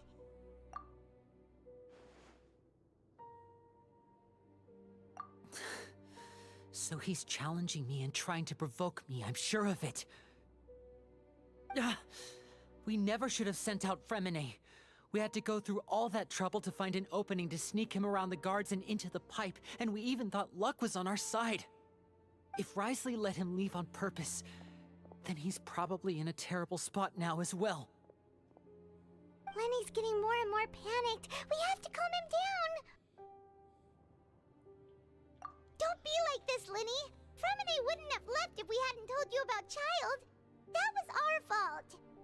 No. I'm the leader of this operation, and I'm the one responsible for this team. I was the one who failed to protect them. I'll go talk to Wriothesley. Hey, don't be reckless! Traveler, please talk some sense into him. I simply cannot allow Lynette to be abducted again. I have to go. I'll find a way to get them back.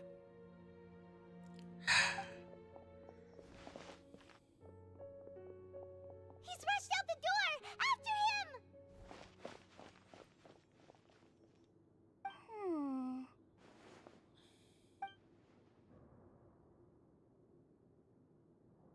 Right. I feel like we still have some room to make changes on these details. It's not impossible, but it'll require extensive testing. Is that so? Very well. Then please be mindful of the time. Huh? Is someone? Pack everything up. Whoever's outside is eavesdropping. They'll probably come in once we stop talking. Someone! Please help! She's sick! Whoa, are you okay? These two. As expected, they've already found this place. Oh, they are quite sharp. What a delightful turn of events. I like smart people, but I also like playing dumb. I like the feeling of being trusted. Oh my! What's wrong, little one? There's no need to panic. Take a deep breath before you begin. Being able to read human expressions is quite the useful skill. Wait! It's no use. We have to catch up to him.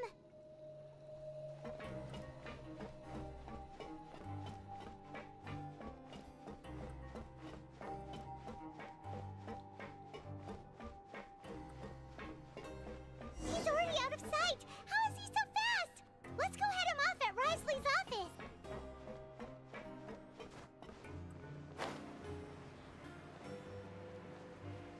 Wonder what's gonna happen.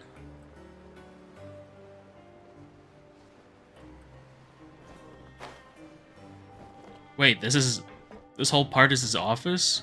Oh, I can't actually wait to see what's inside. Let's go. I kinda wanna see what's in it. This looks cool.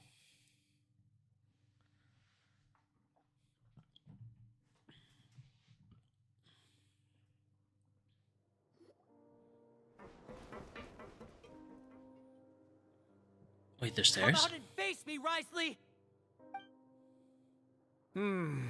Aren't we at an administrative office space? Why don't you at least try to follow even a couple rules from the fortress's indoor management regulations?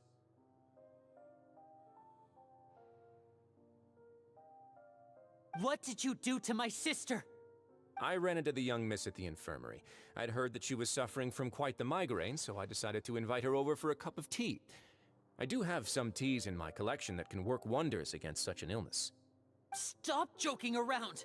Where did you take my siblings? I have also heard that your performances are quite the spectacle. Miss Lynette would sometimes enter a box filled with water, only to emerge the next second from another place altogether. Maybe she'll appear behind you right now if you were to turn your head. Is he trying to trick me into turning my head? No, he's probably not looking to attack me right now. All of the hostages are in his hands, and he's even in the mood for small talk. That means Lynette is probably still alive. You knew we were investigating the infirmary from the start, so you deliberately aroused the Traveler's suspicions and baited us into continuing our investigation, just so that you'd be able to kidnap Lynette. As for Fremine, no, you probably didn't even interfere with Child's escape. You let him go, so you could purge the Fatui members that we had planted into your ranks. There was no need to do so. The Fortress of Meripede is a pretty pleasant place. Most people enjoy their lives here. The only ones who act differently are those with personal agendas. It was quite easy to identify your colleagues. You removed our original members and spread the news of Child's escape so Father would assign our team to come down and investigate. Fremine has also fallen into your hands, right? If you're oh so omnipotent and so in control, why would you need hostages? One correction. Lynette is in my hands right now, but Fremine is not. He's not. What do you really want? Lenny! Oh, wonderful. Everyone is here, so I'll only need to say this once. Thank you so much for cooperating with me. Eager and to the point, I see. Alas, only Miss Lynette is currently having a cup of the fortress's finest tea. Although, as per your original plan, Mr. Fremine should also have returned to the fortress by now. But he has neither shown up within my gates, nor has he been taken into any kind of custody. So where do you think he may be right now? Wait, you can't mean you locked him outside in the sea? I closed the fortress's gate to the outside world. That's all. Fremine's a star diver, so he should be fine, right? No, we're still here, so he definitely tried to find a way to come back for us. So we can't assume he might have made a break for the surface. But why would I do this, you may be asking? To have an audience with you, of course. My intel tells me that Mr. Linney is a great magician, so it's only natural for me to want to have some cards of my own when it comes to negotiating. Besides, I do recall you mentioning to Miss Lynette that you've always wanted to have a face-to-face meeting with the Lord of the Fortress of Meripede, regardless of whether it was in a personal or a professional capacity. Well, you got your wish. So, you've been keeping tabs on us before we even set foot in the fortress. Some of my folks just happened to hear a thing or two, that's all. In any case, I will be straight with you. I was willing to play dumb and turn a blind eye, so we had a pleasant few days playing games together here. But once you started focusing on the Forbidden Zone, all of that changed. Mr. Linney, the cards are stacked against you right now. Miss Lynette is in my hands, and Mr. Fremine is still slowly being pickled out there in the brine. You know just as well as I that he cannot last out there forever. You need do but one thing to guarantee their safety. I would like you to contact your superior, and ideally invite her over for a cup of tea with me. You want to see Father? But why should she bother giving you an audience? Well, if she cares for the well-being of her dearest children, she should have plenty of motivation to join me for a parents' evening. I've heard that the bonds between the members of the House of the Hearth are like the bonds of family. I don't see why she would refuse. Why did you think Father sent us to handle the Fortress of Meripede? This place is basically a no-man's land. It wouldn't be fitting for anyone as important as a Harbinger like Father to come here in person. Oh, I see. So it's because she doesn't care for my place here. That's such a shame. After all, I've amassed quite the tea collection. I was looking forward to sharing it with her. Both Monsieur Neuvillette and Lady Farina have already received many samples as gifts. Was this the extent of your master plan to get to Father? No matter how much pressure you may put on me, I won't allow you to use us to blackmail her. You people really are difficult to get along with. All I'm asking for is a face-to-face conversation. Does she truly have no interest in the fortress's secret? Mr. Linney, you have one last chance to invite your father here. If you refuse... Linny!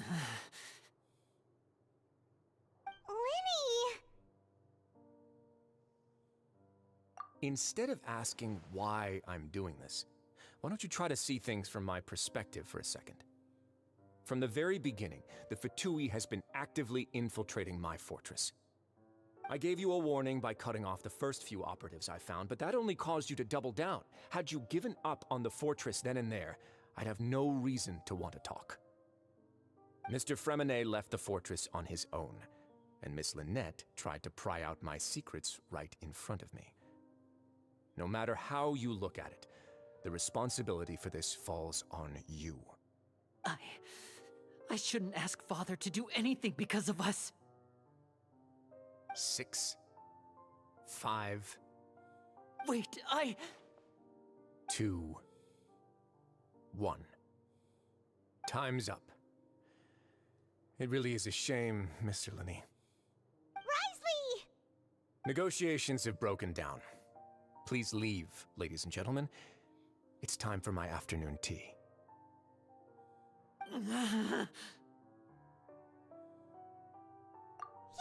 listen to the Traveler. If you can't talk to Linny, can you at least talk to us? You do realize that I'm only letting you go because of Neuvillette, yes? You're here helping him out, and I've already done my best to stay out of your way.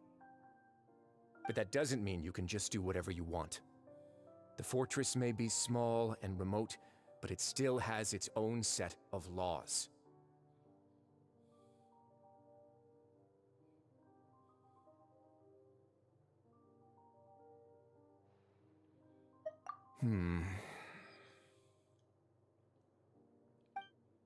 Then how about this? Those who are capable deserve respect. You've spent quite some time investigating my home turf by now, so why don't you tell me a thing or two about what you found, I'll ask you 3 questions. Answer all of them correctly, and I'll agree to your request. Question 1. Regarding the hidden rules of the production zone, what is the truth behind the one about not being allowed to work for 3 days in a row?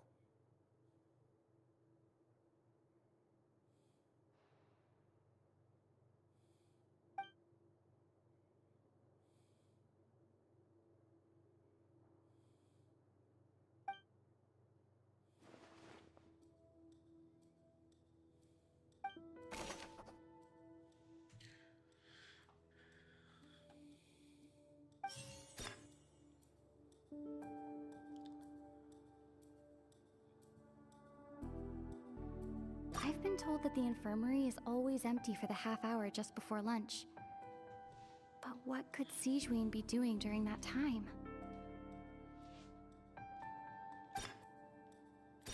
The Fonta promoter has been struggling because he doesn't We often see Miss Sigewinne observing the prisoners at work near the production zone.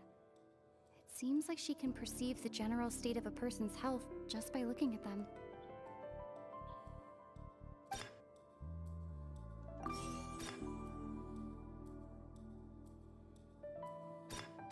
According to Collins, the Pancratian tournament only took place... The research note said that the Melusine race perceives the world very differently from humans. Because Fonta's internal reports suggest we often see Miss Sigewinne observing the prisoners at work near the production zone. It seems the Fonta promoter has been struggling. I've been told that the infirmary is always empty for the half hour just before lunch. But what could Sigewinne be doing during that time?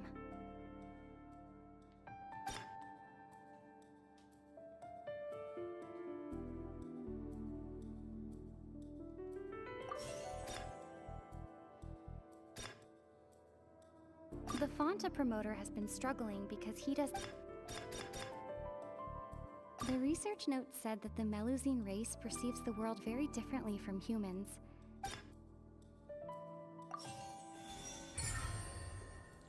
Oh, got it right, my boy. So that's what's going on. Paimon understands it now. Who would have guessed? The hidden rule of the production zone. People are not supposed to work 3 days in a row, and if they do, they'll get strange meat in their welfare meal. At first, we thought this strange meat must have something to do with the people who disappeared, but in reality, they were all prepared by Sijween, the head nurse. She often visits the production zone to observe the workers' health and makes a note of anyone who has worn themselves out after 3 full days of work. Out of her sense of duty as the head nurse, as well as her genuine concern for the workers' health, Sijween visits the cafeteria right before lunch and cooks an extra dish for those who can use the stamina boost. Sijween has only the best intentions with her surprise gift and doesn't want anyone to find out about what she does. However, unfortunately, Melusines as a race perceive the world differently from humans, and their sense of aesthetics is even more alien to us. The recipients of her lovingly prepared special meals cannot taste the care within and usually just freak out. Are we on the right track? Not bad. You've uncovered Sijween's secret and even guessed her intentions correctly as well. It's nice to know that her efforts have not gone unacknowledged. All right, now for my next question. There are also some hidden rules in the Pancration Ring, including the one that you're not allowed to support both sides of a fight. Why is that?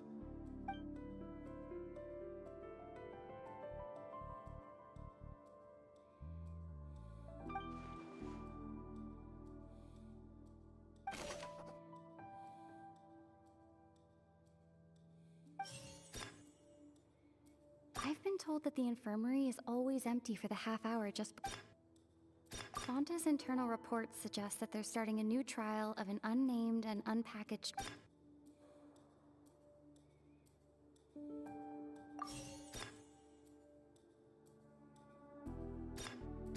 The Fonta promoter has been struggling because he doesn't recognize the real value of coupons.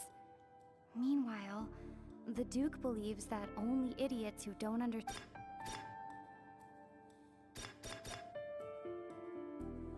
Fonta's internal reports suggest that they're starting a new trial of an unnamed and unpackaged product. According to Collins, the Pancration tournament only took place because the Fonta company sponsored it. The company must want a return on their investment as well.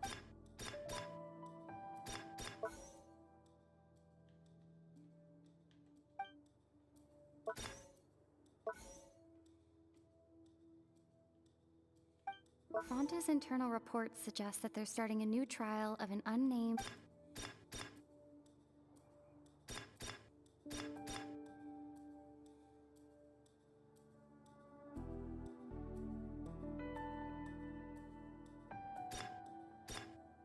Fonta's internal reports suggest that they're starting a new trial of an unnamed and unpackaged product. But the product has to undergo a.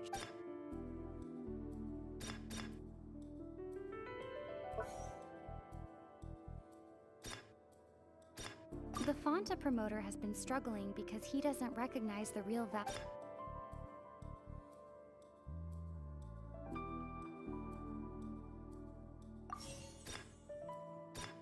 According to Collins, the Pancration tournament only took place because the Fonta.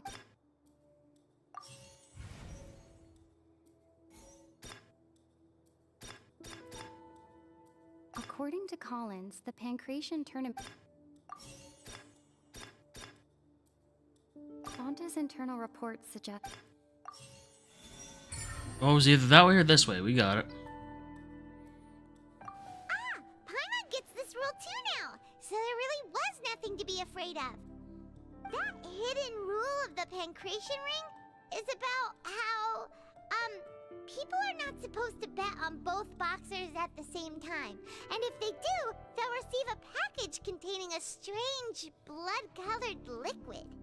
People get scared when they see it because they've subconsciously begun to associate it with the missing boxer.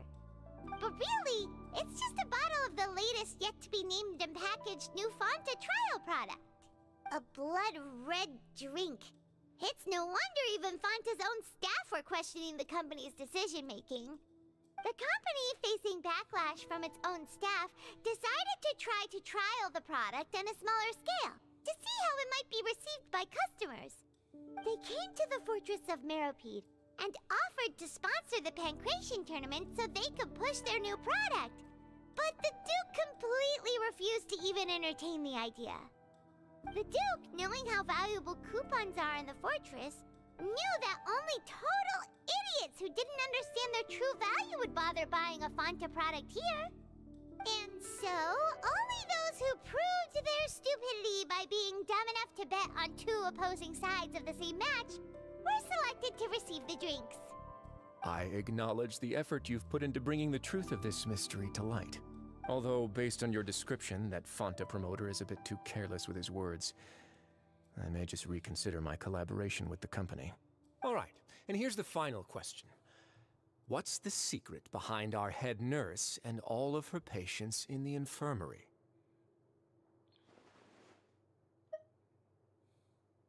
Stop your cruel and pointless games, Risley! You know that we haven't finished our investigation, so there's no way we can answer the last question! The thought of sparing Lynette and Fremine never even crossed your mind! Just need to think about it. You'll pay for this!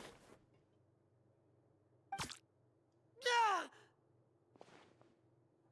Lenny, are you alright? Oh, close one. I owe you, Sigewinne. That was a fantastic shot. It was nothing, Your Grace. Sigewinne? Though this gun may look like a toy, it's actually fully functional, as I just demonstrated. Sigewinne... You... Not at all. I am merely a resident of the fortress, and thus protecting it is my duty. When Monsieur Nervulet asked me to come here, he told me that my job would be to take care of the well-being of everyone here. I am merely discharging my duties. Okay. But if you mean what you just said, then isn't Linny someone you should be looking after as well? Isn't he a resident here just like the rest of us?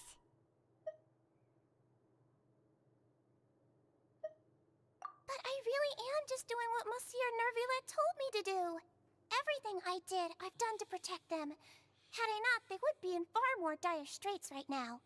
His Grace knows it too, right? Your Grace? Mind proving my innocence to them?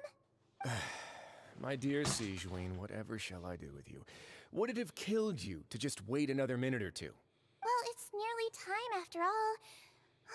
The way you do things can be truly frustrating sometimes, Your Grace. I figured I should try to talk some sense into you. What are you talking about? What time? Take me if you want.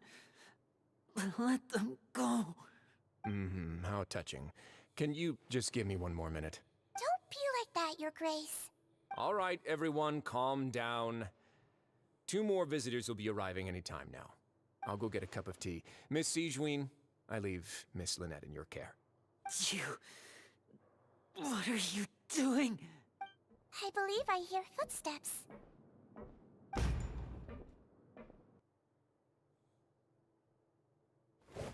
Some space, please. Ah, Miss Clarande. My door. Fremine... Fremine... What's going on? What is Clarande doing here? Work. Work. I'm sorry about shooting you, Mr. Linny. The tranquilizing effect will begin to wear off soon. Please take it easy in the meantime, though. What happened to Fremine? Wasn't he diving just outside of the fortress? Why is he looking like this?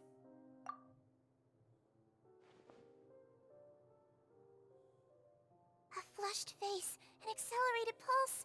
He must have consumed primordial seawater. What did you say? Please, make some space. I'll need to give Mr. Fremine a more thorough checkup. Your Grace, I'll leave the rest to you. I'll talk to Clorand while you get Fremine to where he needs to be. Everything else can wait.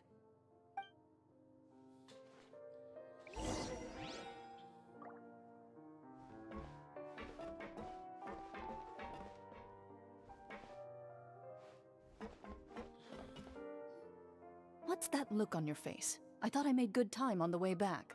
Oh, I'm just admiring your punctuality.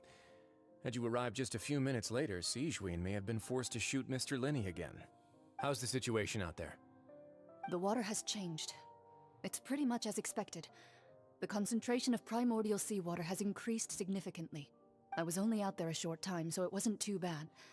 But if one were to stay for any significant amount of time, well, you can see how that boy's doing. Where was he when you found him? The abandoned zone at the end of the pipes. A good distance into the water. Closer than I thought. He must have recognized it early on and tried desperately to swim back.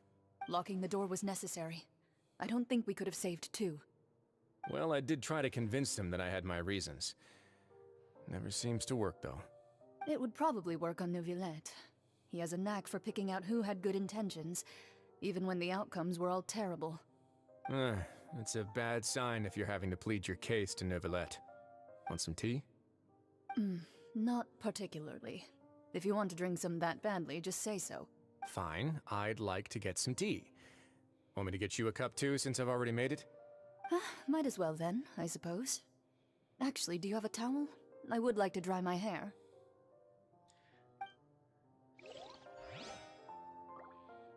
Hold on. That's a fancy hat she's wearing. Jesus.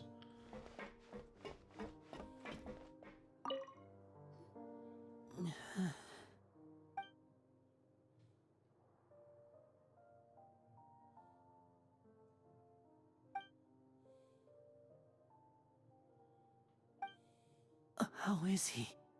These symptoms are probably caused by an acute ingestion of a large amount of primordial seawater. Still, his condition is not critical. Of course, it would be best if he stayed for further observation. Let's leave him here for now, and move him to the infirmary once he's recovered a bit more. Sorry. I am aware that the infirmary may not be your favorite place in the world at the moment. We do only have a single clinic in the fortress, however. Why would he ingest a large amount of primordial seawater after leaving the fortress? How could that possibly happen? Please, look after Mr. Fremine for the moment. I'll go fetch some medicine and a respirator. Oh, I'll bring Miss Lynette back with me. Where is she? How is she right now? Oh, she just took a nap in an empty room after I tranquilized her.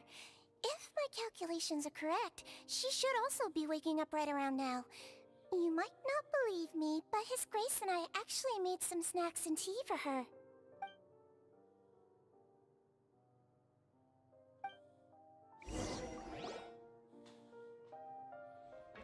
Linny, are you okay? I'll be fine. They're all here now. Don't worry about me. Are you sure? You don't look alright. My hands and feet are still a bit weak, but that's probably just the residual effects of the tranquilizer shot. I'm back, everyone. Lenny! Oh, Traveler, Paimon, you're here too. Fremine? Is he... He'll be fine. But for now, please help me lift him up.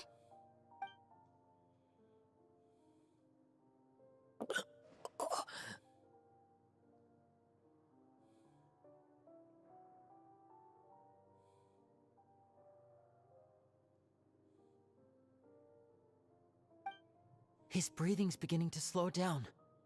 Give me a hand and help me get him to the infirmary. Yeah, I'll take him from this side. Lynette, together? On it. Traveler, you seem pretty worried about him. Want to come with us?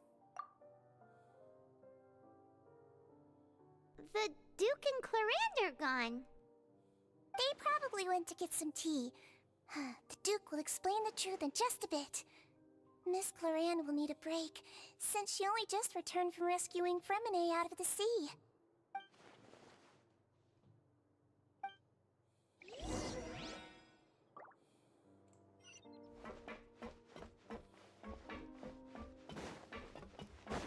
Hold on, I want to see what's up here. This is his office? Oh. Hold on.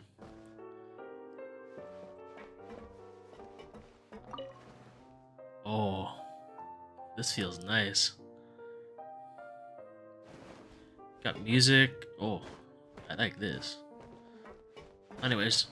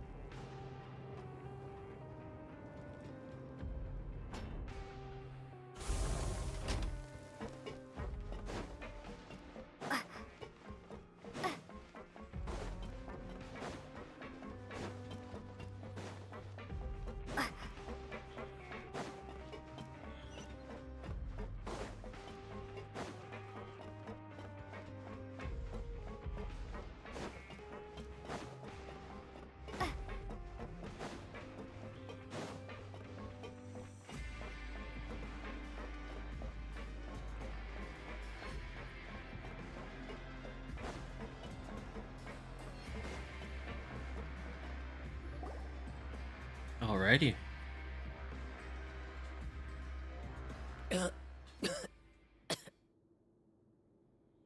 He's awake. Fremine, how do you feel? Lenny. Lynette.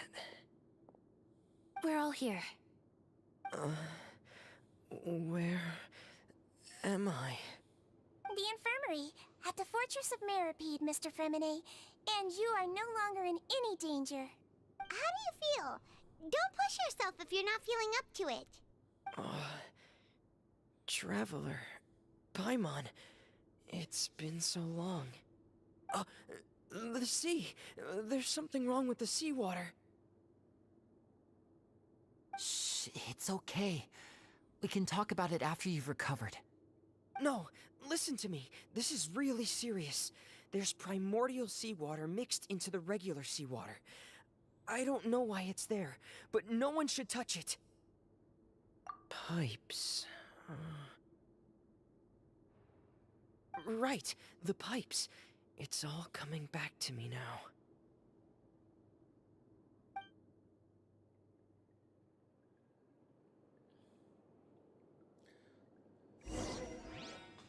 They better let me play as the character as he's going through the pipes and stuff. Otherwise, a cutscene. Either or, I will take.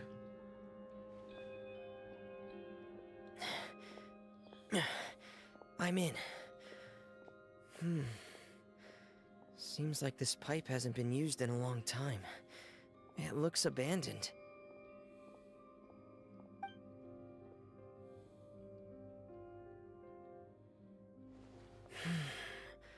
Where could Master Child be?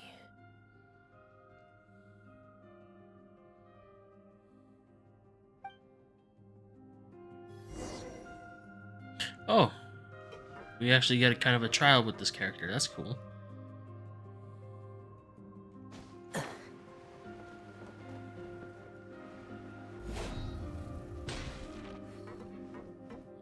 Play more user. Okay.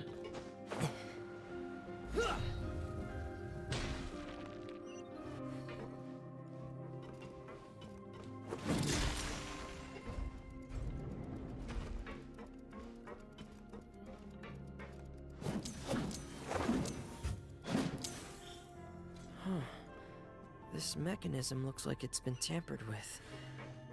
Could he have done it?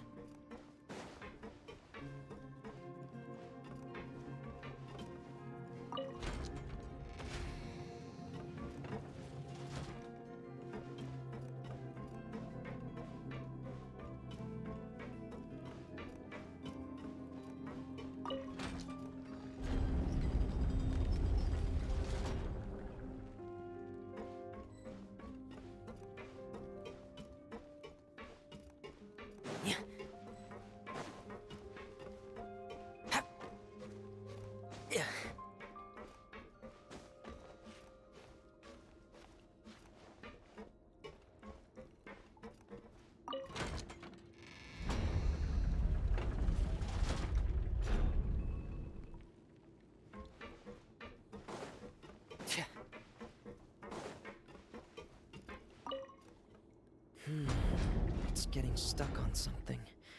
Seems like I'll have to avoid those obstacles while I turn it.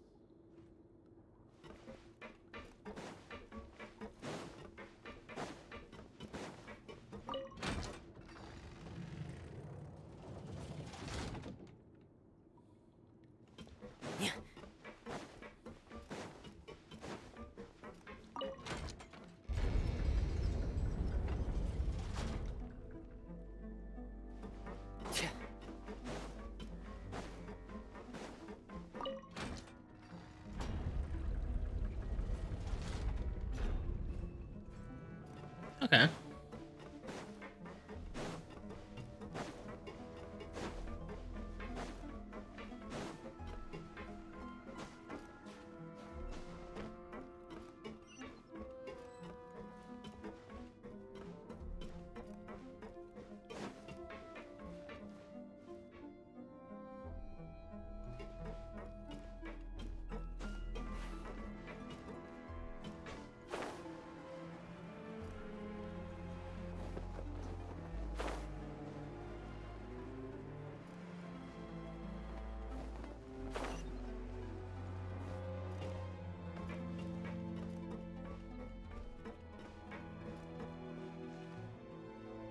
This is where the water starts. Okay. Master Child probably dived into the water. I'll go take a look as well.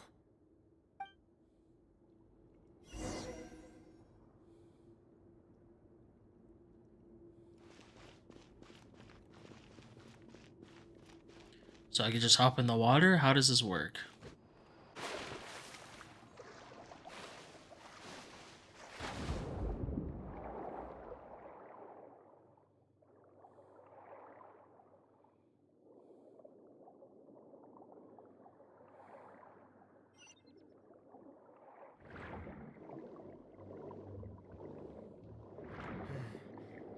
The vegetation here is a bit more sparse.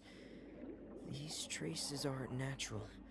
A person must have left them, and recently. I should be going in the right direction. There are traces here too. I need to keep going. Huh? The traces are gone.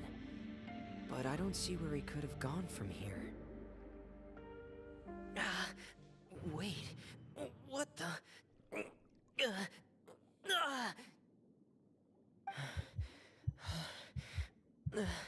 My heart is racing, and it's getting harder and harder to breathe. What's going on? No good. I have to get back. They still don't know anything about what's going on. If I turn back right now, I should still be able to make it.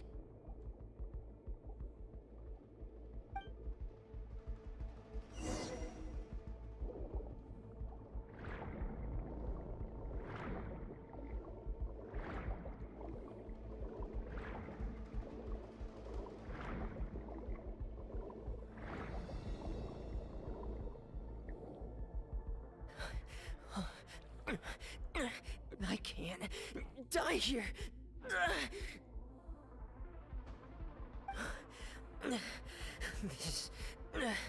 This is bad. I'm feeling feeling worse and worse, and I'm still underwater. I have to push on.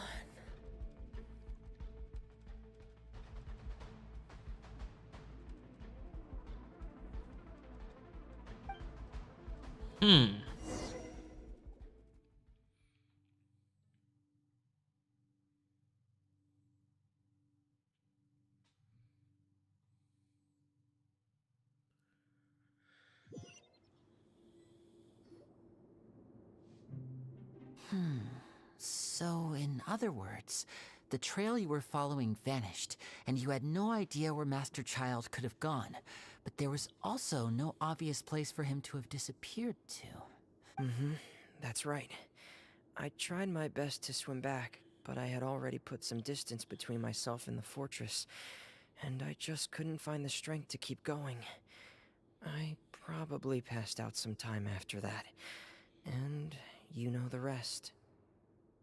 Miss Clarande brought you back, but we also don't know why she just suddenly appeared at the fortress, or why she went out to save you. Miss Clarande, you say? I must go thank her in person. You're still too weak for Monet. You can go after you've had some more rest. Miss Lynette is right. I believe Miss Clarande will stay here as a guest for another few days, so there's no need to hurry. A guest? Then I can assume Risley was the one who invited her to come down here? You should ask His Grace about that. He'll be able to explain better than me. Yeah, it's about time he actually told us what's going on. Wanna come with us, Linny? No, please go on without me. I don't want to leave just yet. Linny. The logical part of my brain is aware that we're safe right now, but I still can't bring myself to leave. Both of you are just in danger. Understood. Then let's just sit together for a while. In that case, I'll leave the infirmary to you. The Traveler and I are going to head out for now. As long as you stay in here, I don't think you'll be disturbed. Thank you.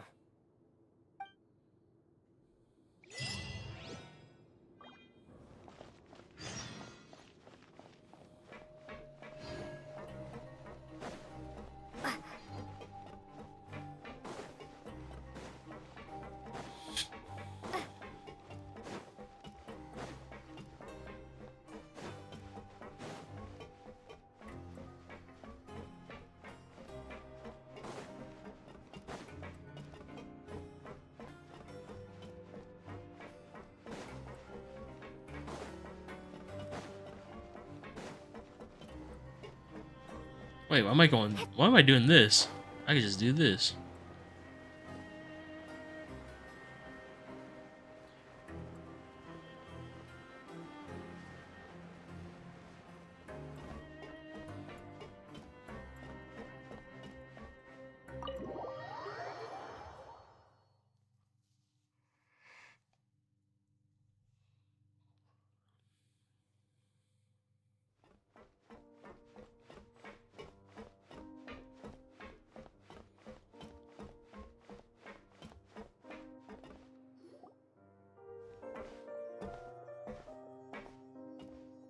Excuse me?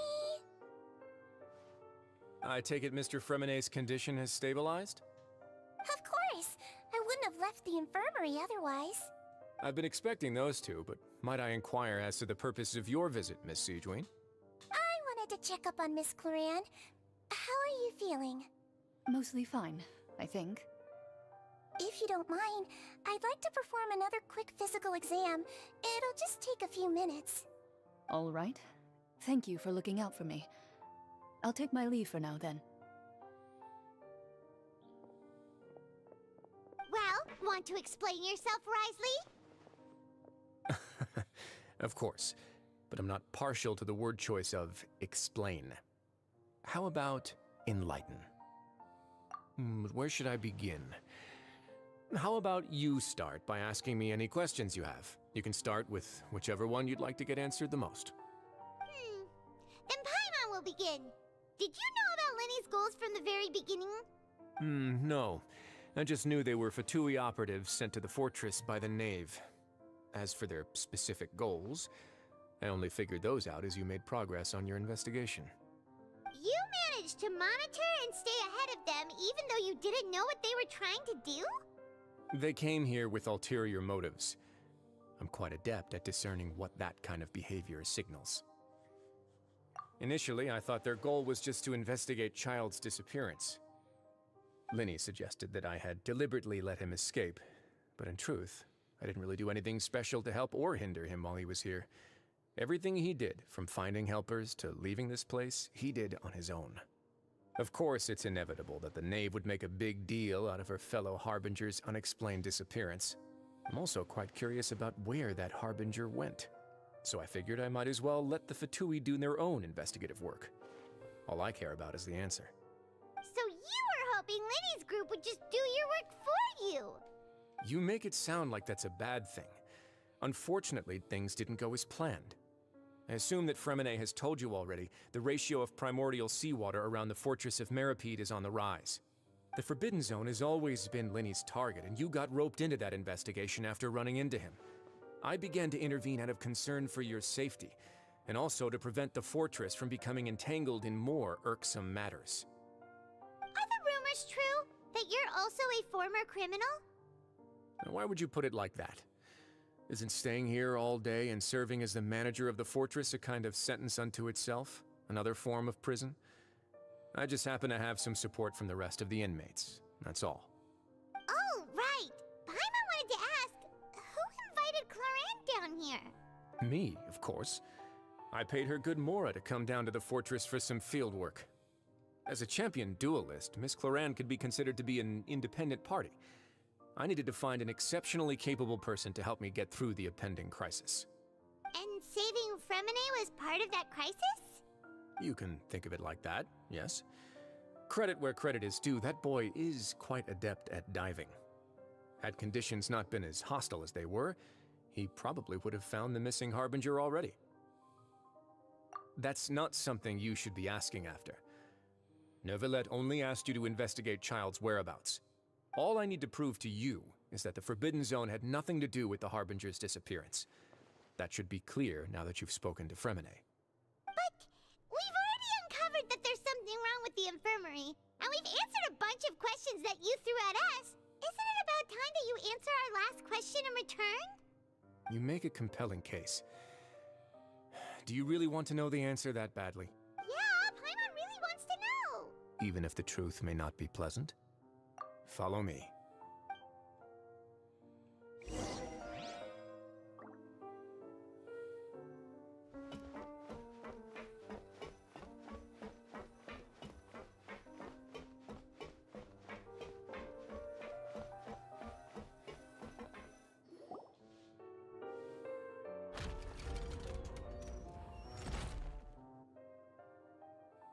There's a hidden door here?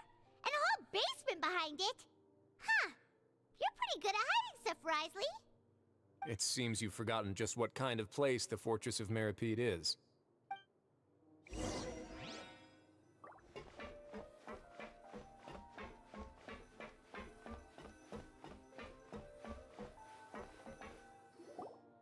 Stand on the central plate.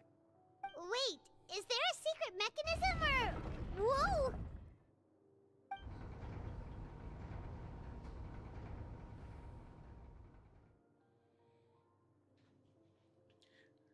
This is so interesting. What's in the Forbidden Zone? So, this is the Forbidden Zone? Honestly, for a place so well hidden, Paimon sure doesn't see anything special. What a huge door! There are 3 such isolation gates in total.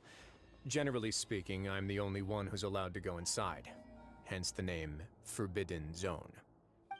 Am I correct to assume you're going to run on back and tell your little Fatui friends everything? Well, Paimon wasn't thinking of keeping anything from them. Well, I'd advise you wait until you've seen the whole truth of this place for yourself before deciding whether or not to tell them.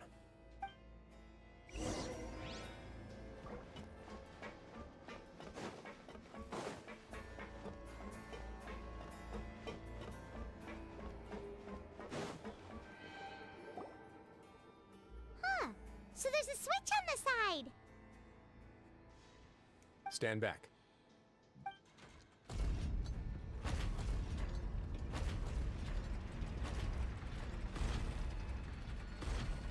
Whoa! They all just went up one by one. Go on, have a look.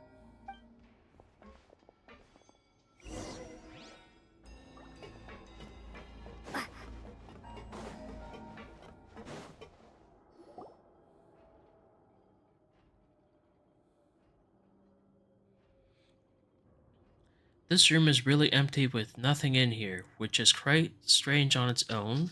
There's also a device smack dab in the middle of the room, which looks like some kind of massive sluice gate. I've been interested in what lies beyond that gate ever since I assumed leadership of the Fortress of Meripede. Of course, it would be unwise to recklessly open it, but it'd also be risky and negligent to simply ignore any potential danger that could be behind it. The readings on that dashboard have not budged since the day when I first laid eyes on this place. But over the past year, the needle has crept upwards from its original position, likely because some parameter it's been tracking has changed, if only infinitesimally. Normally I would have ignored it, but I happened to have some free time when I noticed it, so I investigated. Any guesses what the reading could be tracking?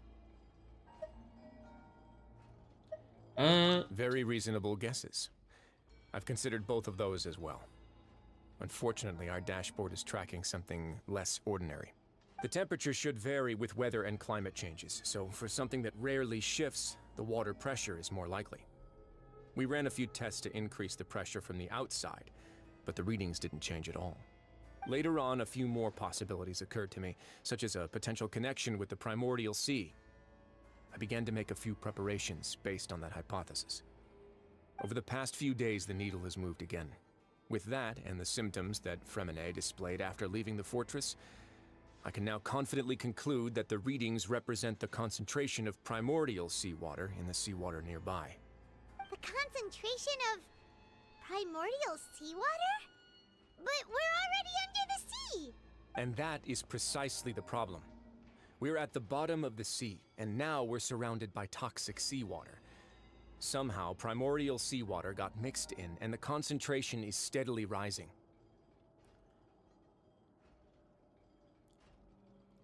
It's continuously leaking into the sea? Yes, that's very likely. But forget about the two of us. Not even Novelette knows where the primordial sea could be, much less where we could find and plug a leak. Oh. Oh! Seems like you've figured it out. I believe the primordial sea lies directly beneath this sluice gate. For some reason, the primordial seawater levels have risen significantly, and it's now very close to us.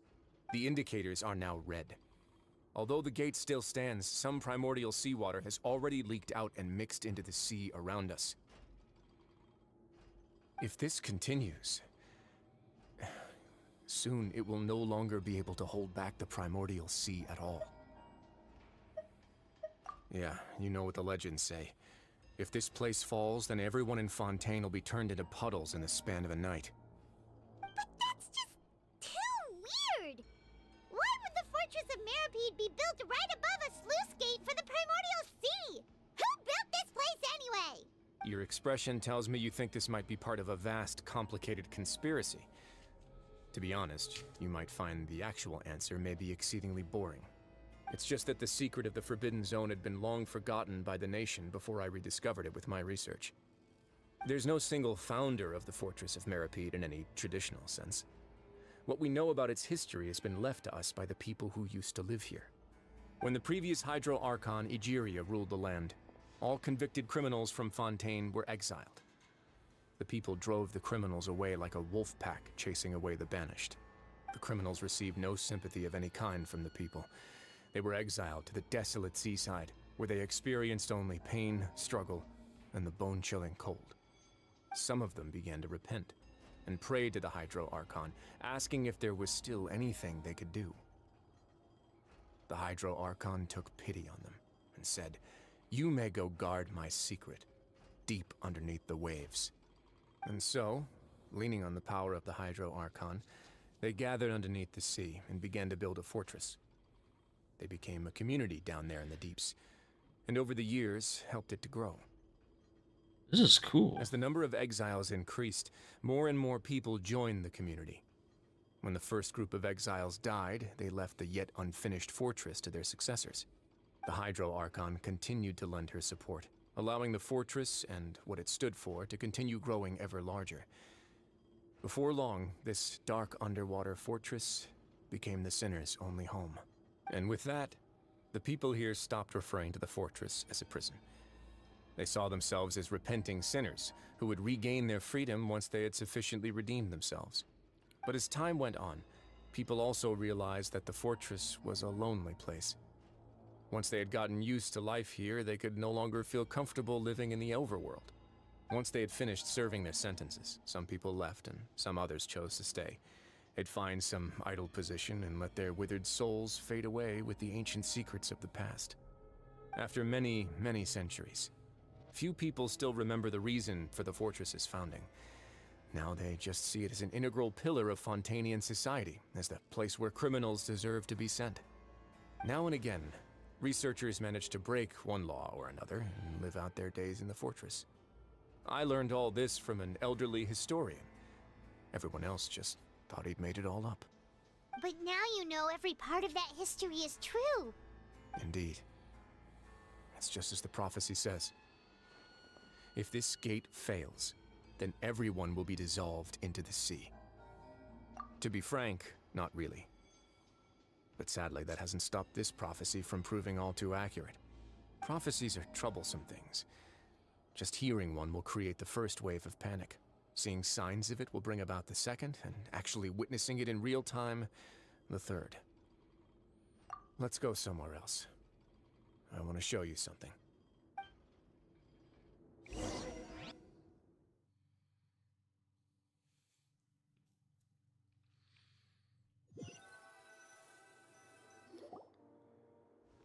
This is it. Your Grace, perfect timing. The results from our last round of experiments have... Wait, Jurier, he's not alone! Huh? Lorvine and Jurier? No need to panic, you two. I've already told them about our plan. What? After you warned us not to tell a single soul about any of this? I'm skeptical as well. Are you sure they are trustworthy? The results speak for themselves, don't they? These two may already know more than you could ever imagine. All right then, if Your Grace insists. They seem harmless enough, so I'll trust them for now. How about some reintroductions?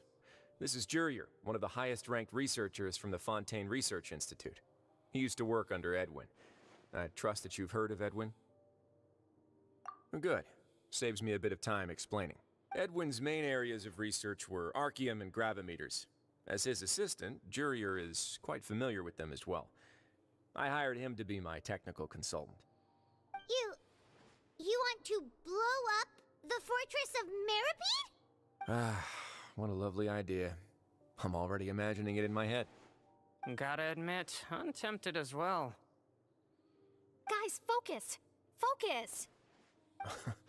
That taskmaster over there is Miss Lorvine, and is also one of my technical consultants.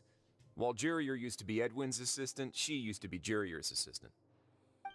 Ooh, are they together? See, everyone keeps asking this question. Are you too sure you're not a couple and just using your work as a convenient cover? Your Grace, I am not in a relationship with this man. If I dated her, I'd officially be madder than Edwin. Jeez, forget I said anything then. Follow me. Whoa, there's another door that goes right up. Your constant amazement makes it seem like the fortress can do anything. But Paimon really thinks everything's super cool. Well, let's spice it up a bit. And here you go.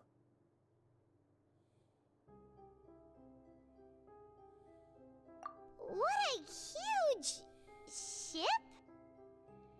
This is also a production zone that Paimon's never seen before. What's going on? How much do you know about Fontainian history? Not much at all. Well, then maybe you haven't heard the story of ancient Lemuria. To give you a quick rundown, Fontaine used to be ruled by the Lemurian dynasty. According to legend, the Lemurian king Remus came to this land after being inspired by divine revelation and found the seer Sibila, who had taken on the form of a golden bee. Taking the golden bee with him and riding on a huge ship, the Fortuna, he created his nation above the surging waves. He called his nation Lemuria and used the Fortuna to incessantly search for new tribes and islands, calling on them to join his empire. There's a ship in this story too? Where there's water, there'll be ships. People believe that hope can always be found at the end of a voyage. Do you believe that too? To a point, I think.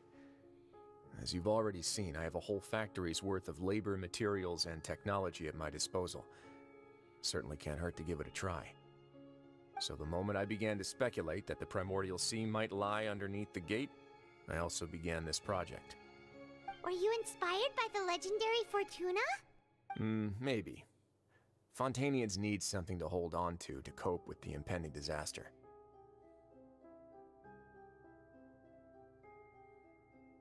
Were the workers to find out the truth behind this ship, riots would destroy the fortress faster than any catastrophe.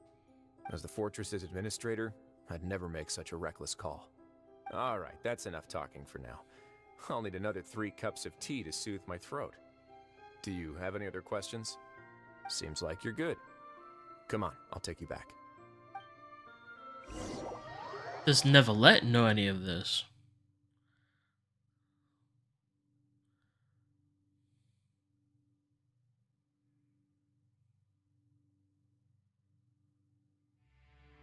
I'll leave you here for now. Oh, thank you so much. No worries. But don't forget, it's up to you whether or not you want to share what you just saw. What you do from here on out will likely affect those 3 as well.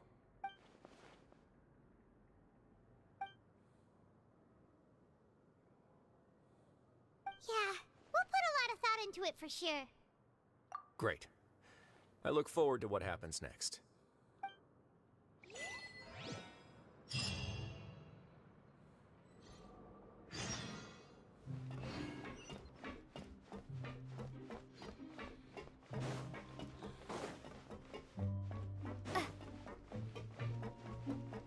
Man, this is getting interesting.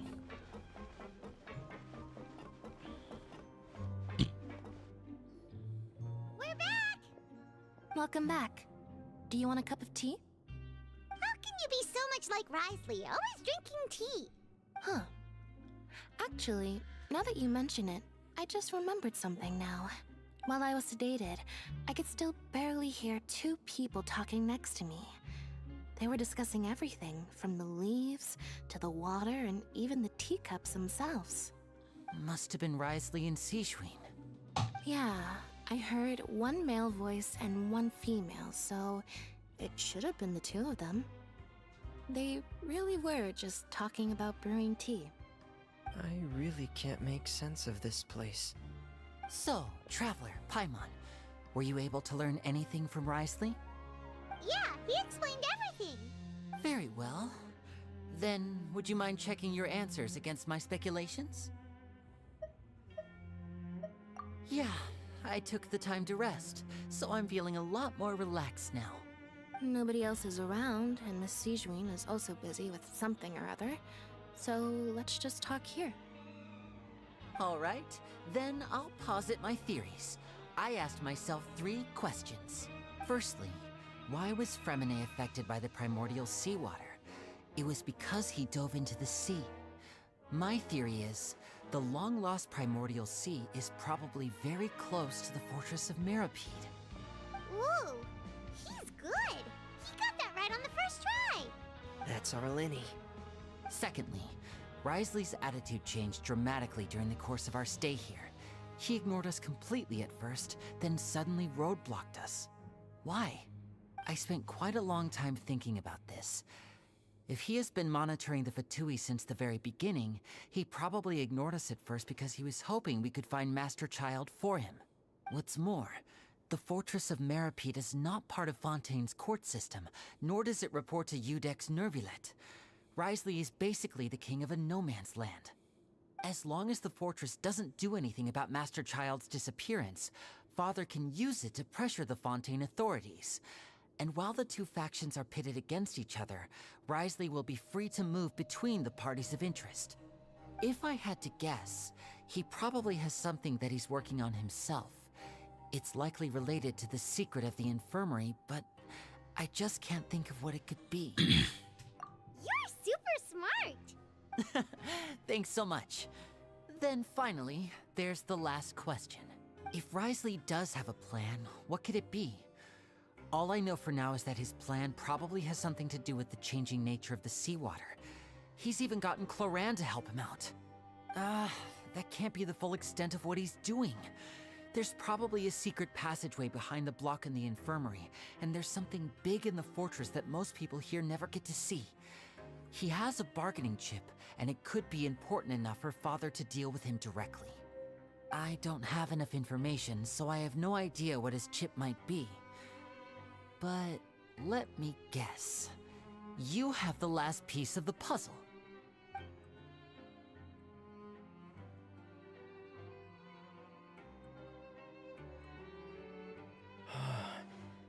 I can't believe it. The sea will engulf everyone. Just like the prophecy said.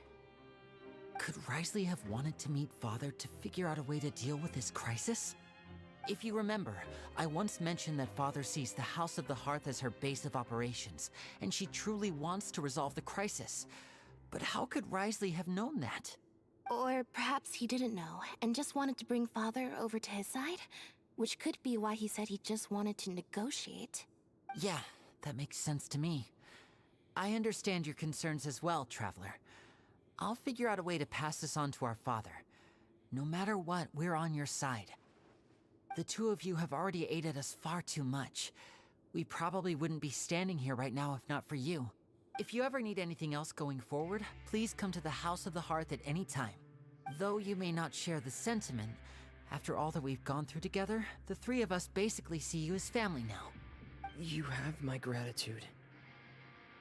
Thank you for protecting Linny when it really mattered. And thank you for sharing the secrets of the fortress with us. We didn't think you were going to do it. Why are you being so formal all of a sudden?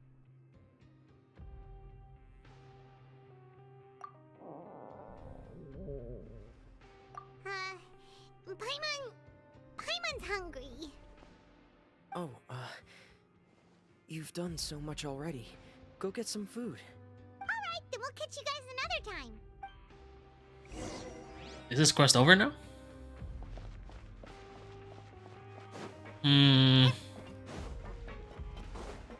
I hope nothing crazy happens, but hell, you never know with this game.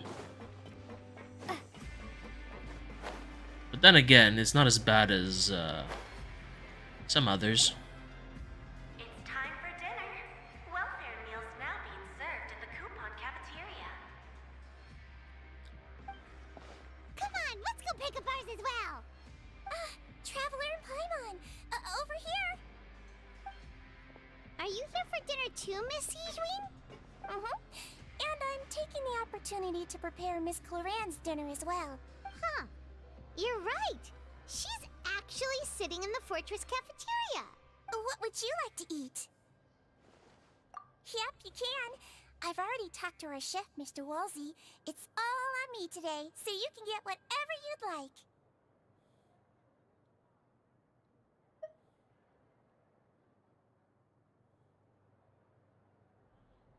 Ooh.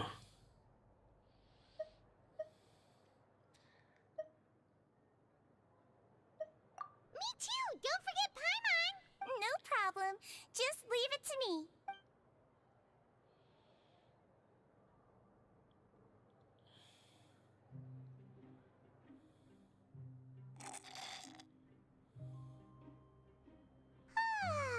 So delicious.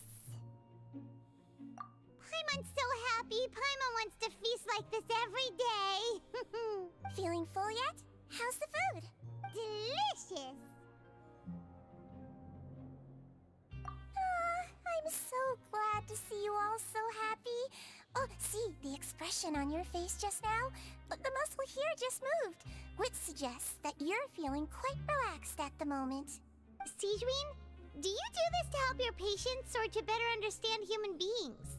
A bit of both, I suppose. I'm a Melazine, which means I'm very different from human beings. I must know what you're thinking if I want to take good care of you. You're really good at taking care of people. Even though you're so short, you still talk and act like an older sister. Really? You're reminded of an older sister? That's great to hear. Oh, and what did you mean back in Risley's office? When you said that you were protecting Linny and his siblings as well? Oh, that. I just asked His Grace to look out for those children, especially that diver boy. I was getting a bit worried after hearing that something was wrong with the water. Thankfully, Glorand is very strong and managed to save him in the nick of time. His Grace also sealed the pipes after Glorand left, to make sure that Linny wouldn't impulsively chase after his brother.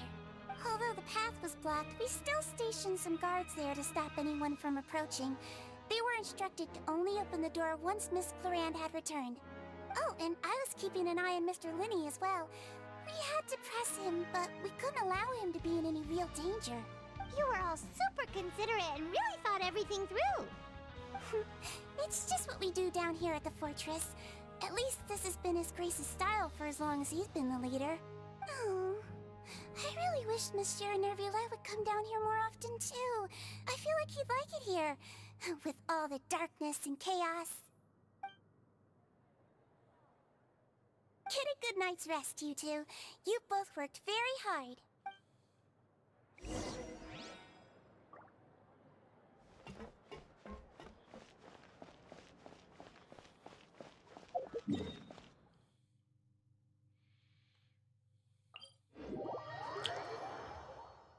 Well, I'm just gonna teleport back up. Ain't nobody got time for that.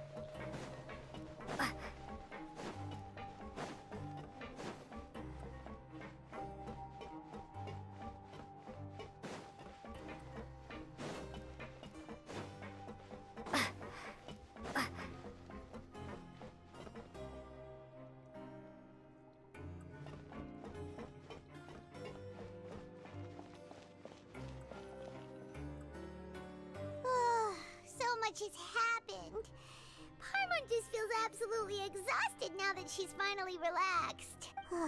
Paimon's super sleepy. Are you sleepy too?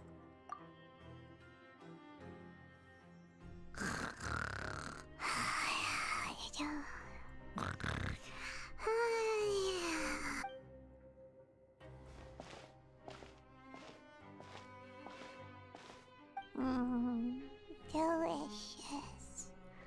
Paimon wants seconds for.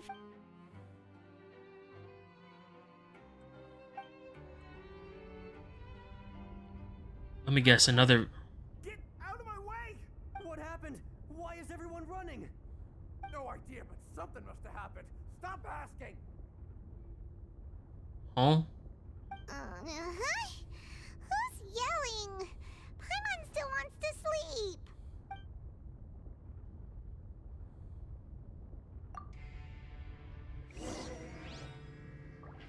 Ah, great. Something's happening now.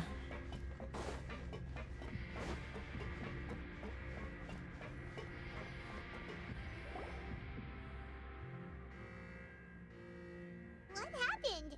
Why is everyone running around? Hey, what are you doing? No time to explain, mate. Goodbye. Hey, wait! What's wrong with these people? They won't even talk to us. They're here! There you are! Oh, thank goodness! Quisto and Laveroon, do you know what happened here? We came here especially to inform you. Something seems to have gone terribly wrong just now. His Grace is telling everyone to evacuate and get out of here. Laveroon was saying you two are new here and you don't have many friends, so you might slip through the cracks.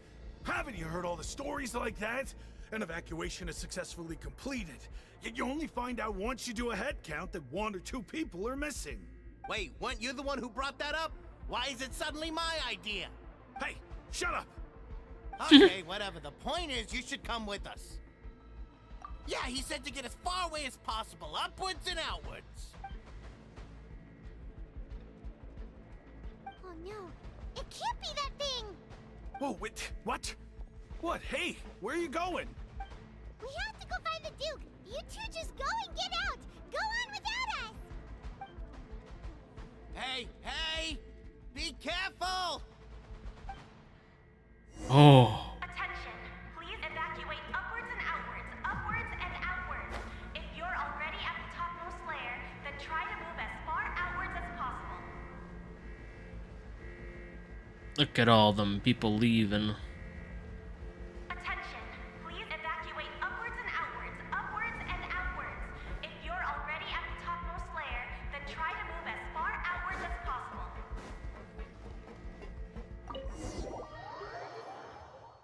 Yeah, let's go. Something happened. The only problem is what?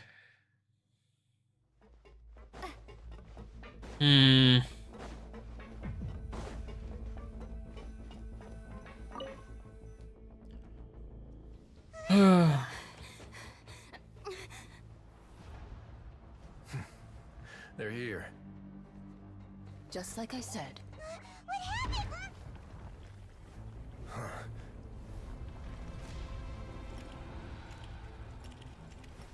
You're just in time. But be ready to run.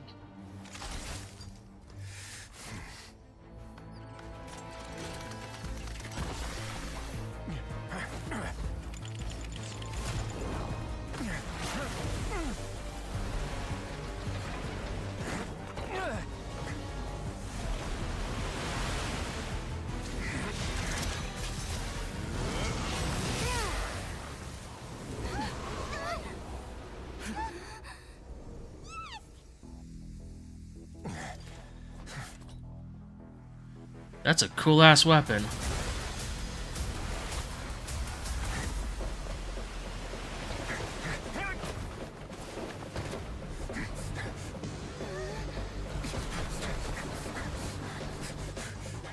Three, two, one.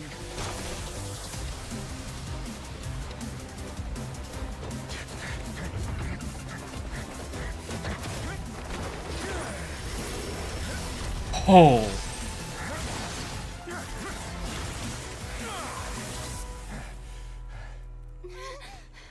This won't hold it for long. Find Neuvillette. Tell him the defenses are about to collapse. Then what will happen to you? Until he arrives, we're the last line of defense.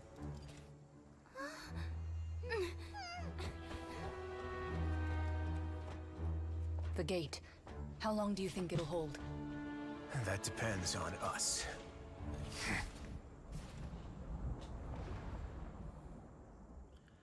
Oh. Can't wait. Oh, this is some cool ass stuff going on.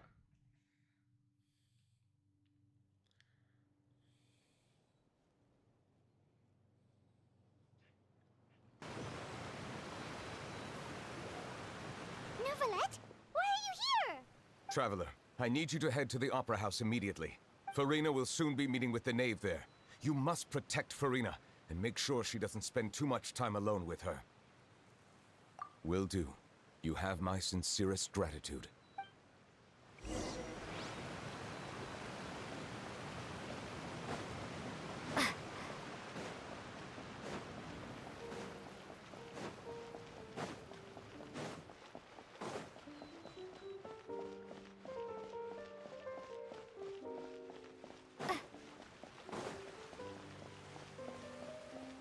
Oh. Look, there are a ton of Fatui and Palais Mermonia people over there. The Knave is probably here already. We need to hurry. Are you two the Traveler in Paimon? Monsieur Neuvillette has left instructions. Please follow me. Though I'm sure he's already explained, this should be a mostly cordial conversation, unlikely to give rise to violence. But it would be most appreciated if you could protect Lady Farina to the best of your abilities.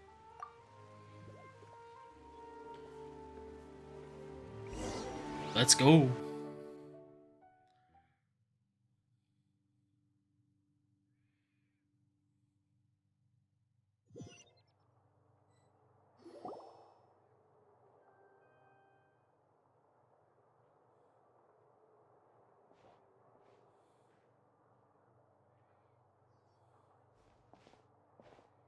Oh, so you two are the honored guests Miss Farina mentioned.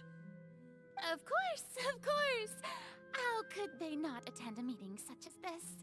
I must always have 2 or more guests at my dessert table. Otherwise, the occasion would be too lonely and unbecoming of my station. It is my pleasure to make your acquaintance, traveler. I have heard much of your accomplishments.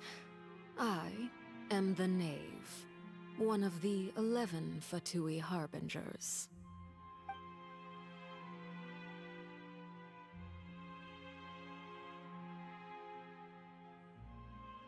I've already prepared seats for you.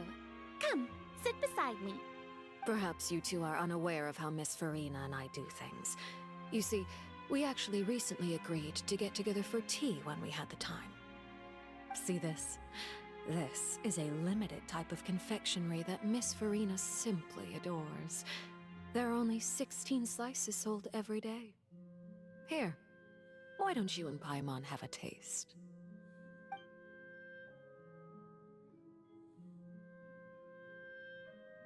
Traveler, what do you think of this cake? That's good to hear. So what Child said was on the mark after all. You do share a taste in desserts with Farina and I.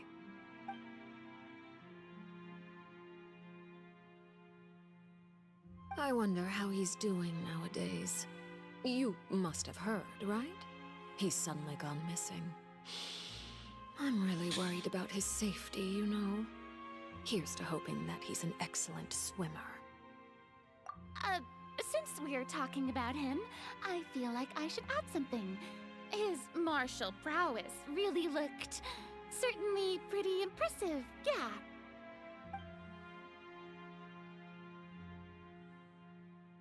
Oh, so you're also familiar with his aptitude for fighting, Miss Farina. Oh, right. I almost forgot.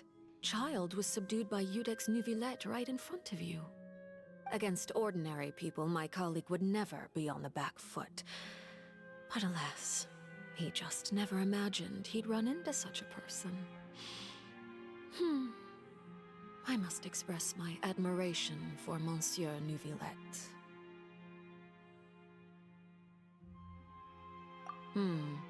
Coming from you, that's not surprising at all. But I thought you would be happier to hear the news.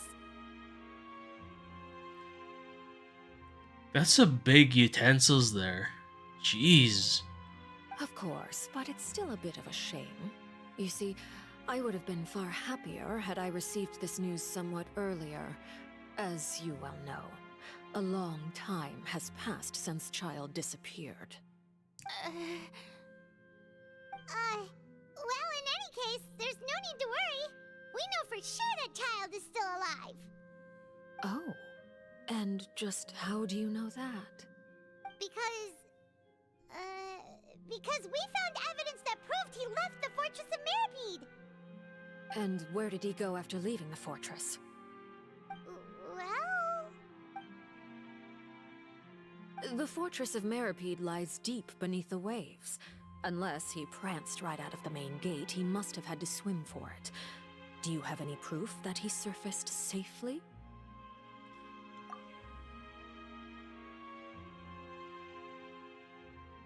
Ah, that is good news at least. His sister Tonya sent a letter to Fontaine not too long ago. Since he was unfortunately unavailable, I picked it up on his behalf.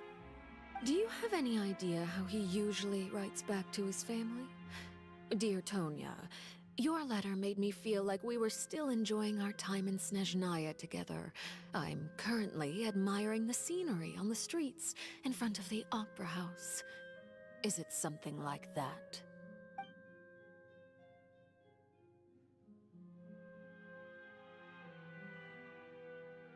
All letters tend to follow the same few formats anyway, right? As long as the contents are accurate, it doesn't matter so much how it's written or how it's worded. Hold on. The water in the teacup is shaking.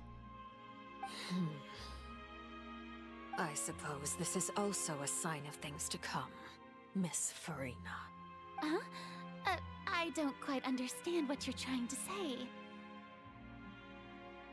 Have we entered into the next stage of the prophecy?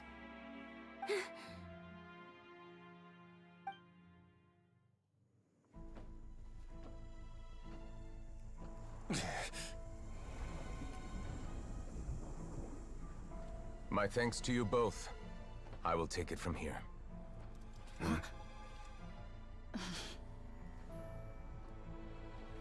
Sure you don't need a hand? Quite sure. Wow. So, what's your secret, huh? Let me guess. Nah, who knows? Maybe it's just your sense of responsibility. Sounds about right.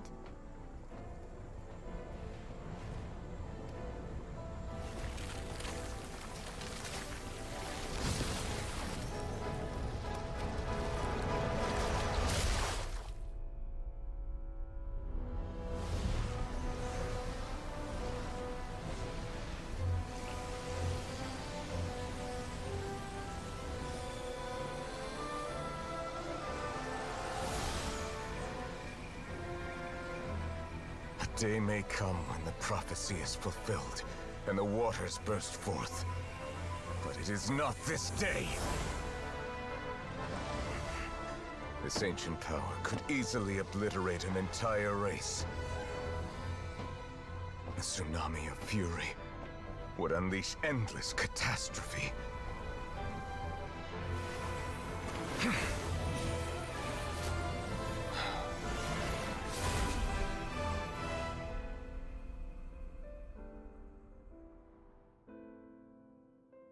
This sentence is too severe. Forgive me for overruling it.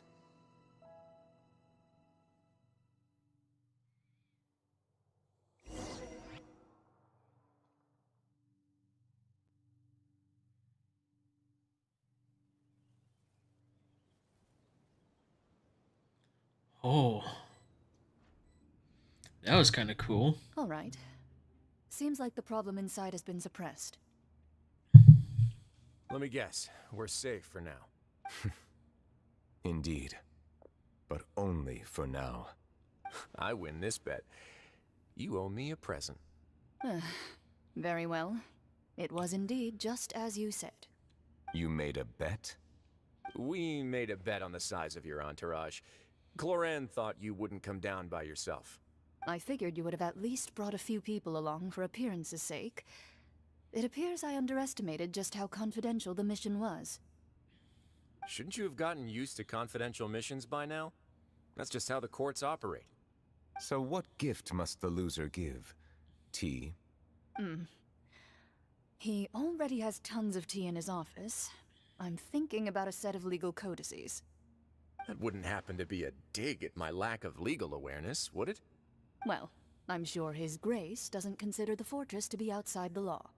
I was under the impression the residents of a place like this would be uninterested in the legal codices. That was obviously a joke. Anyway, you've still got some unfinished business to attend to in the overworld, correct? No need to stay here if you have a pressing matter. We all know you can't leave Palais Marmonia for long. Thank you. I hope everything went smoothly with the Fatui Harbinger.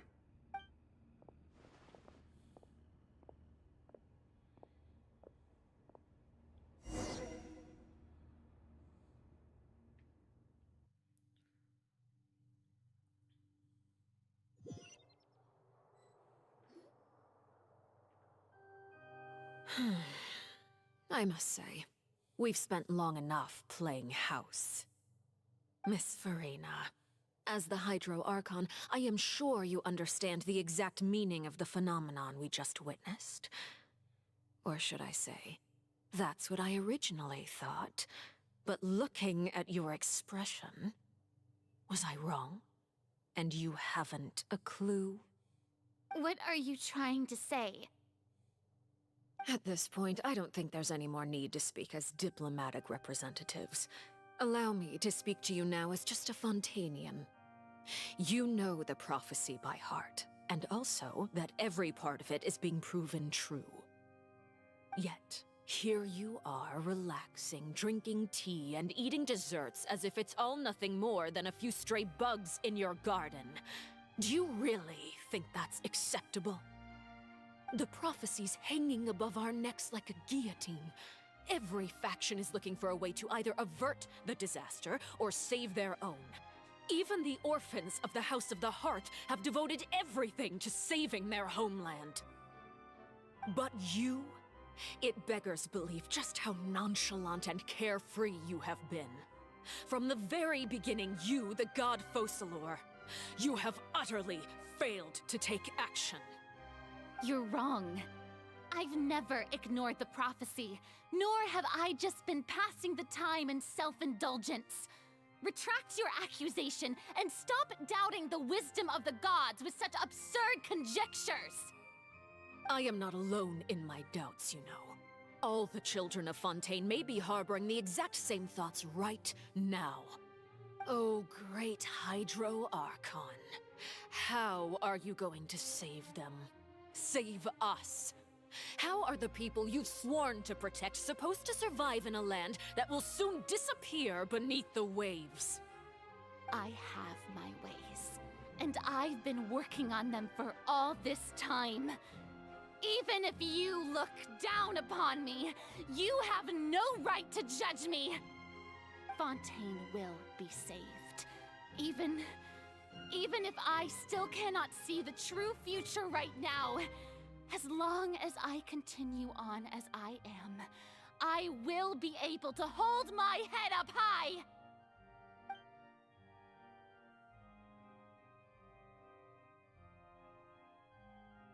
Then I ask you, Miss Farina, just what have you been working on? Where can we see it, and what is it doing to help?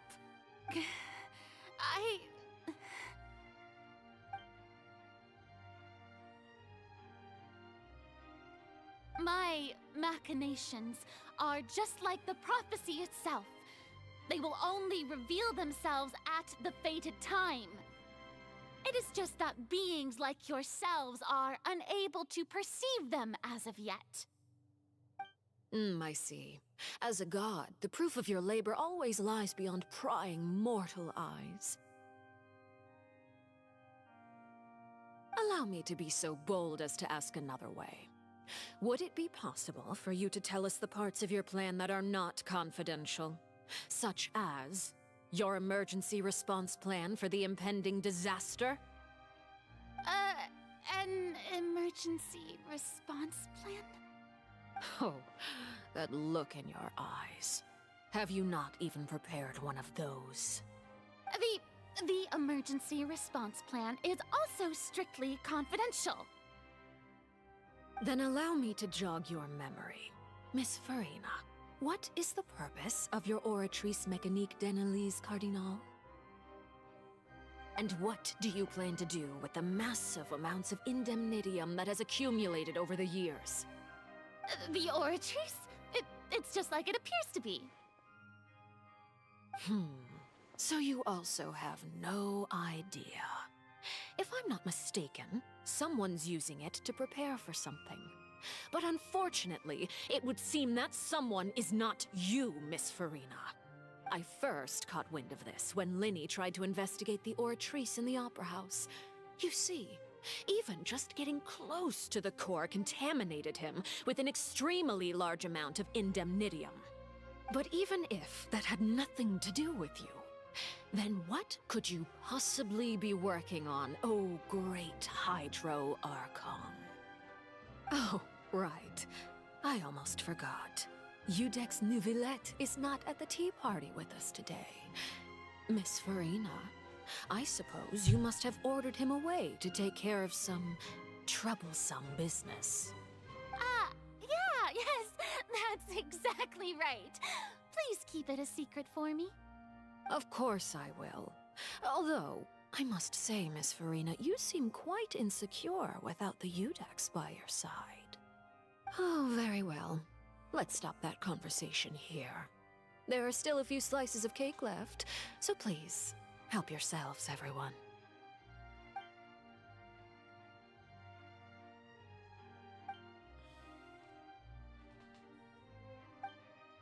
Traveler, I heard that you were recently commissioned to handle a few matters on behalf of the Udex. Why don't you take an extra slice of cake? Those who work hard deserve gratitude and praise. You too, Paimon. Thank you. Paimon will take you up on that offer.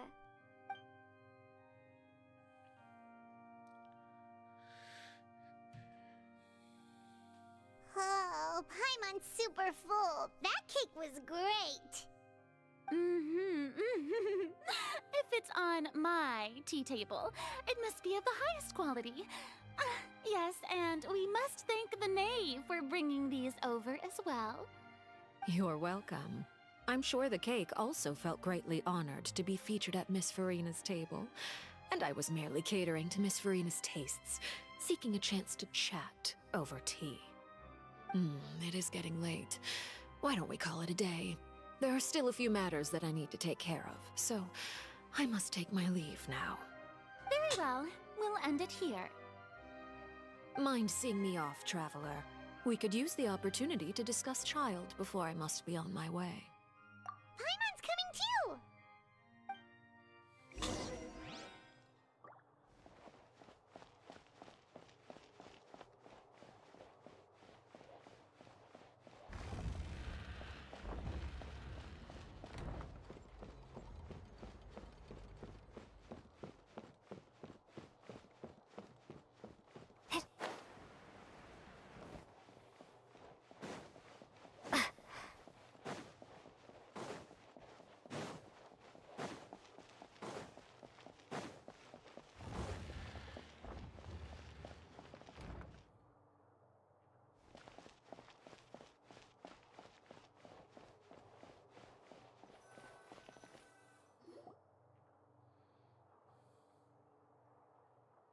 I'm glad that you were willing to come with me.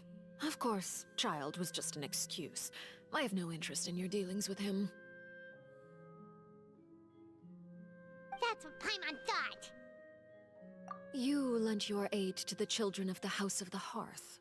As their father, I would like to express my gratitude. Do I look like an irresponsible father to you? The House of the Hearth is very important to me. You should know that I care deeply about my children. That was all. Formal topics should be discussed in formal settings, and informal topics in informal settings. I know you just returned from the fortress of Meripede. Relax. I have no intention of trying to get anything out of you. Linny, Lynette, and Fremine are still there, and I trust their judgment and abilities. They've all been working very hard and have always done all they can to fight back against anyone who tried to stop them, especially Linny. You mean Wriothesley. He's a tricky one to deal with. It's unfortunate that Linny's so eager to prove himself that he can't learn to rely on others, including me. By the way, and you can just consider this a bit of idle gossip, but what's your impression of Farina? You are outside of our disputes, and the freest person in all of Fontaine, able to move around most easily. Allow me to share my perspective with you. And that's everything that happened during the trial. Master Child was declared guilty and immediately transported to the Fortress of Meripede. Didn't he say he was coming here on vacation? Does he not feel an ounce of shame for all the trouble he has caused? Forget it. He did give us an opportunity. I will be meeting someone shortly. Do you require help with any preparations? No need. I will take care of it myself. I need to meet with Farina, the Hydro Archon. She is at the heart of Fontaine. But what's fascinating about her is that she often seems more like a celebrity than a working Archon. Oh? Come over here, you little critter, you! You dare to run from me? Stop right this instant! My goal is just to discover the location of the Gnosis. But I didn't expect the chance to approach Farina to be handed to me on a silver platter. This is so easy, it's actually making me a bit suspicious. Anything left unguarded is usually just bait. But no one will blame someone for taking the bait. After all, from the moment it was attached to the hook, the bait is meant to be sacrificed. It's just as I guessed in the second before I struck. The Hydronosis is not currently held by the Archon. In fact, this Archon doesn't seem like a god at all. And I sense that she's under some kind of curse. Who are you? And what are you trying to do? Please don't kill me. I'm begging you, please. The fear in her pupils is genuine, so perhaps she's not bait after all. Either way, targeting her has lost all meaning. I left the scene with ease. Nobody came looking for me, and nobody could serve as a witness to my near assassination of Focalor. I suspect even Farina dares not mention this incident to anyone. Not long after, my informants confirmed what I had guessed. After returning to her quarters, Farina quietly cried alone. She was so scared that she could not sleep that night, nor could she even bring herself to eat her cake. There's no doubt that there's something wrong with her. I began to entertain the possibility that she is not the true Hydro Archon. Perhaps Iudex Neuvillette is actually the genuine article. I have to find the Gnosis. If the Neuvillette hypothesis is correct, he is probably in possession of it. Alternatively, it might have been hidden in a place that's hard for ordinary people to access. Yes, Father. My dear children, please speak. News from the Fortress of Meripede. Master Child has gone missing. On top of that, the contacts and guards we bribed at the fortress have all gone quiet as well. Probably the handiwork of that Ridesley. I'm afraid so. This is a good opportunity. The value of a Harbinger is much higher than most would imagine. We now have an excuse to exert diplomatic pressure on the Fontaine authorities. Set up a meeting for me. I would like to meet the Hydro Archon and Iudex Neuvillette. Oh, and I have an additional mission for you three. Yes, Father. Tartaglia's disappearance was not a part of my plan, but I can use it to make a breakthrough. With this as my excuse, I can ask for an official audience and continue my investigation of Farina and Iudex Neuvillette. The initiative belongs to the House of the Hearth. My wish to investigate the Fortress of Meripede will be a front. Lenny and his group will be responsible for the actual intelligence gathering.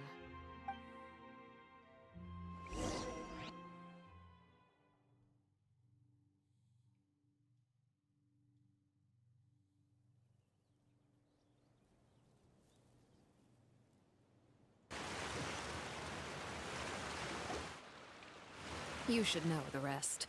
Lenny's group is quite close to you, so they wouldn't have hidden anything from you. You attacked the Hydro Archon? It wouldn't mean anything, even if you shouted it from the rooftops. After all, even Farina herself is still pretending that nothing of that sort ever happened. Alright then. I've now had 2 chances to enjoy tea with Farina. I have to say, the leadership of Fontaine is even more inscrutable than I had imagined. I once surmised that Iudex Neuvillette must be the Hydro Archon, but now, that doesn't seem right to me either. I am a servant of Her Majesty the Tsaritsa. Over my years of service, I've learned how a real Archon conducts and carries themselves. Whether Iudex Neuvillette or Farina, neither fits the bill. It's hard to imagine either of them as the Archon. Of course, that is all just how I feel. Gut feelings often do not require justification. It is, however, quite amusing to me that after all my years working in intelligence gathering, I've come to realize I am at a complete loss regarding the identity of the god of the land of my birth. Don't you think Fontaine is quite intriguing? A catastrophe looms, yet many secrets have yet to rise to the surface. It looks like Fontanians will have no choice but to save themselves. Ultimately, though, one must survive in order to do anything else. Should the need arise, I would be happy to cooperate with you. You don't need to commit to anything right now, of course. I have a feeling that the situation will continue to evolve, and as your name is often connected with noble deeds, I'm sure we will work together someday. He certainly returned quickly. You must want to catch up with each other, so I'll leave you to him. Neuvillette, is it over? For now, yes. But this issue will prove quite thorny in the long term. I'm concerned that sooner or later the prophesized events will occur. Thank you for protecting Farina. To put it simply, I used my power to force back the Primordial Sea and reseal the sluice gate.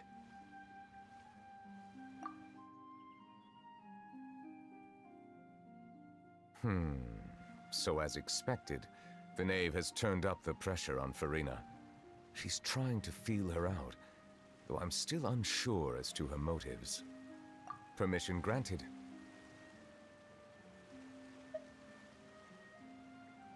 Whoa. It can't be that you're the real Hydro Archon, right? But that's just a speculation on our part, though. You can't tell us? Then that's okay. We can talk about something else. We won't try to force you. You guys in Fontaine are super strange. If by the phrase, you guys, you are referring to Farina and I, then although I'm not sure just what you are trying to imply, I must clarify that I do not share her positions on a multitude of topics.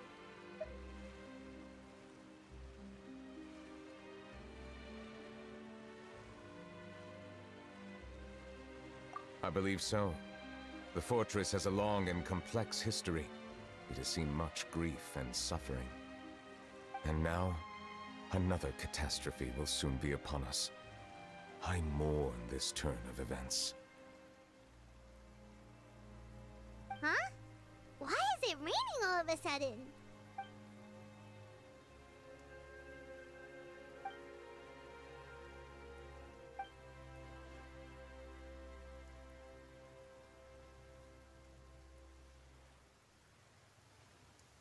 You may be closer to the truth than you think.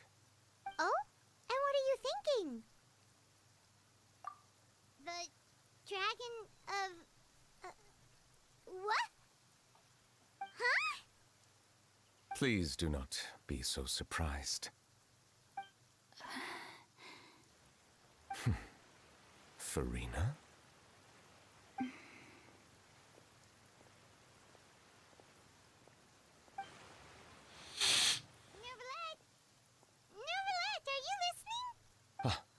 My apologies. We were just guessing randomly. We didn't guess right, did we? You're not actually the Dragon Sovereign of Water, right?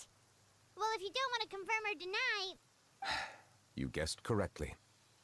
I sincerely hope you'll be able to keep this a secret for me. Right, of course. We'll definitely help you keep it a secret.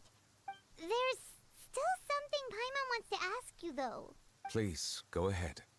Well, if you are the Dragon Sovereign of Water, and you were able to force back the Primordial Sea from the fortress, then since Fontaine's prophecy is all about seawater, couldn't you just use your power to solve the crisis? None of the currently living dragon sovereigns in the world, myself included, possess our full dragonhood.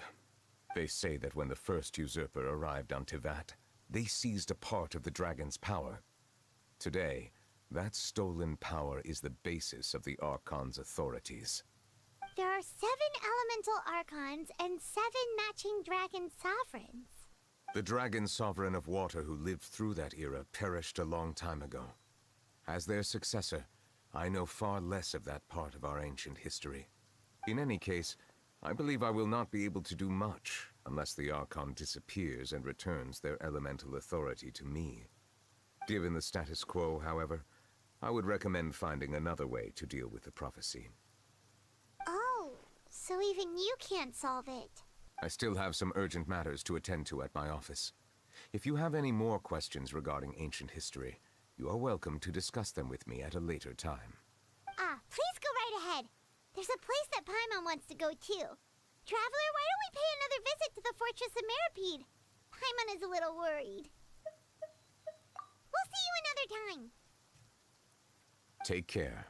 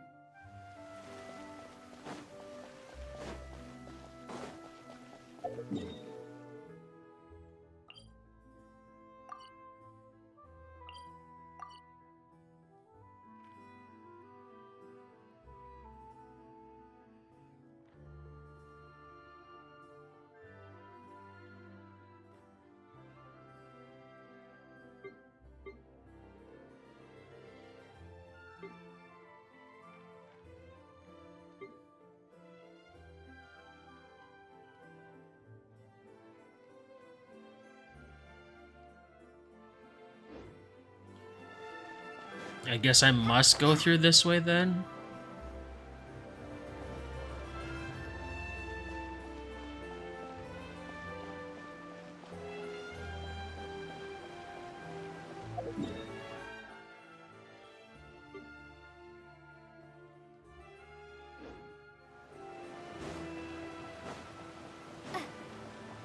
So weird how I have to go through this way.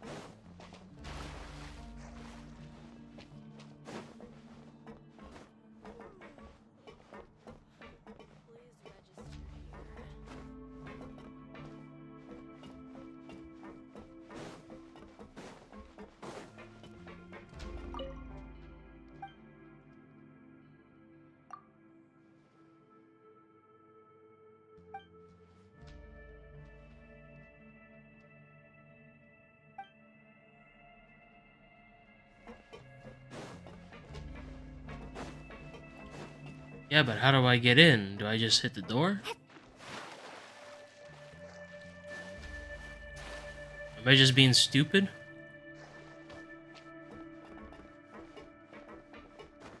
Do I talk to you? I can't talk to you.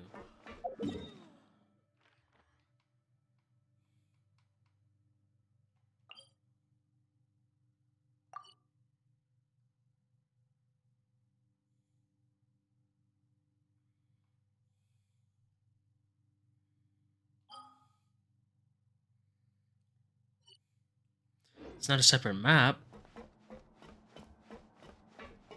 Well, return to the prison.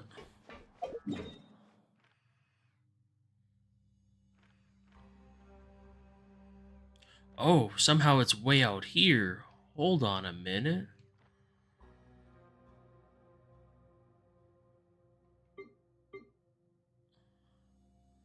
Oh. Wait, how far is that?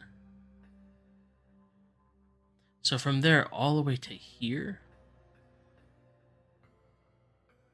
Ole. Okay. Finally found it.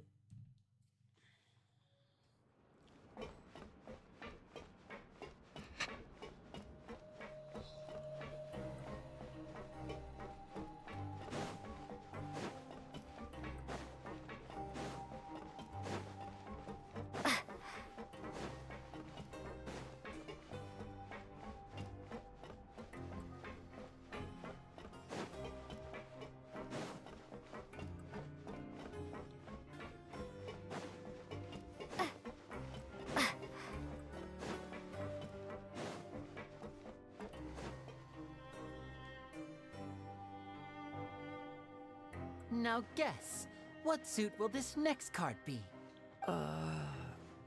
A bare-teeth cat? Well, well, look who it is. Traveler, Paimon. Hello, everyone. Looks like you're recovering nicely from it, eh? Mm-hmm. Thanks to everyone's support. You know it. Oh, right. I managed to work up the courage to thank Miss Clarand in person. Whoa, how did she react? She told me that it was nothing. It was as if saving a life wasn't a big deal to her at all. She also told me not to worry about it. She didn't want to stress you out, that's all. She's right, and it's best not to dwell on it. Yeah. Okay, but check this out. We went back to the Opera House and we met the knave. You met Father? Did she say anything to you? She said a few things that were, a bit hard to understand. And also that she's looking forward to working with us in the future. Her attitude towards you is even better than what we'd imagined. That's fantastic. You should believe her.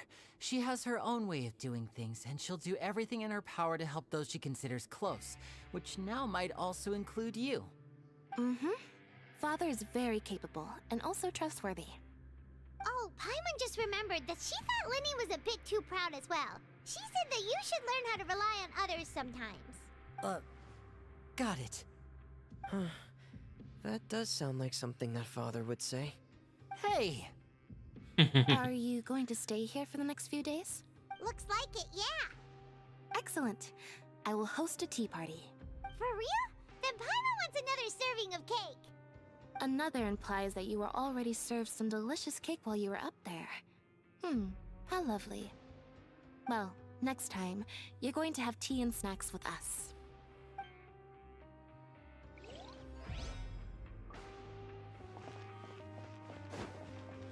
Alright, 1 down, 3 to go.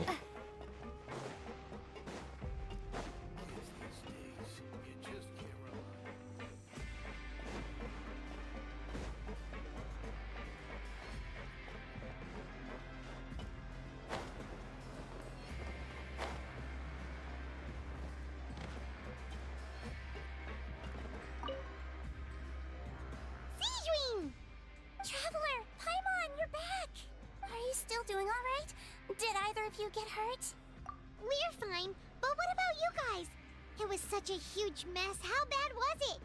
A few people sustained superficial injuries, but that's about the extent of the damage. Monsieur Nervulette paid us a visit. It was all thanks to him that we managed to suppress the crisis for the time being. Of course, we must also thank you for the help you provided. How did Nervulette know that he was needed here? Well, Monsieur Nervulette has strong resonance with the hydro element. When the water level rises, he can feel the waves produced. I ran into the bombshell bros while bandaging the injuries of the wounded. They were mumbling the whole time about how you just ran down without a word. I'm so relieved to see that you're both alright. If you're not too pressed for time, please stay with us a few more days. Just let me know if you get a craving for any particular dish, so I can have Mr. Walsey get your meals prepared.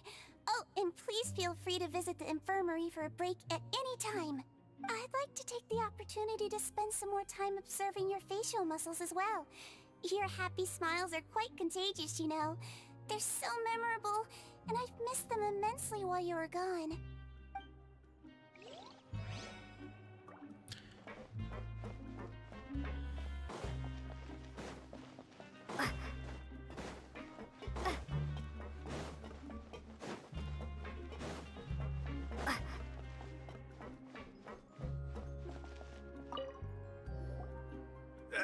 You guys are back? Crystal! Macaroon! You guys didn't get caught and thrown back down here, right? Huh? No, not at all. Ah, and here I thought you'd managed to escape from jail during all the commotion. I'd held you up as legendary jailbreakers, but now you're telling me you just never left?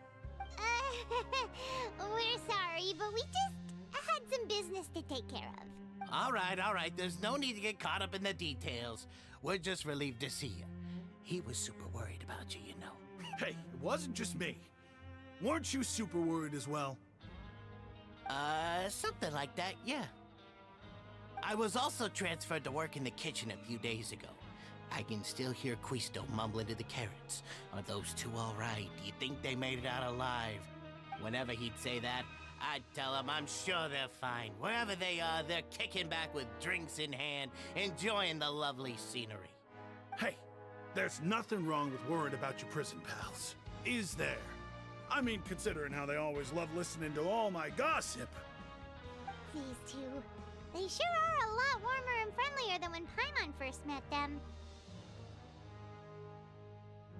Oh, well, if you say so. I'll be watching you to make sure you finish every last bite.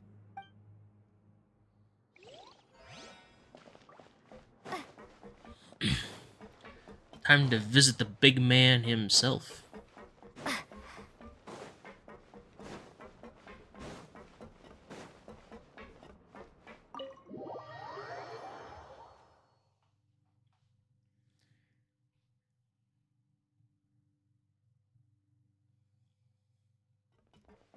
I'm pretty sure it all goes up to Act 5 at least. Oh, do we go down? Oh no. Oh, higher up is here. Okay. Jurier, Miss Sijween told me you still haven't eaten. Yeah, I was working on something, so I forgot. That's no excuse for... Huh? It's you two. Jurier, Lurvine, we're back! Hello there. It's been quite the mess here recently. How have you been? And you? Are you still taking the secret passageway from the infirmary to work on the ship? Yep. That is still top secret, though. So don't say a word to anyone. It can be a bit annoying when there are lots of people in the infirmary, but I still prefer taking that route over the one from the Duke's office. I mean, the infirmary does make it easier for you to slack off. Oh yeah? Then why are you also here so much? You two really are just using your jobs as a cover for your relationship, aren't you? Not at all!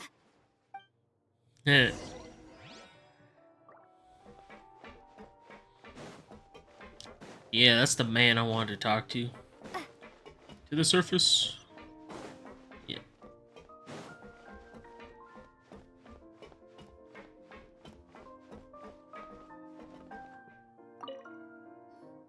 Do my eyes deceive me, or did I just see two inmates come back after making it to the surface? Some strange winds blowing of late. We wanted to see how the fortress is doing. Is everything still alright? We're fine, for the most part. Neuvillette came down and took care of the worst of it.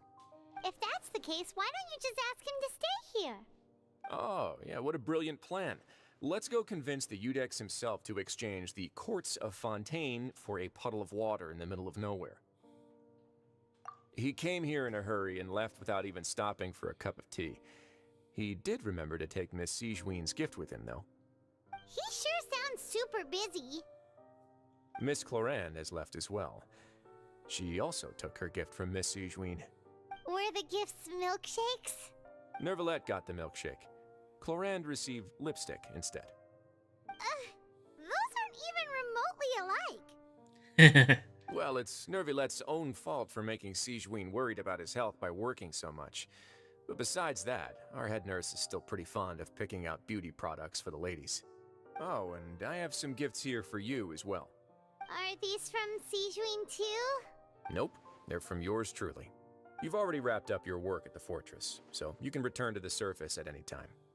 You haven't yet served your full prison term, however, so you may continue to use your cell until your term is up. For real? Then we could stay here for a really long time? You may access the cafeteria for free. Hooray! Just remember to come complete your paperwork once it's time for your release.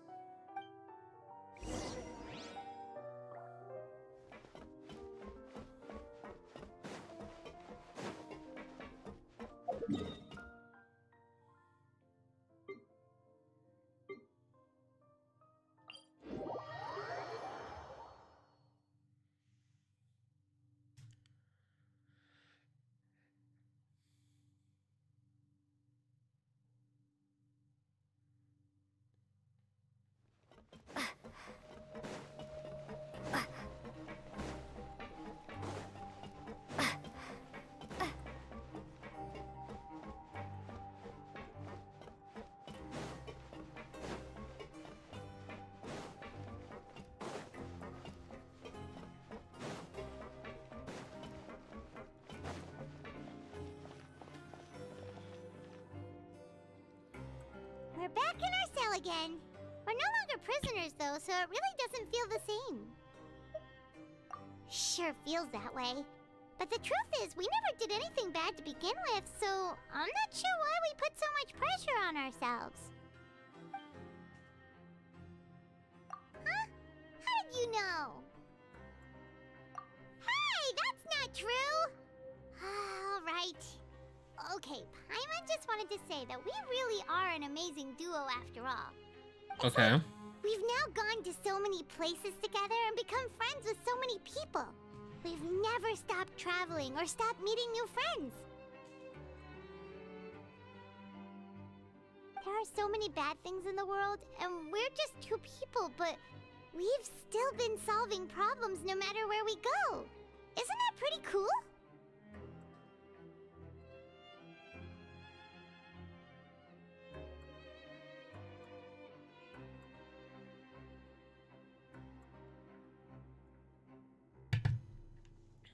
You're counting Paimon today? Aren't you the only adventurer here? Then let's ask Catherine to give Paimon an adventurer handbook as well. Paimon will also be an adventurer from today forward. Just our thoughts making Paimon giddy. Paimon's gonna crash, so you sleep soon too. The last time we fell asleep here, we woke up to a whole mess outside our cell. The primordial seawater nearly rose up. That was so scary. Mm-hmm. We should be safe now, right? Alright then, good night to you, traveler. Ah.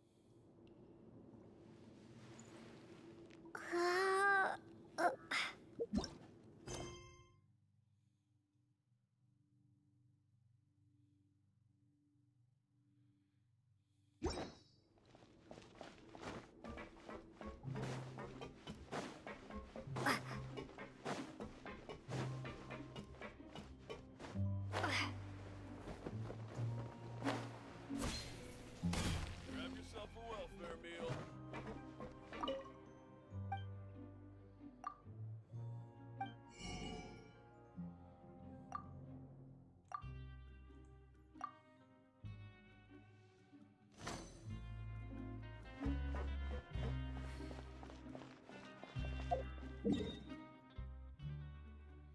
Hmm.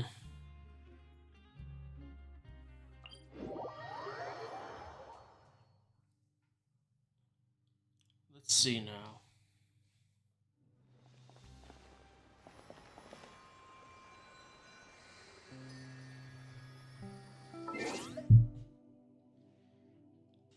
Alrighty. Hold on a moment. So, I decided today is a double whammy. done 2 art conquests today. But anyways, I hope you enjoyed that. I enjoyed it. It was really cool.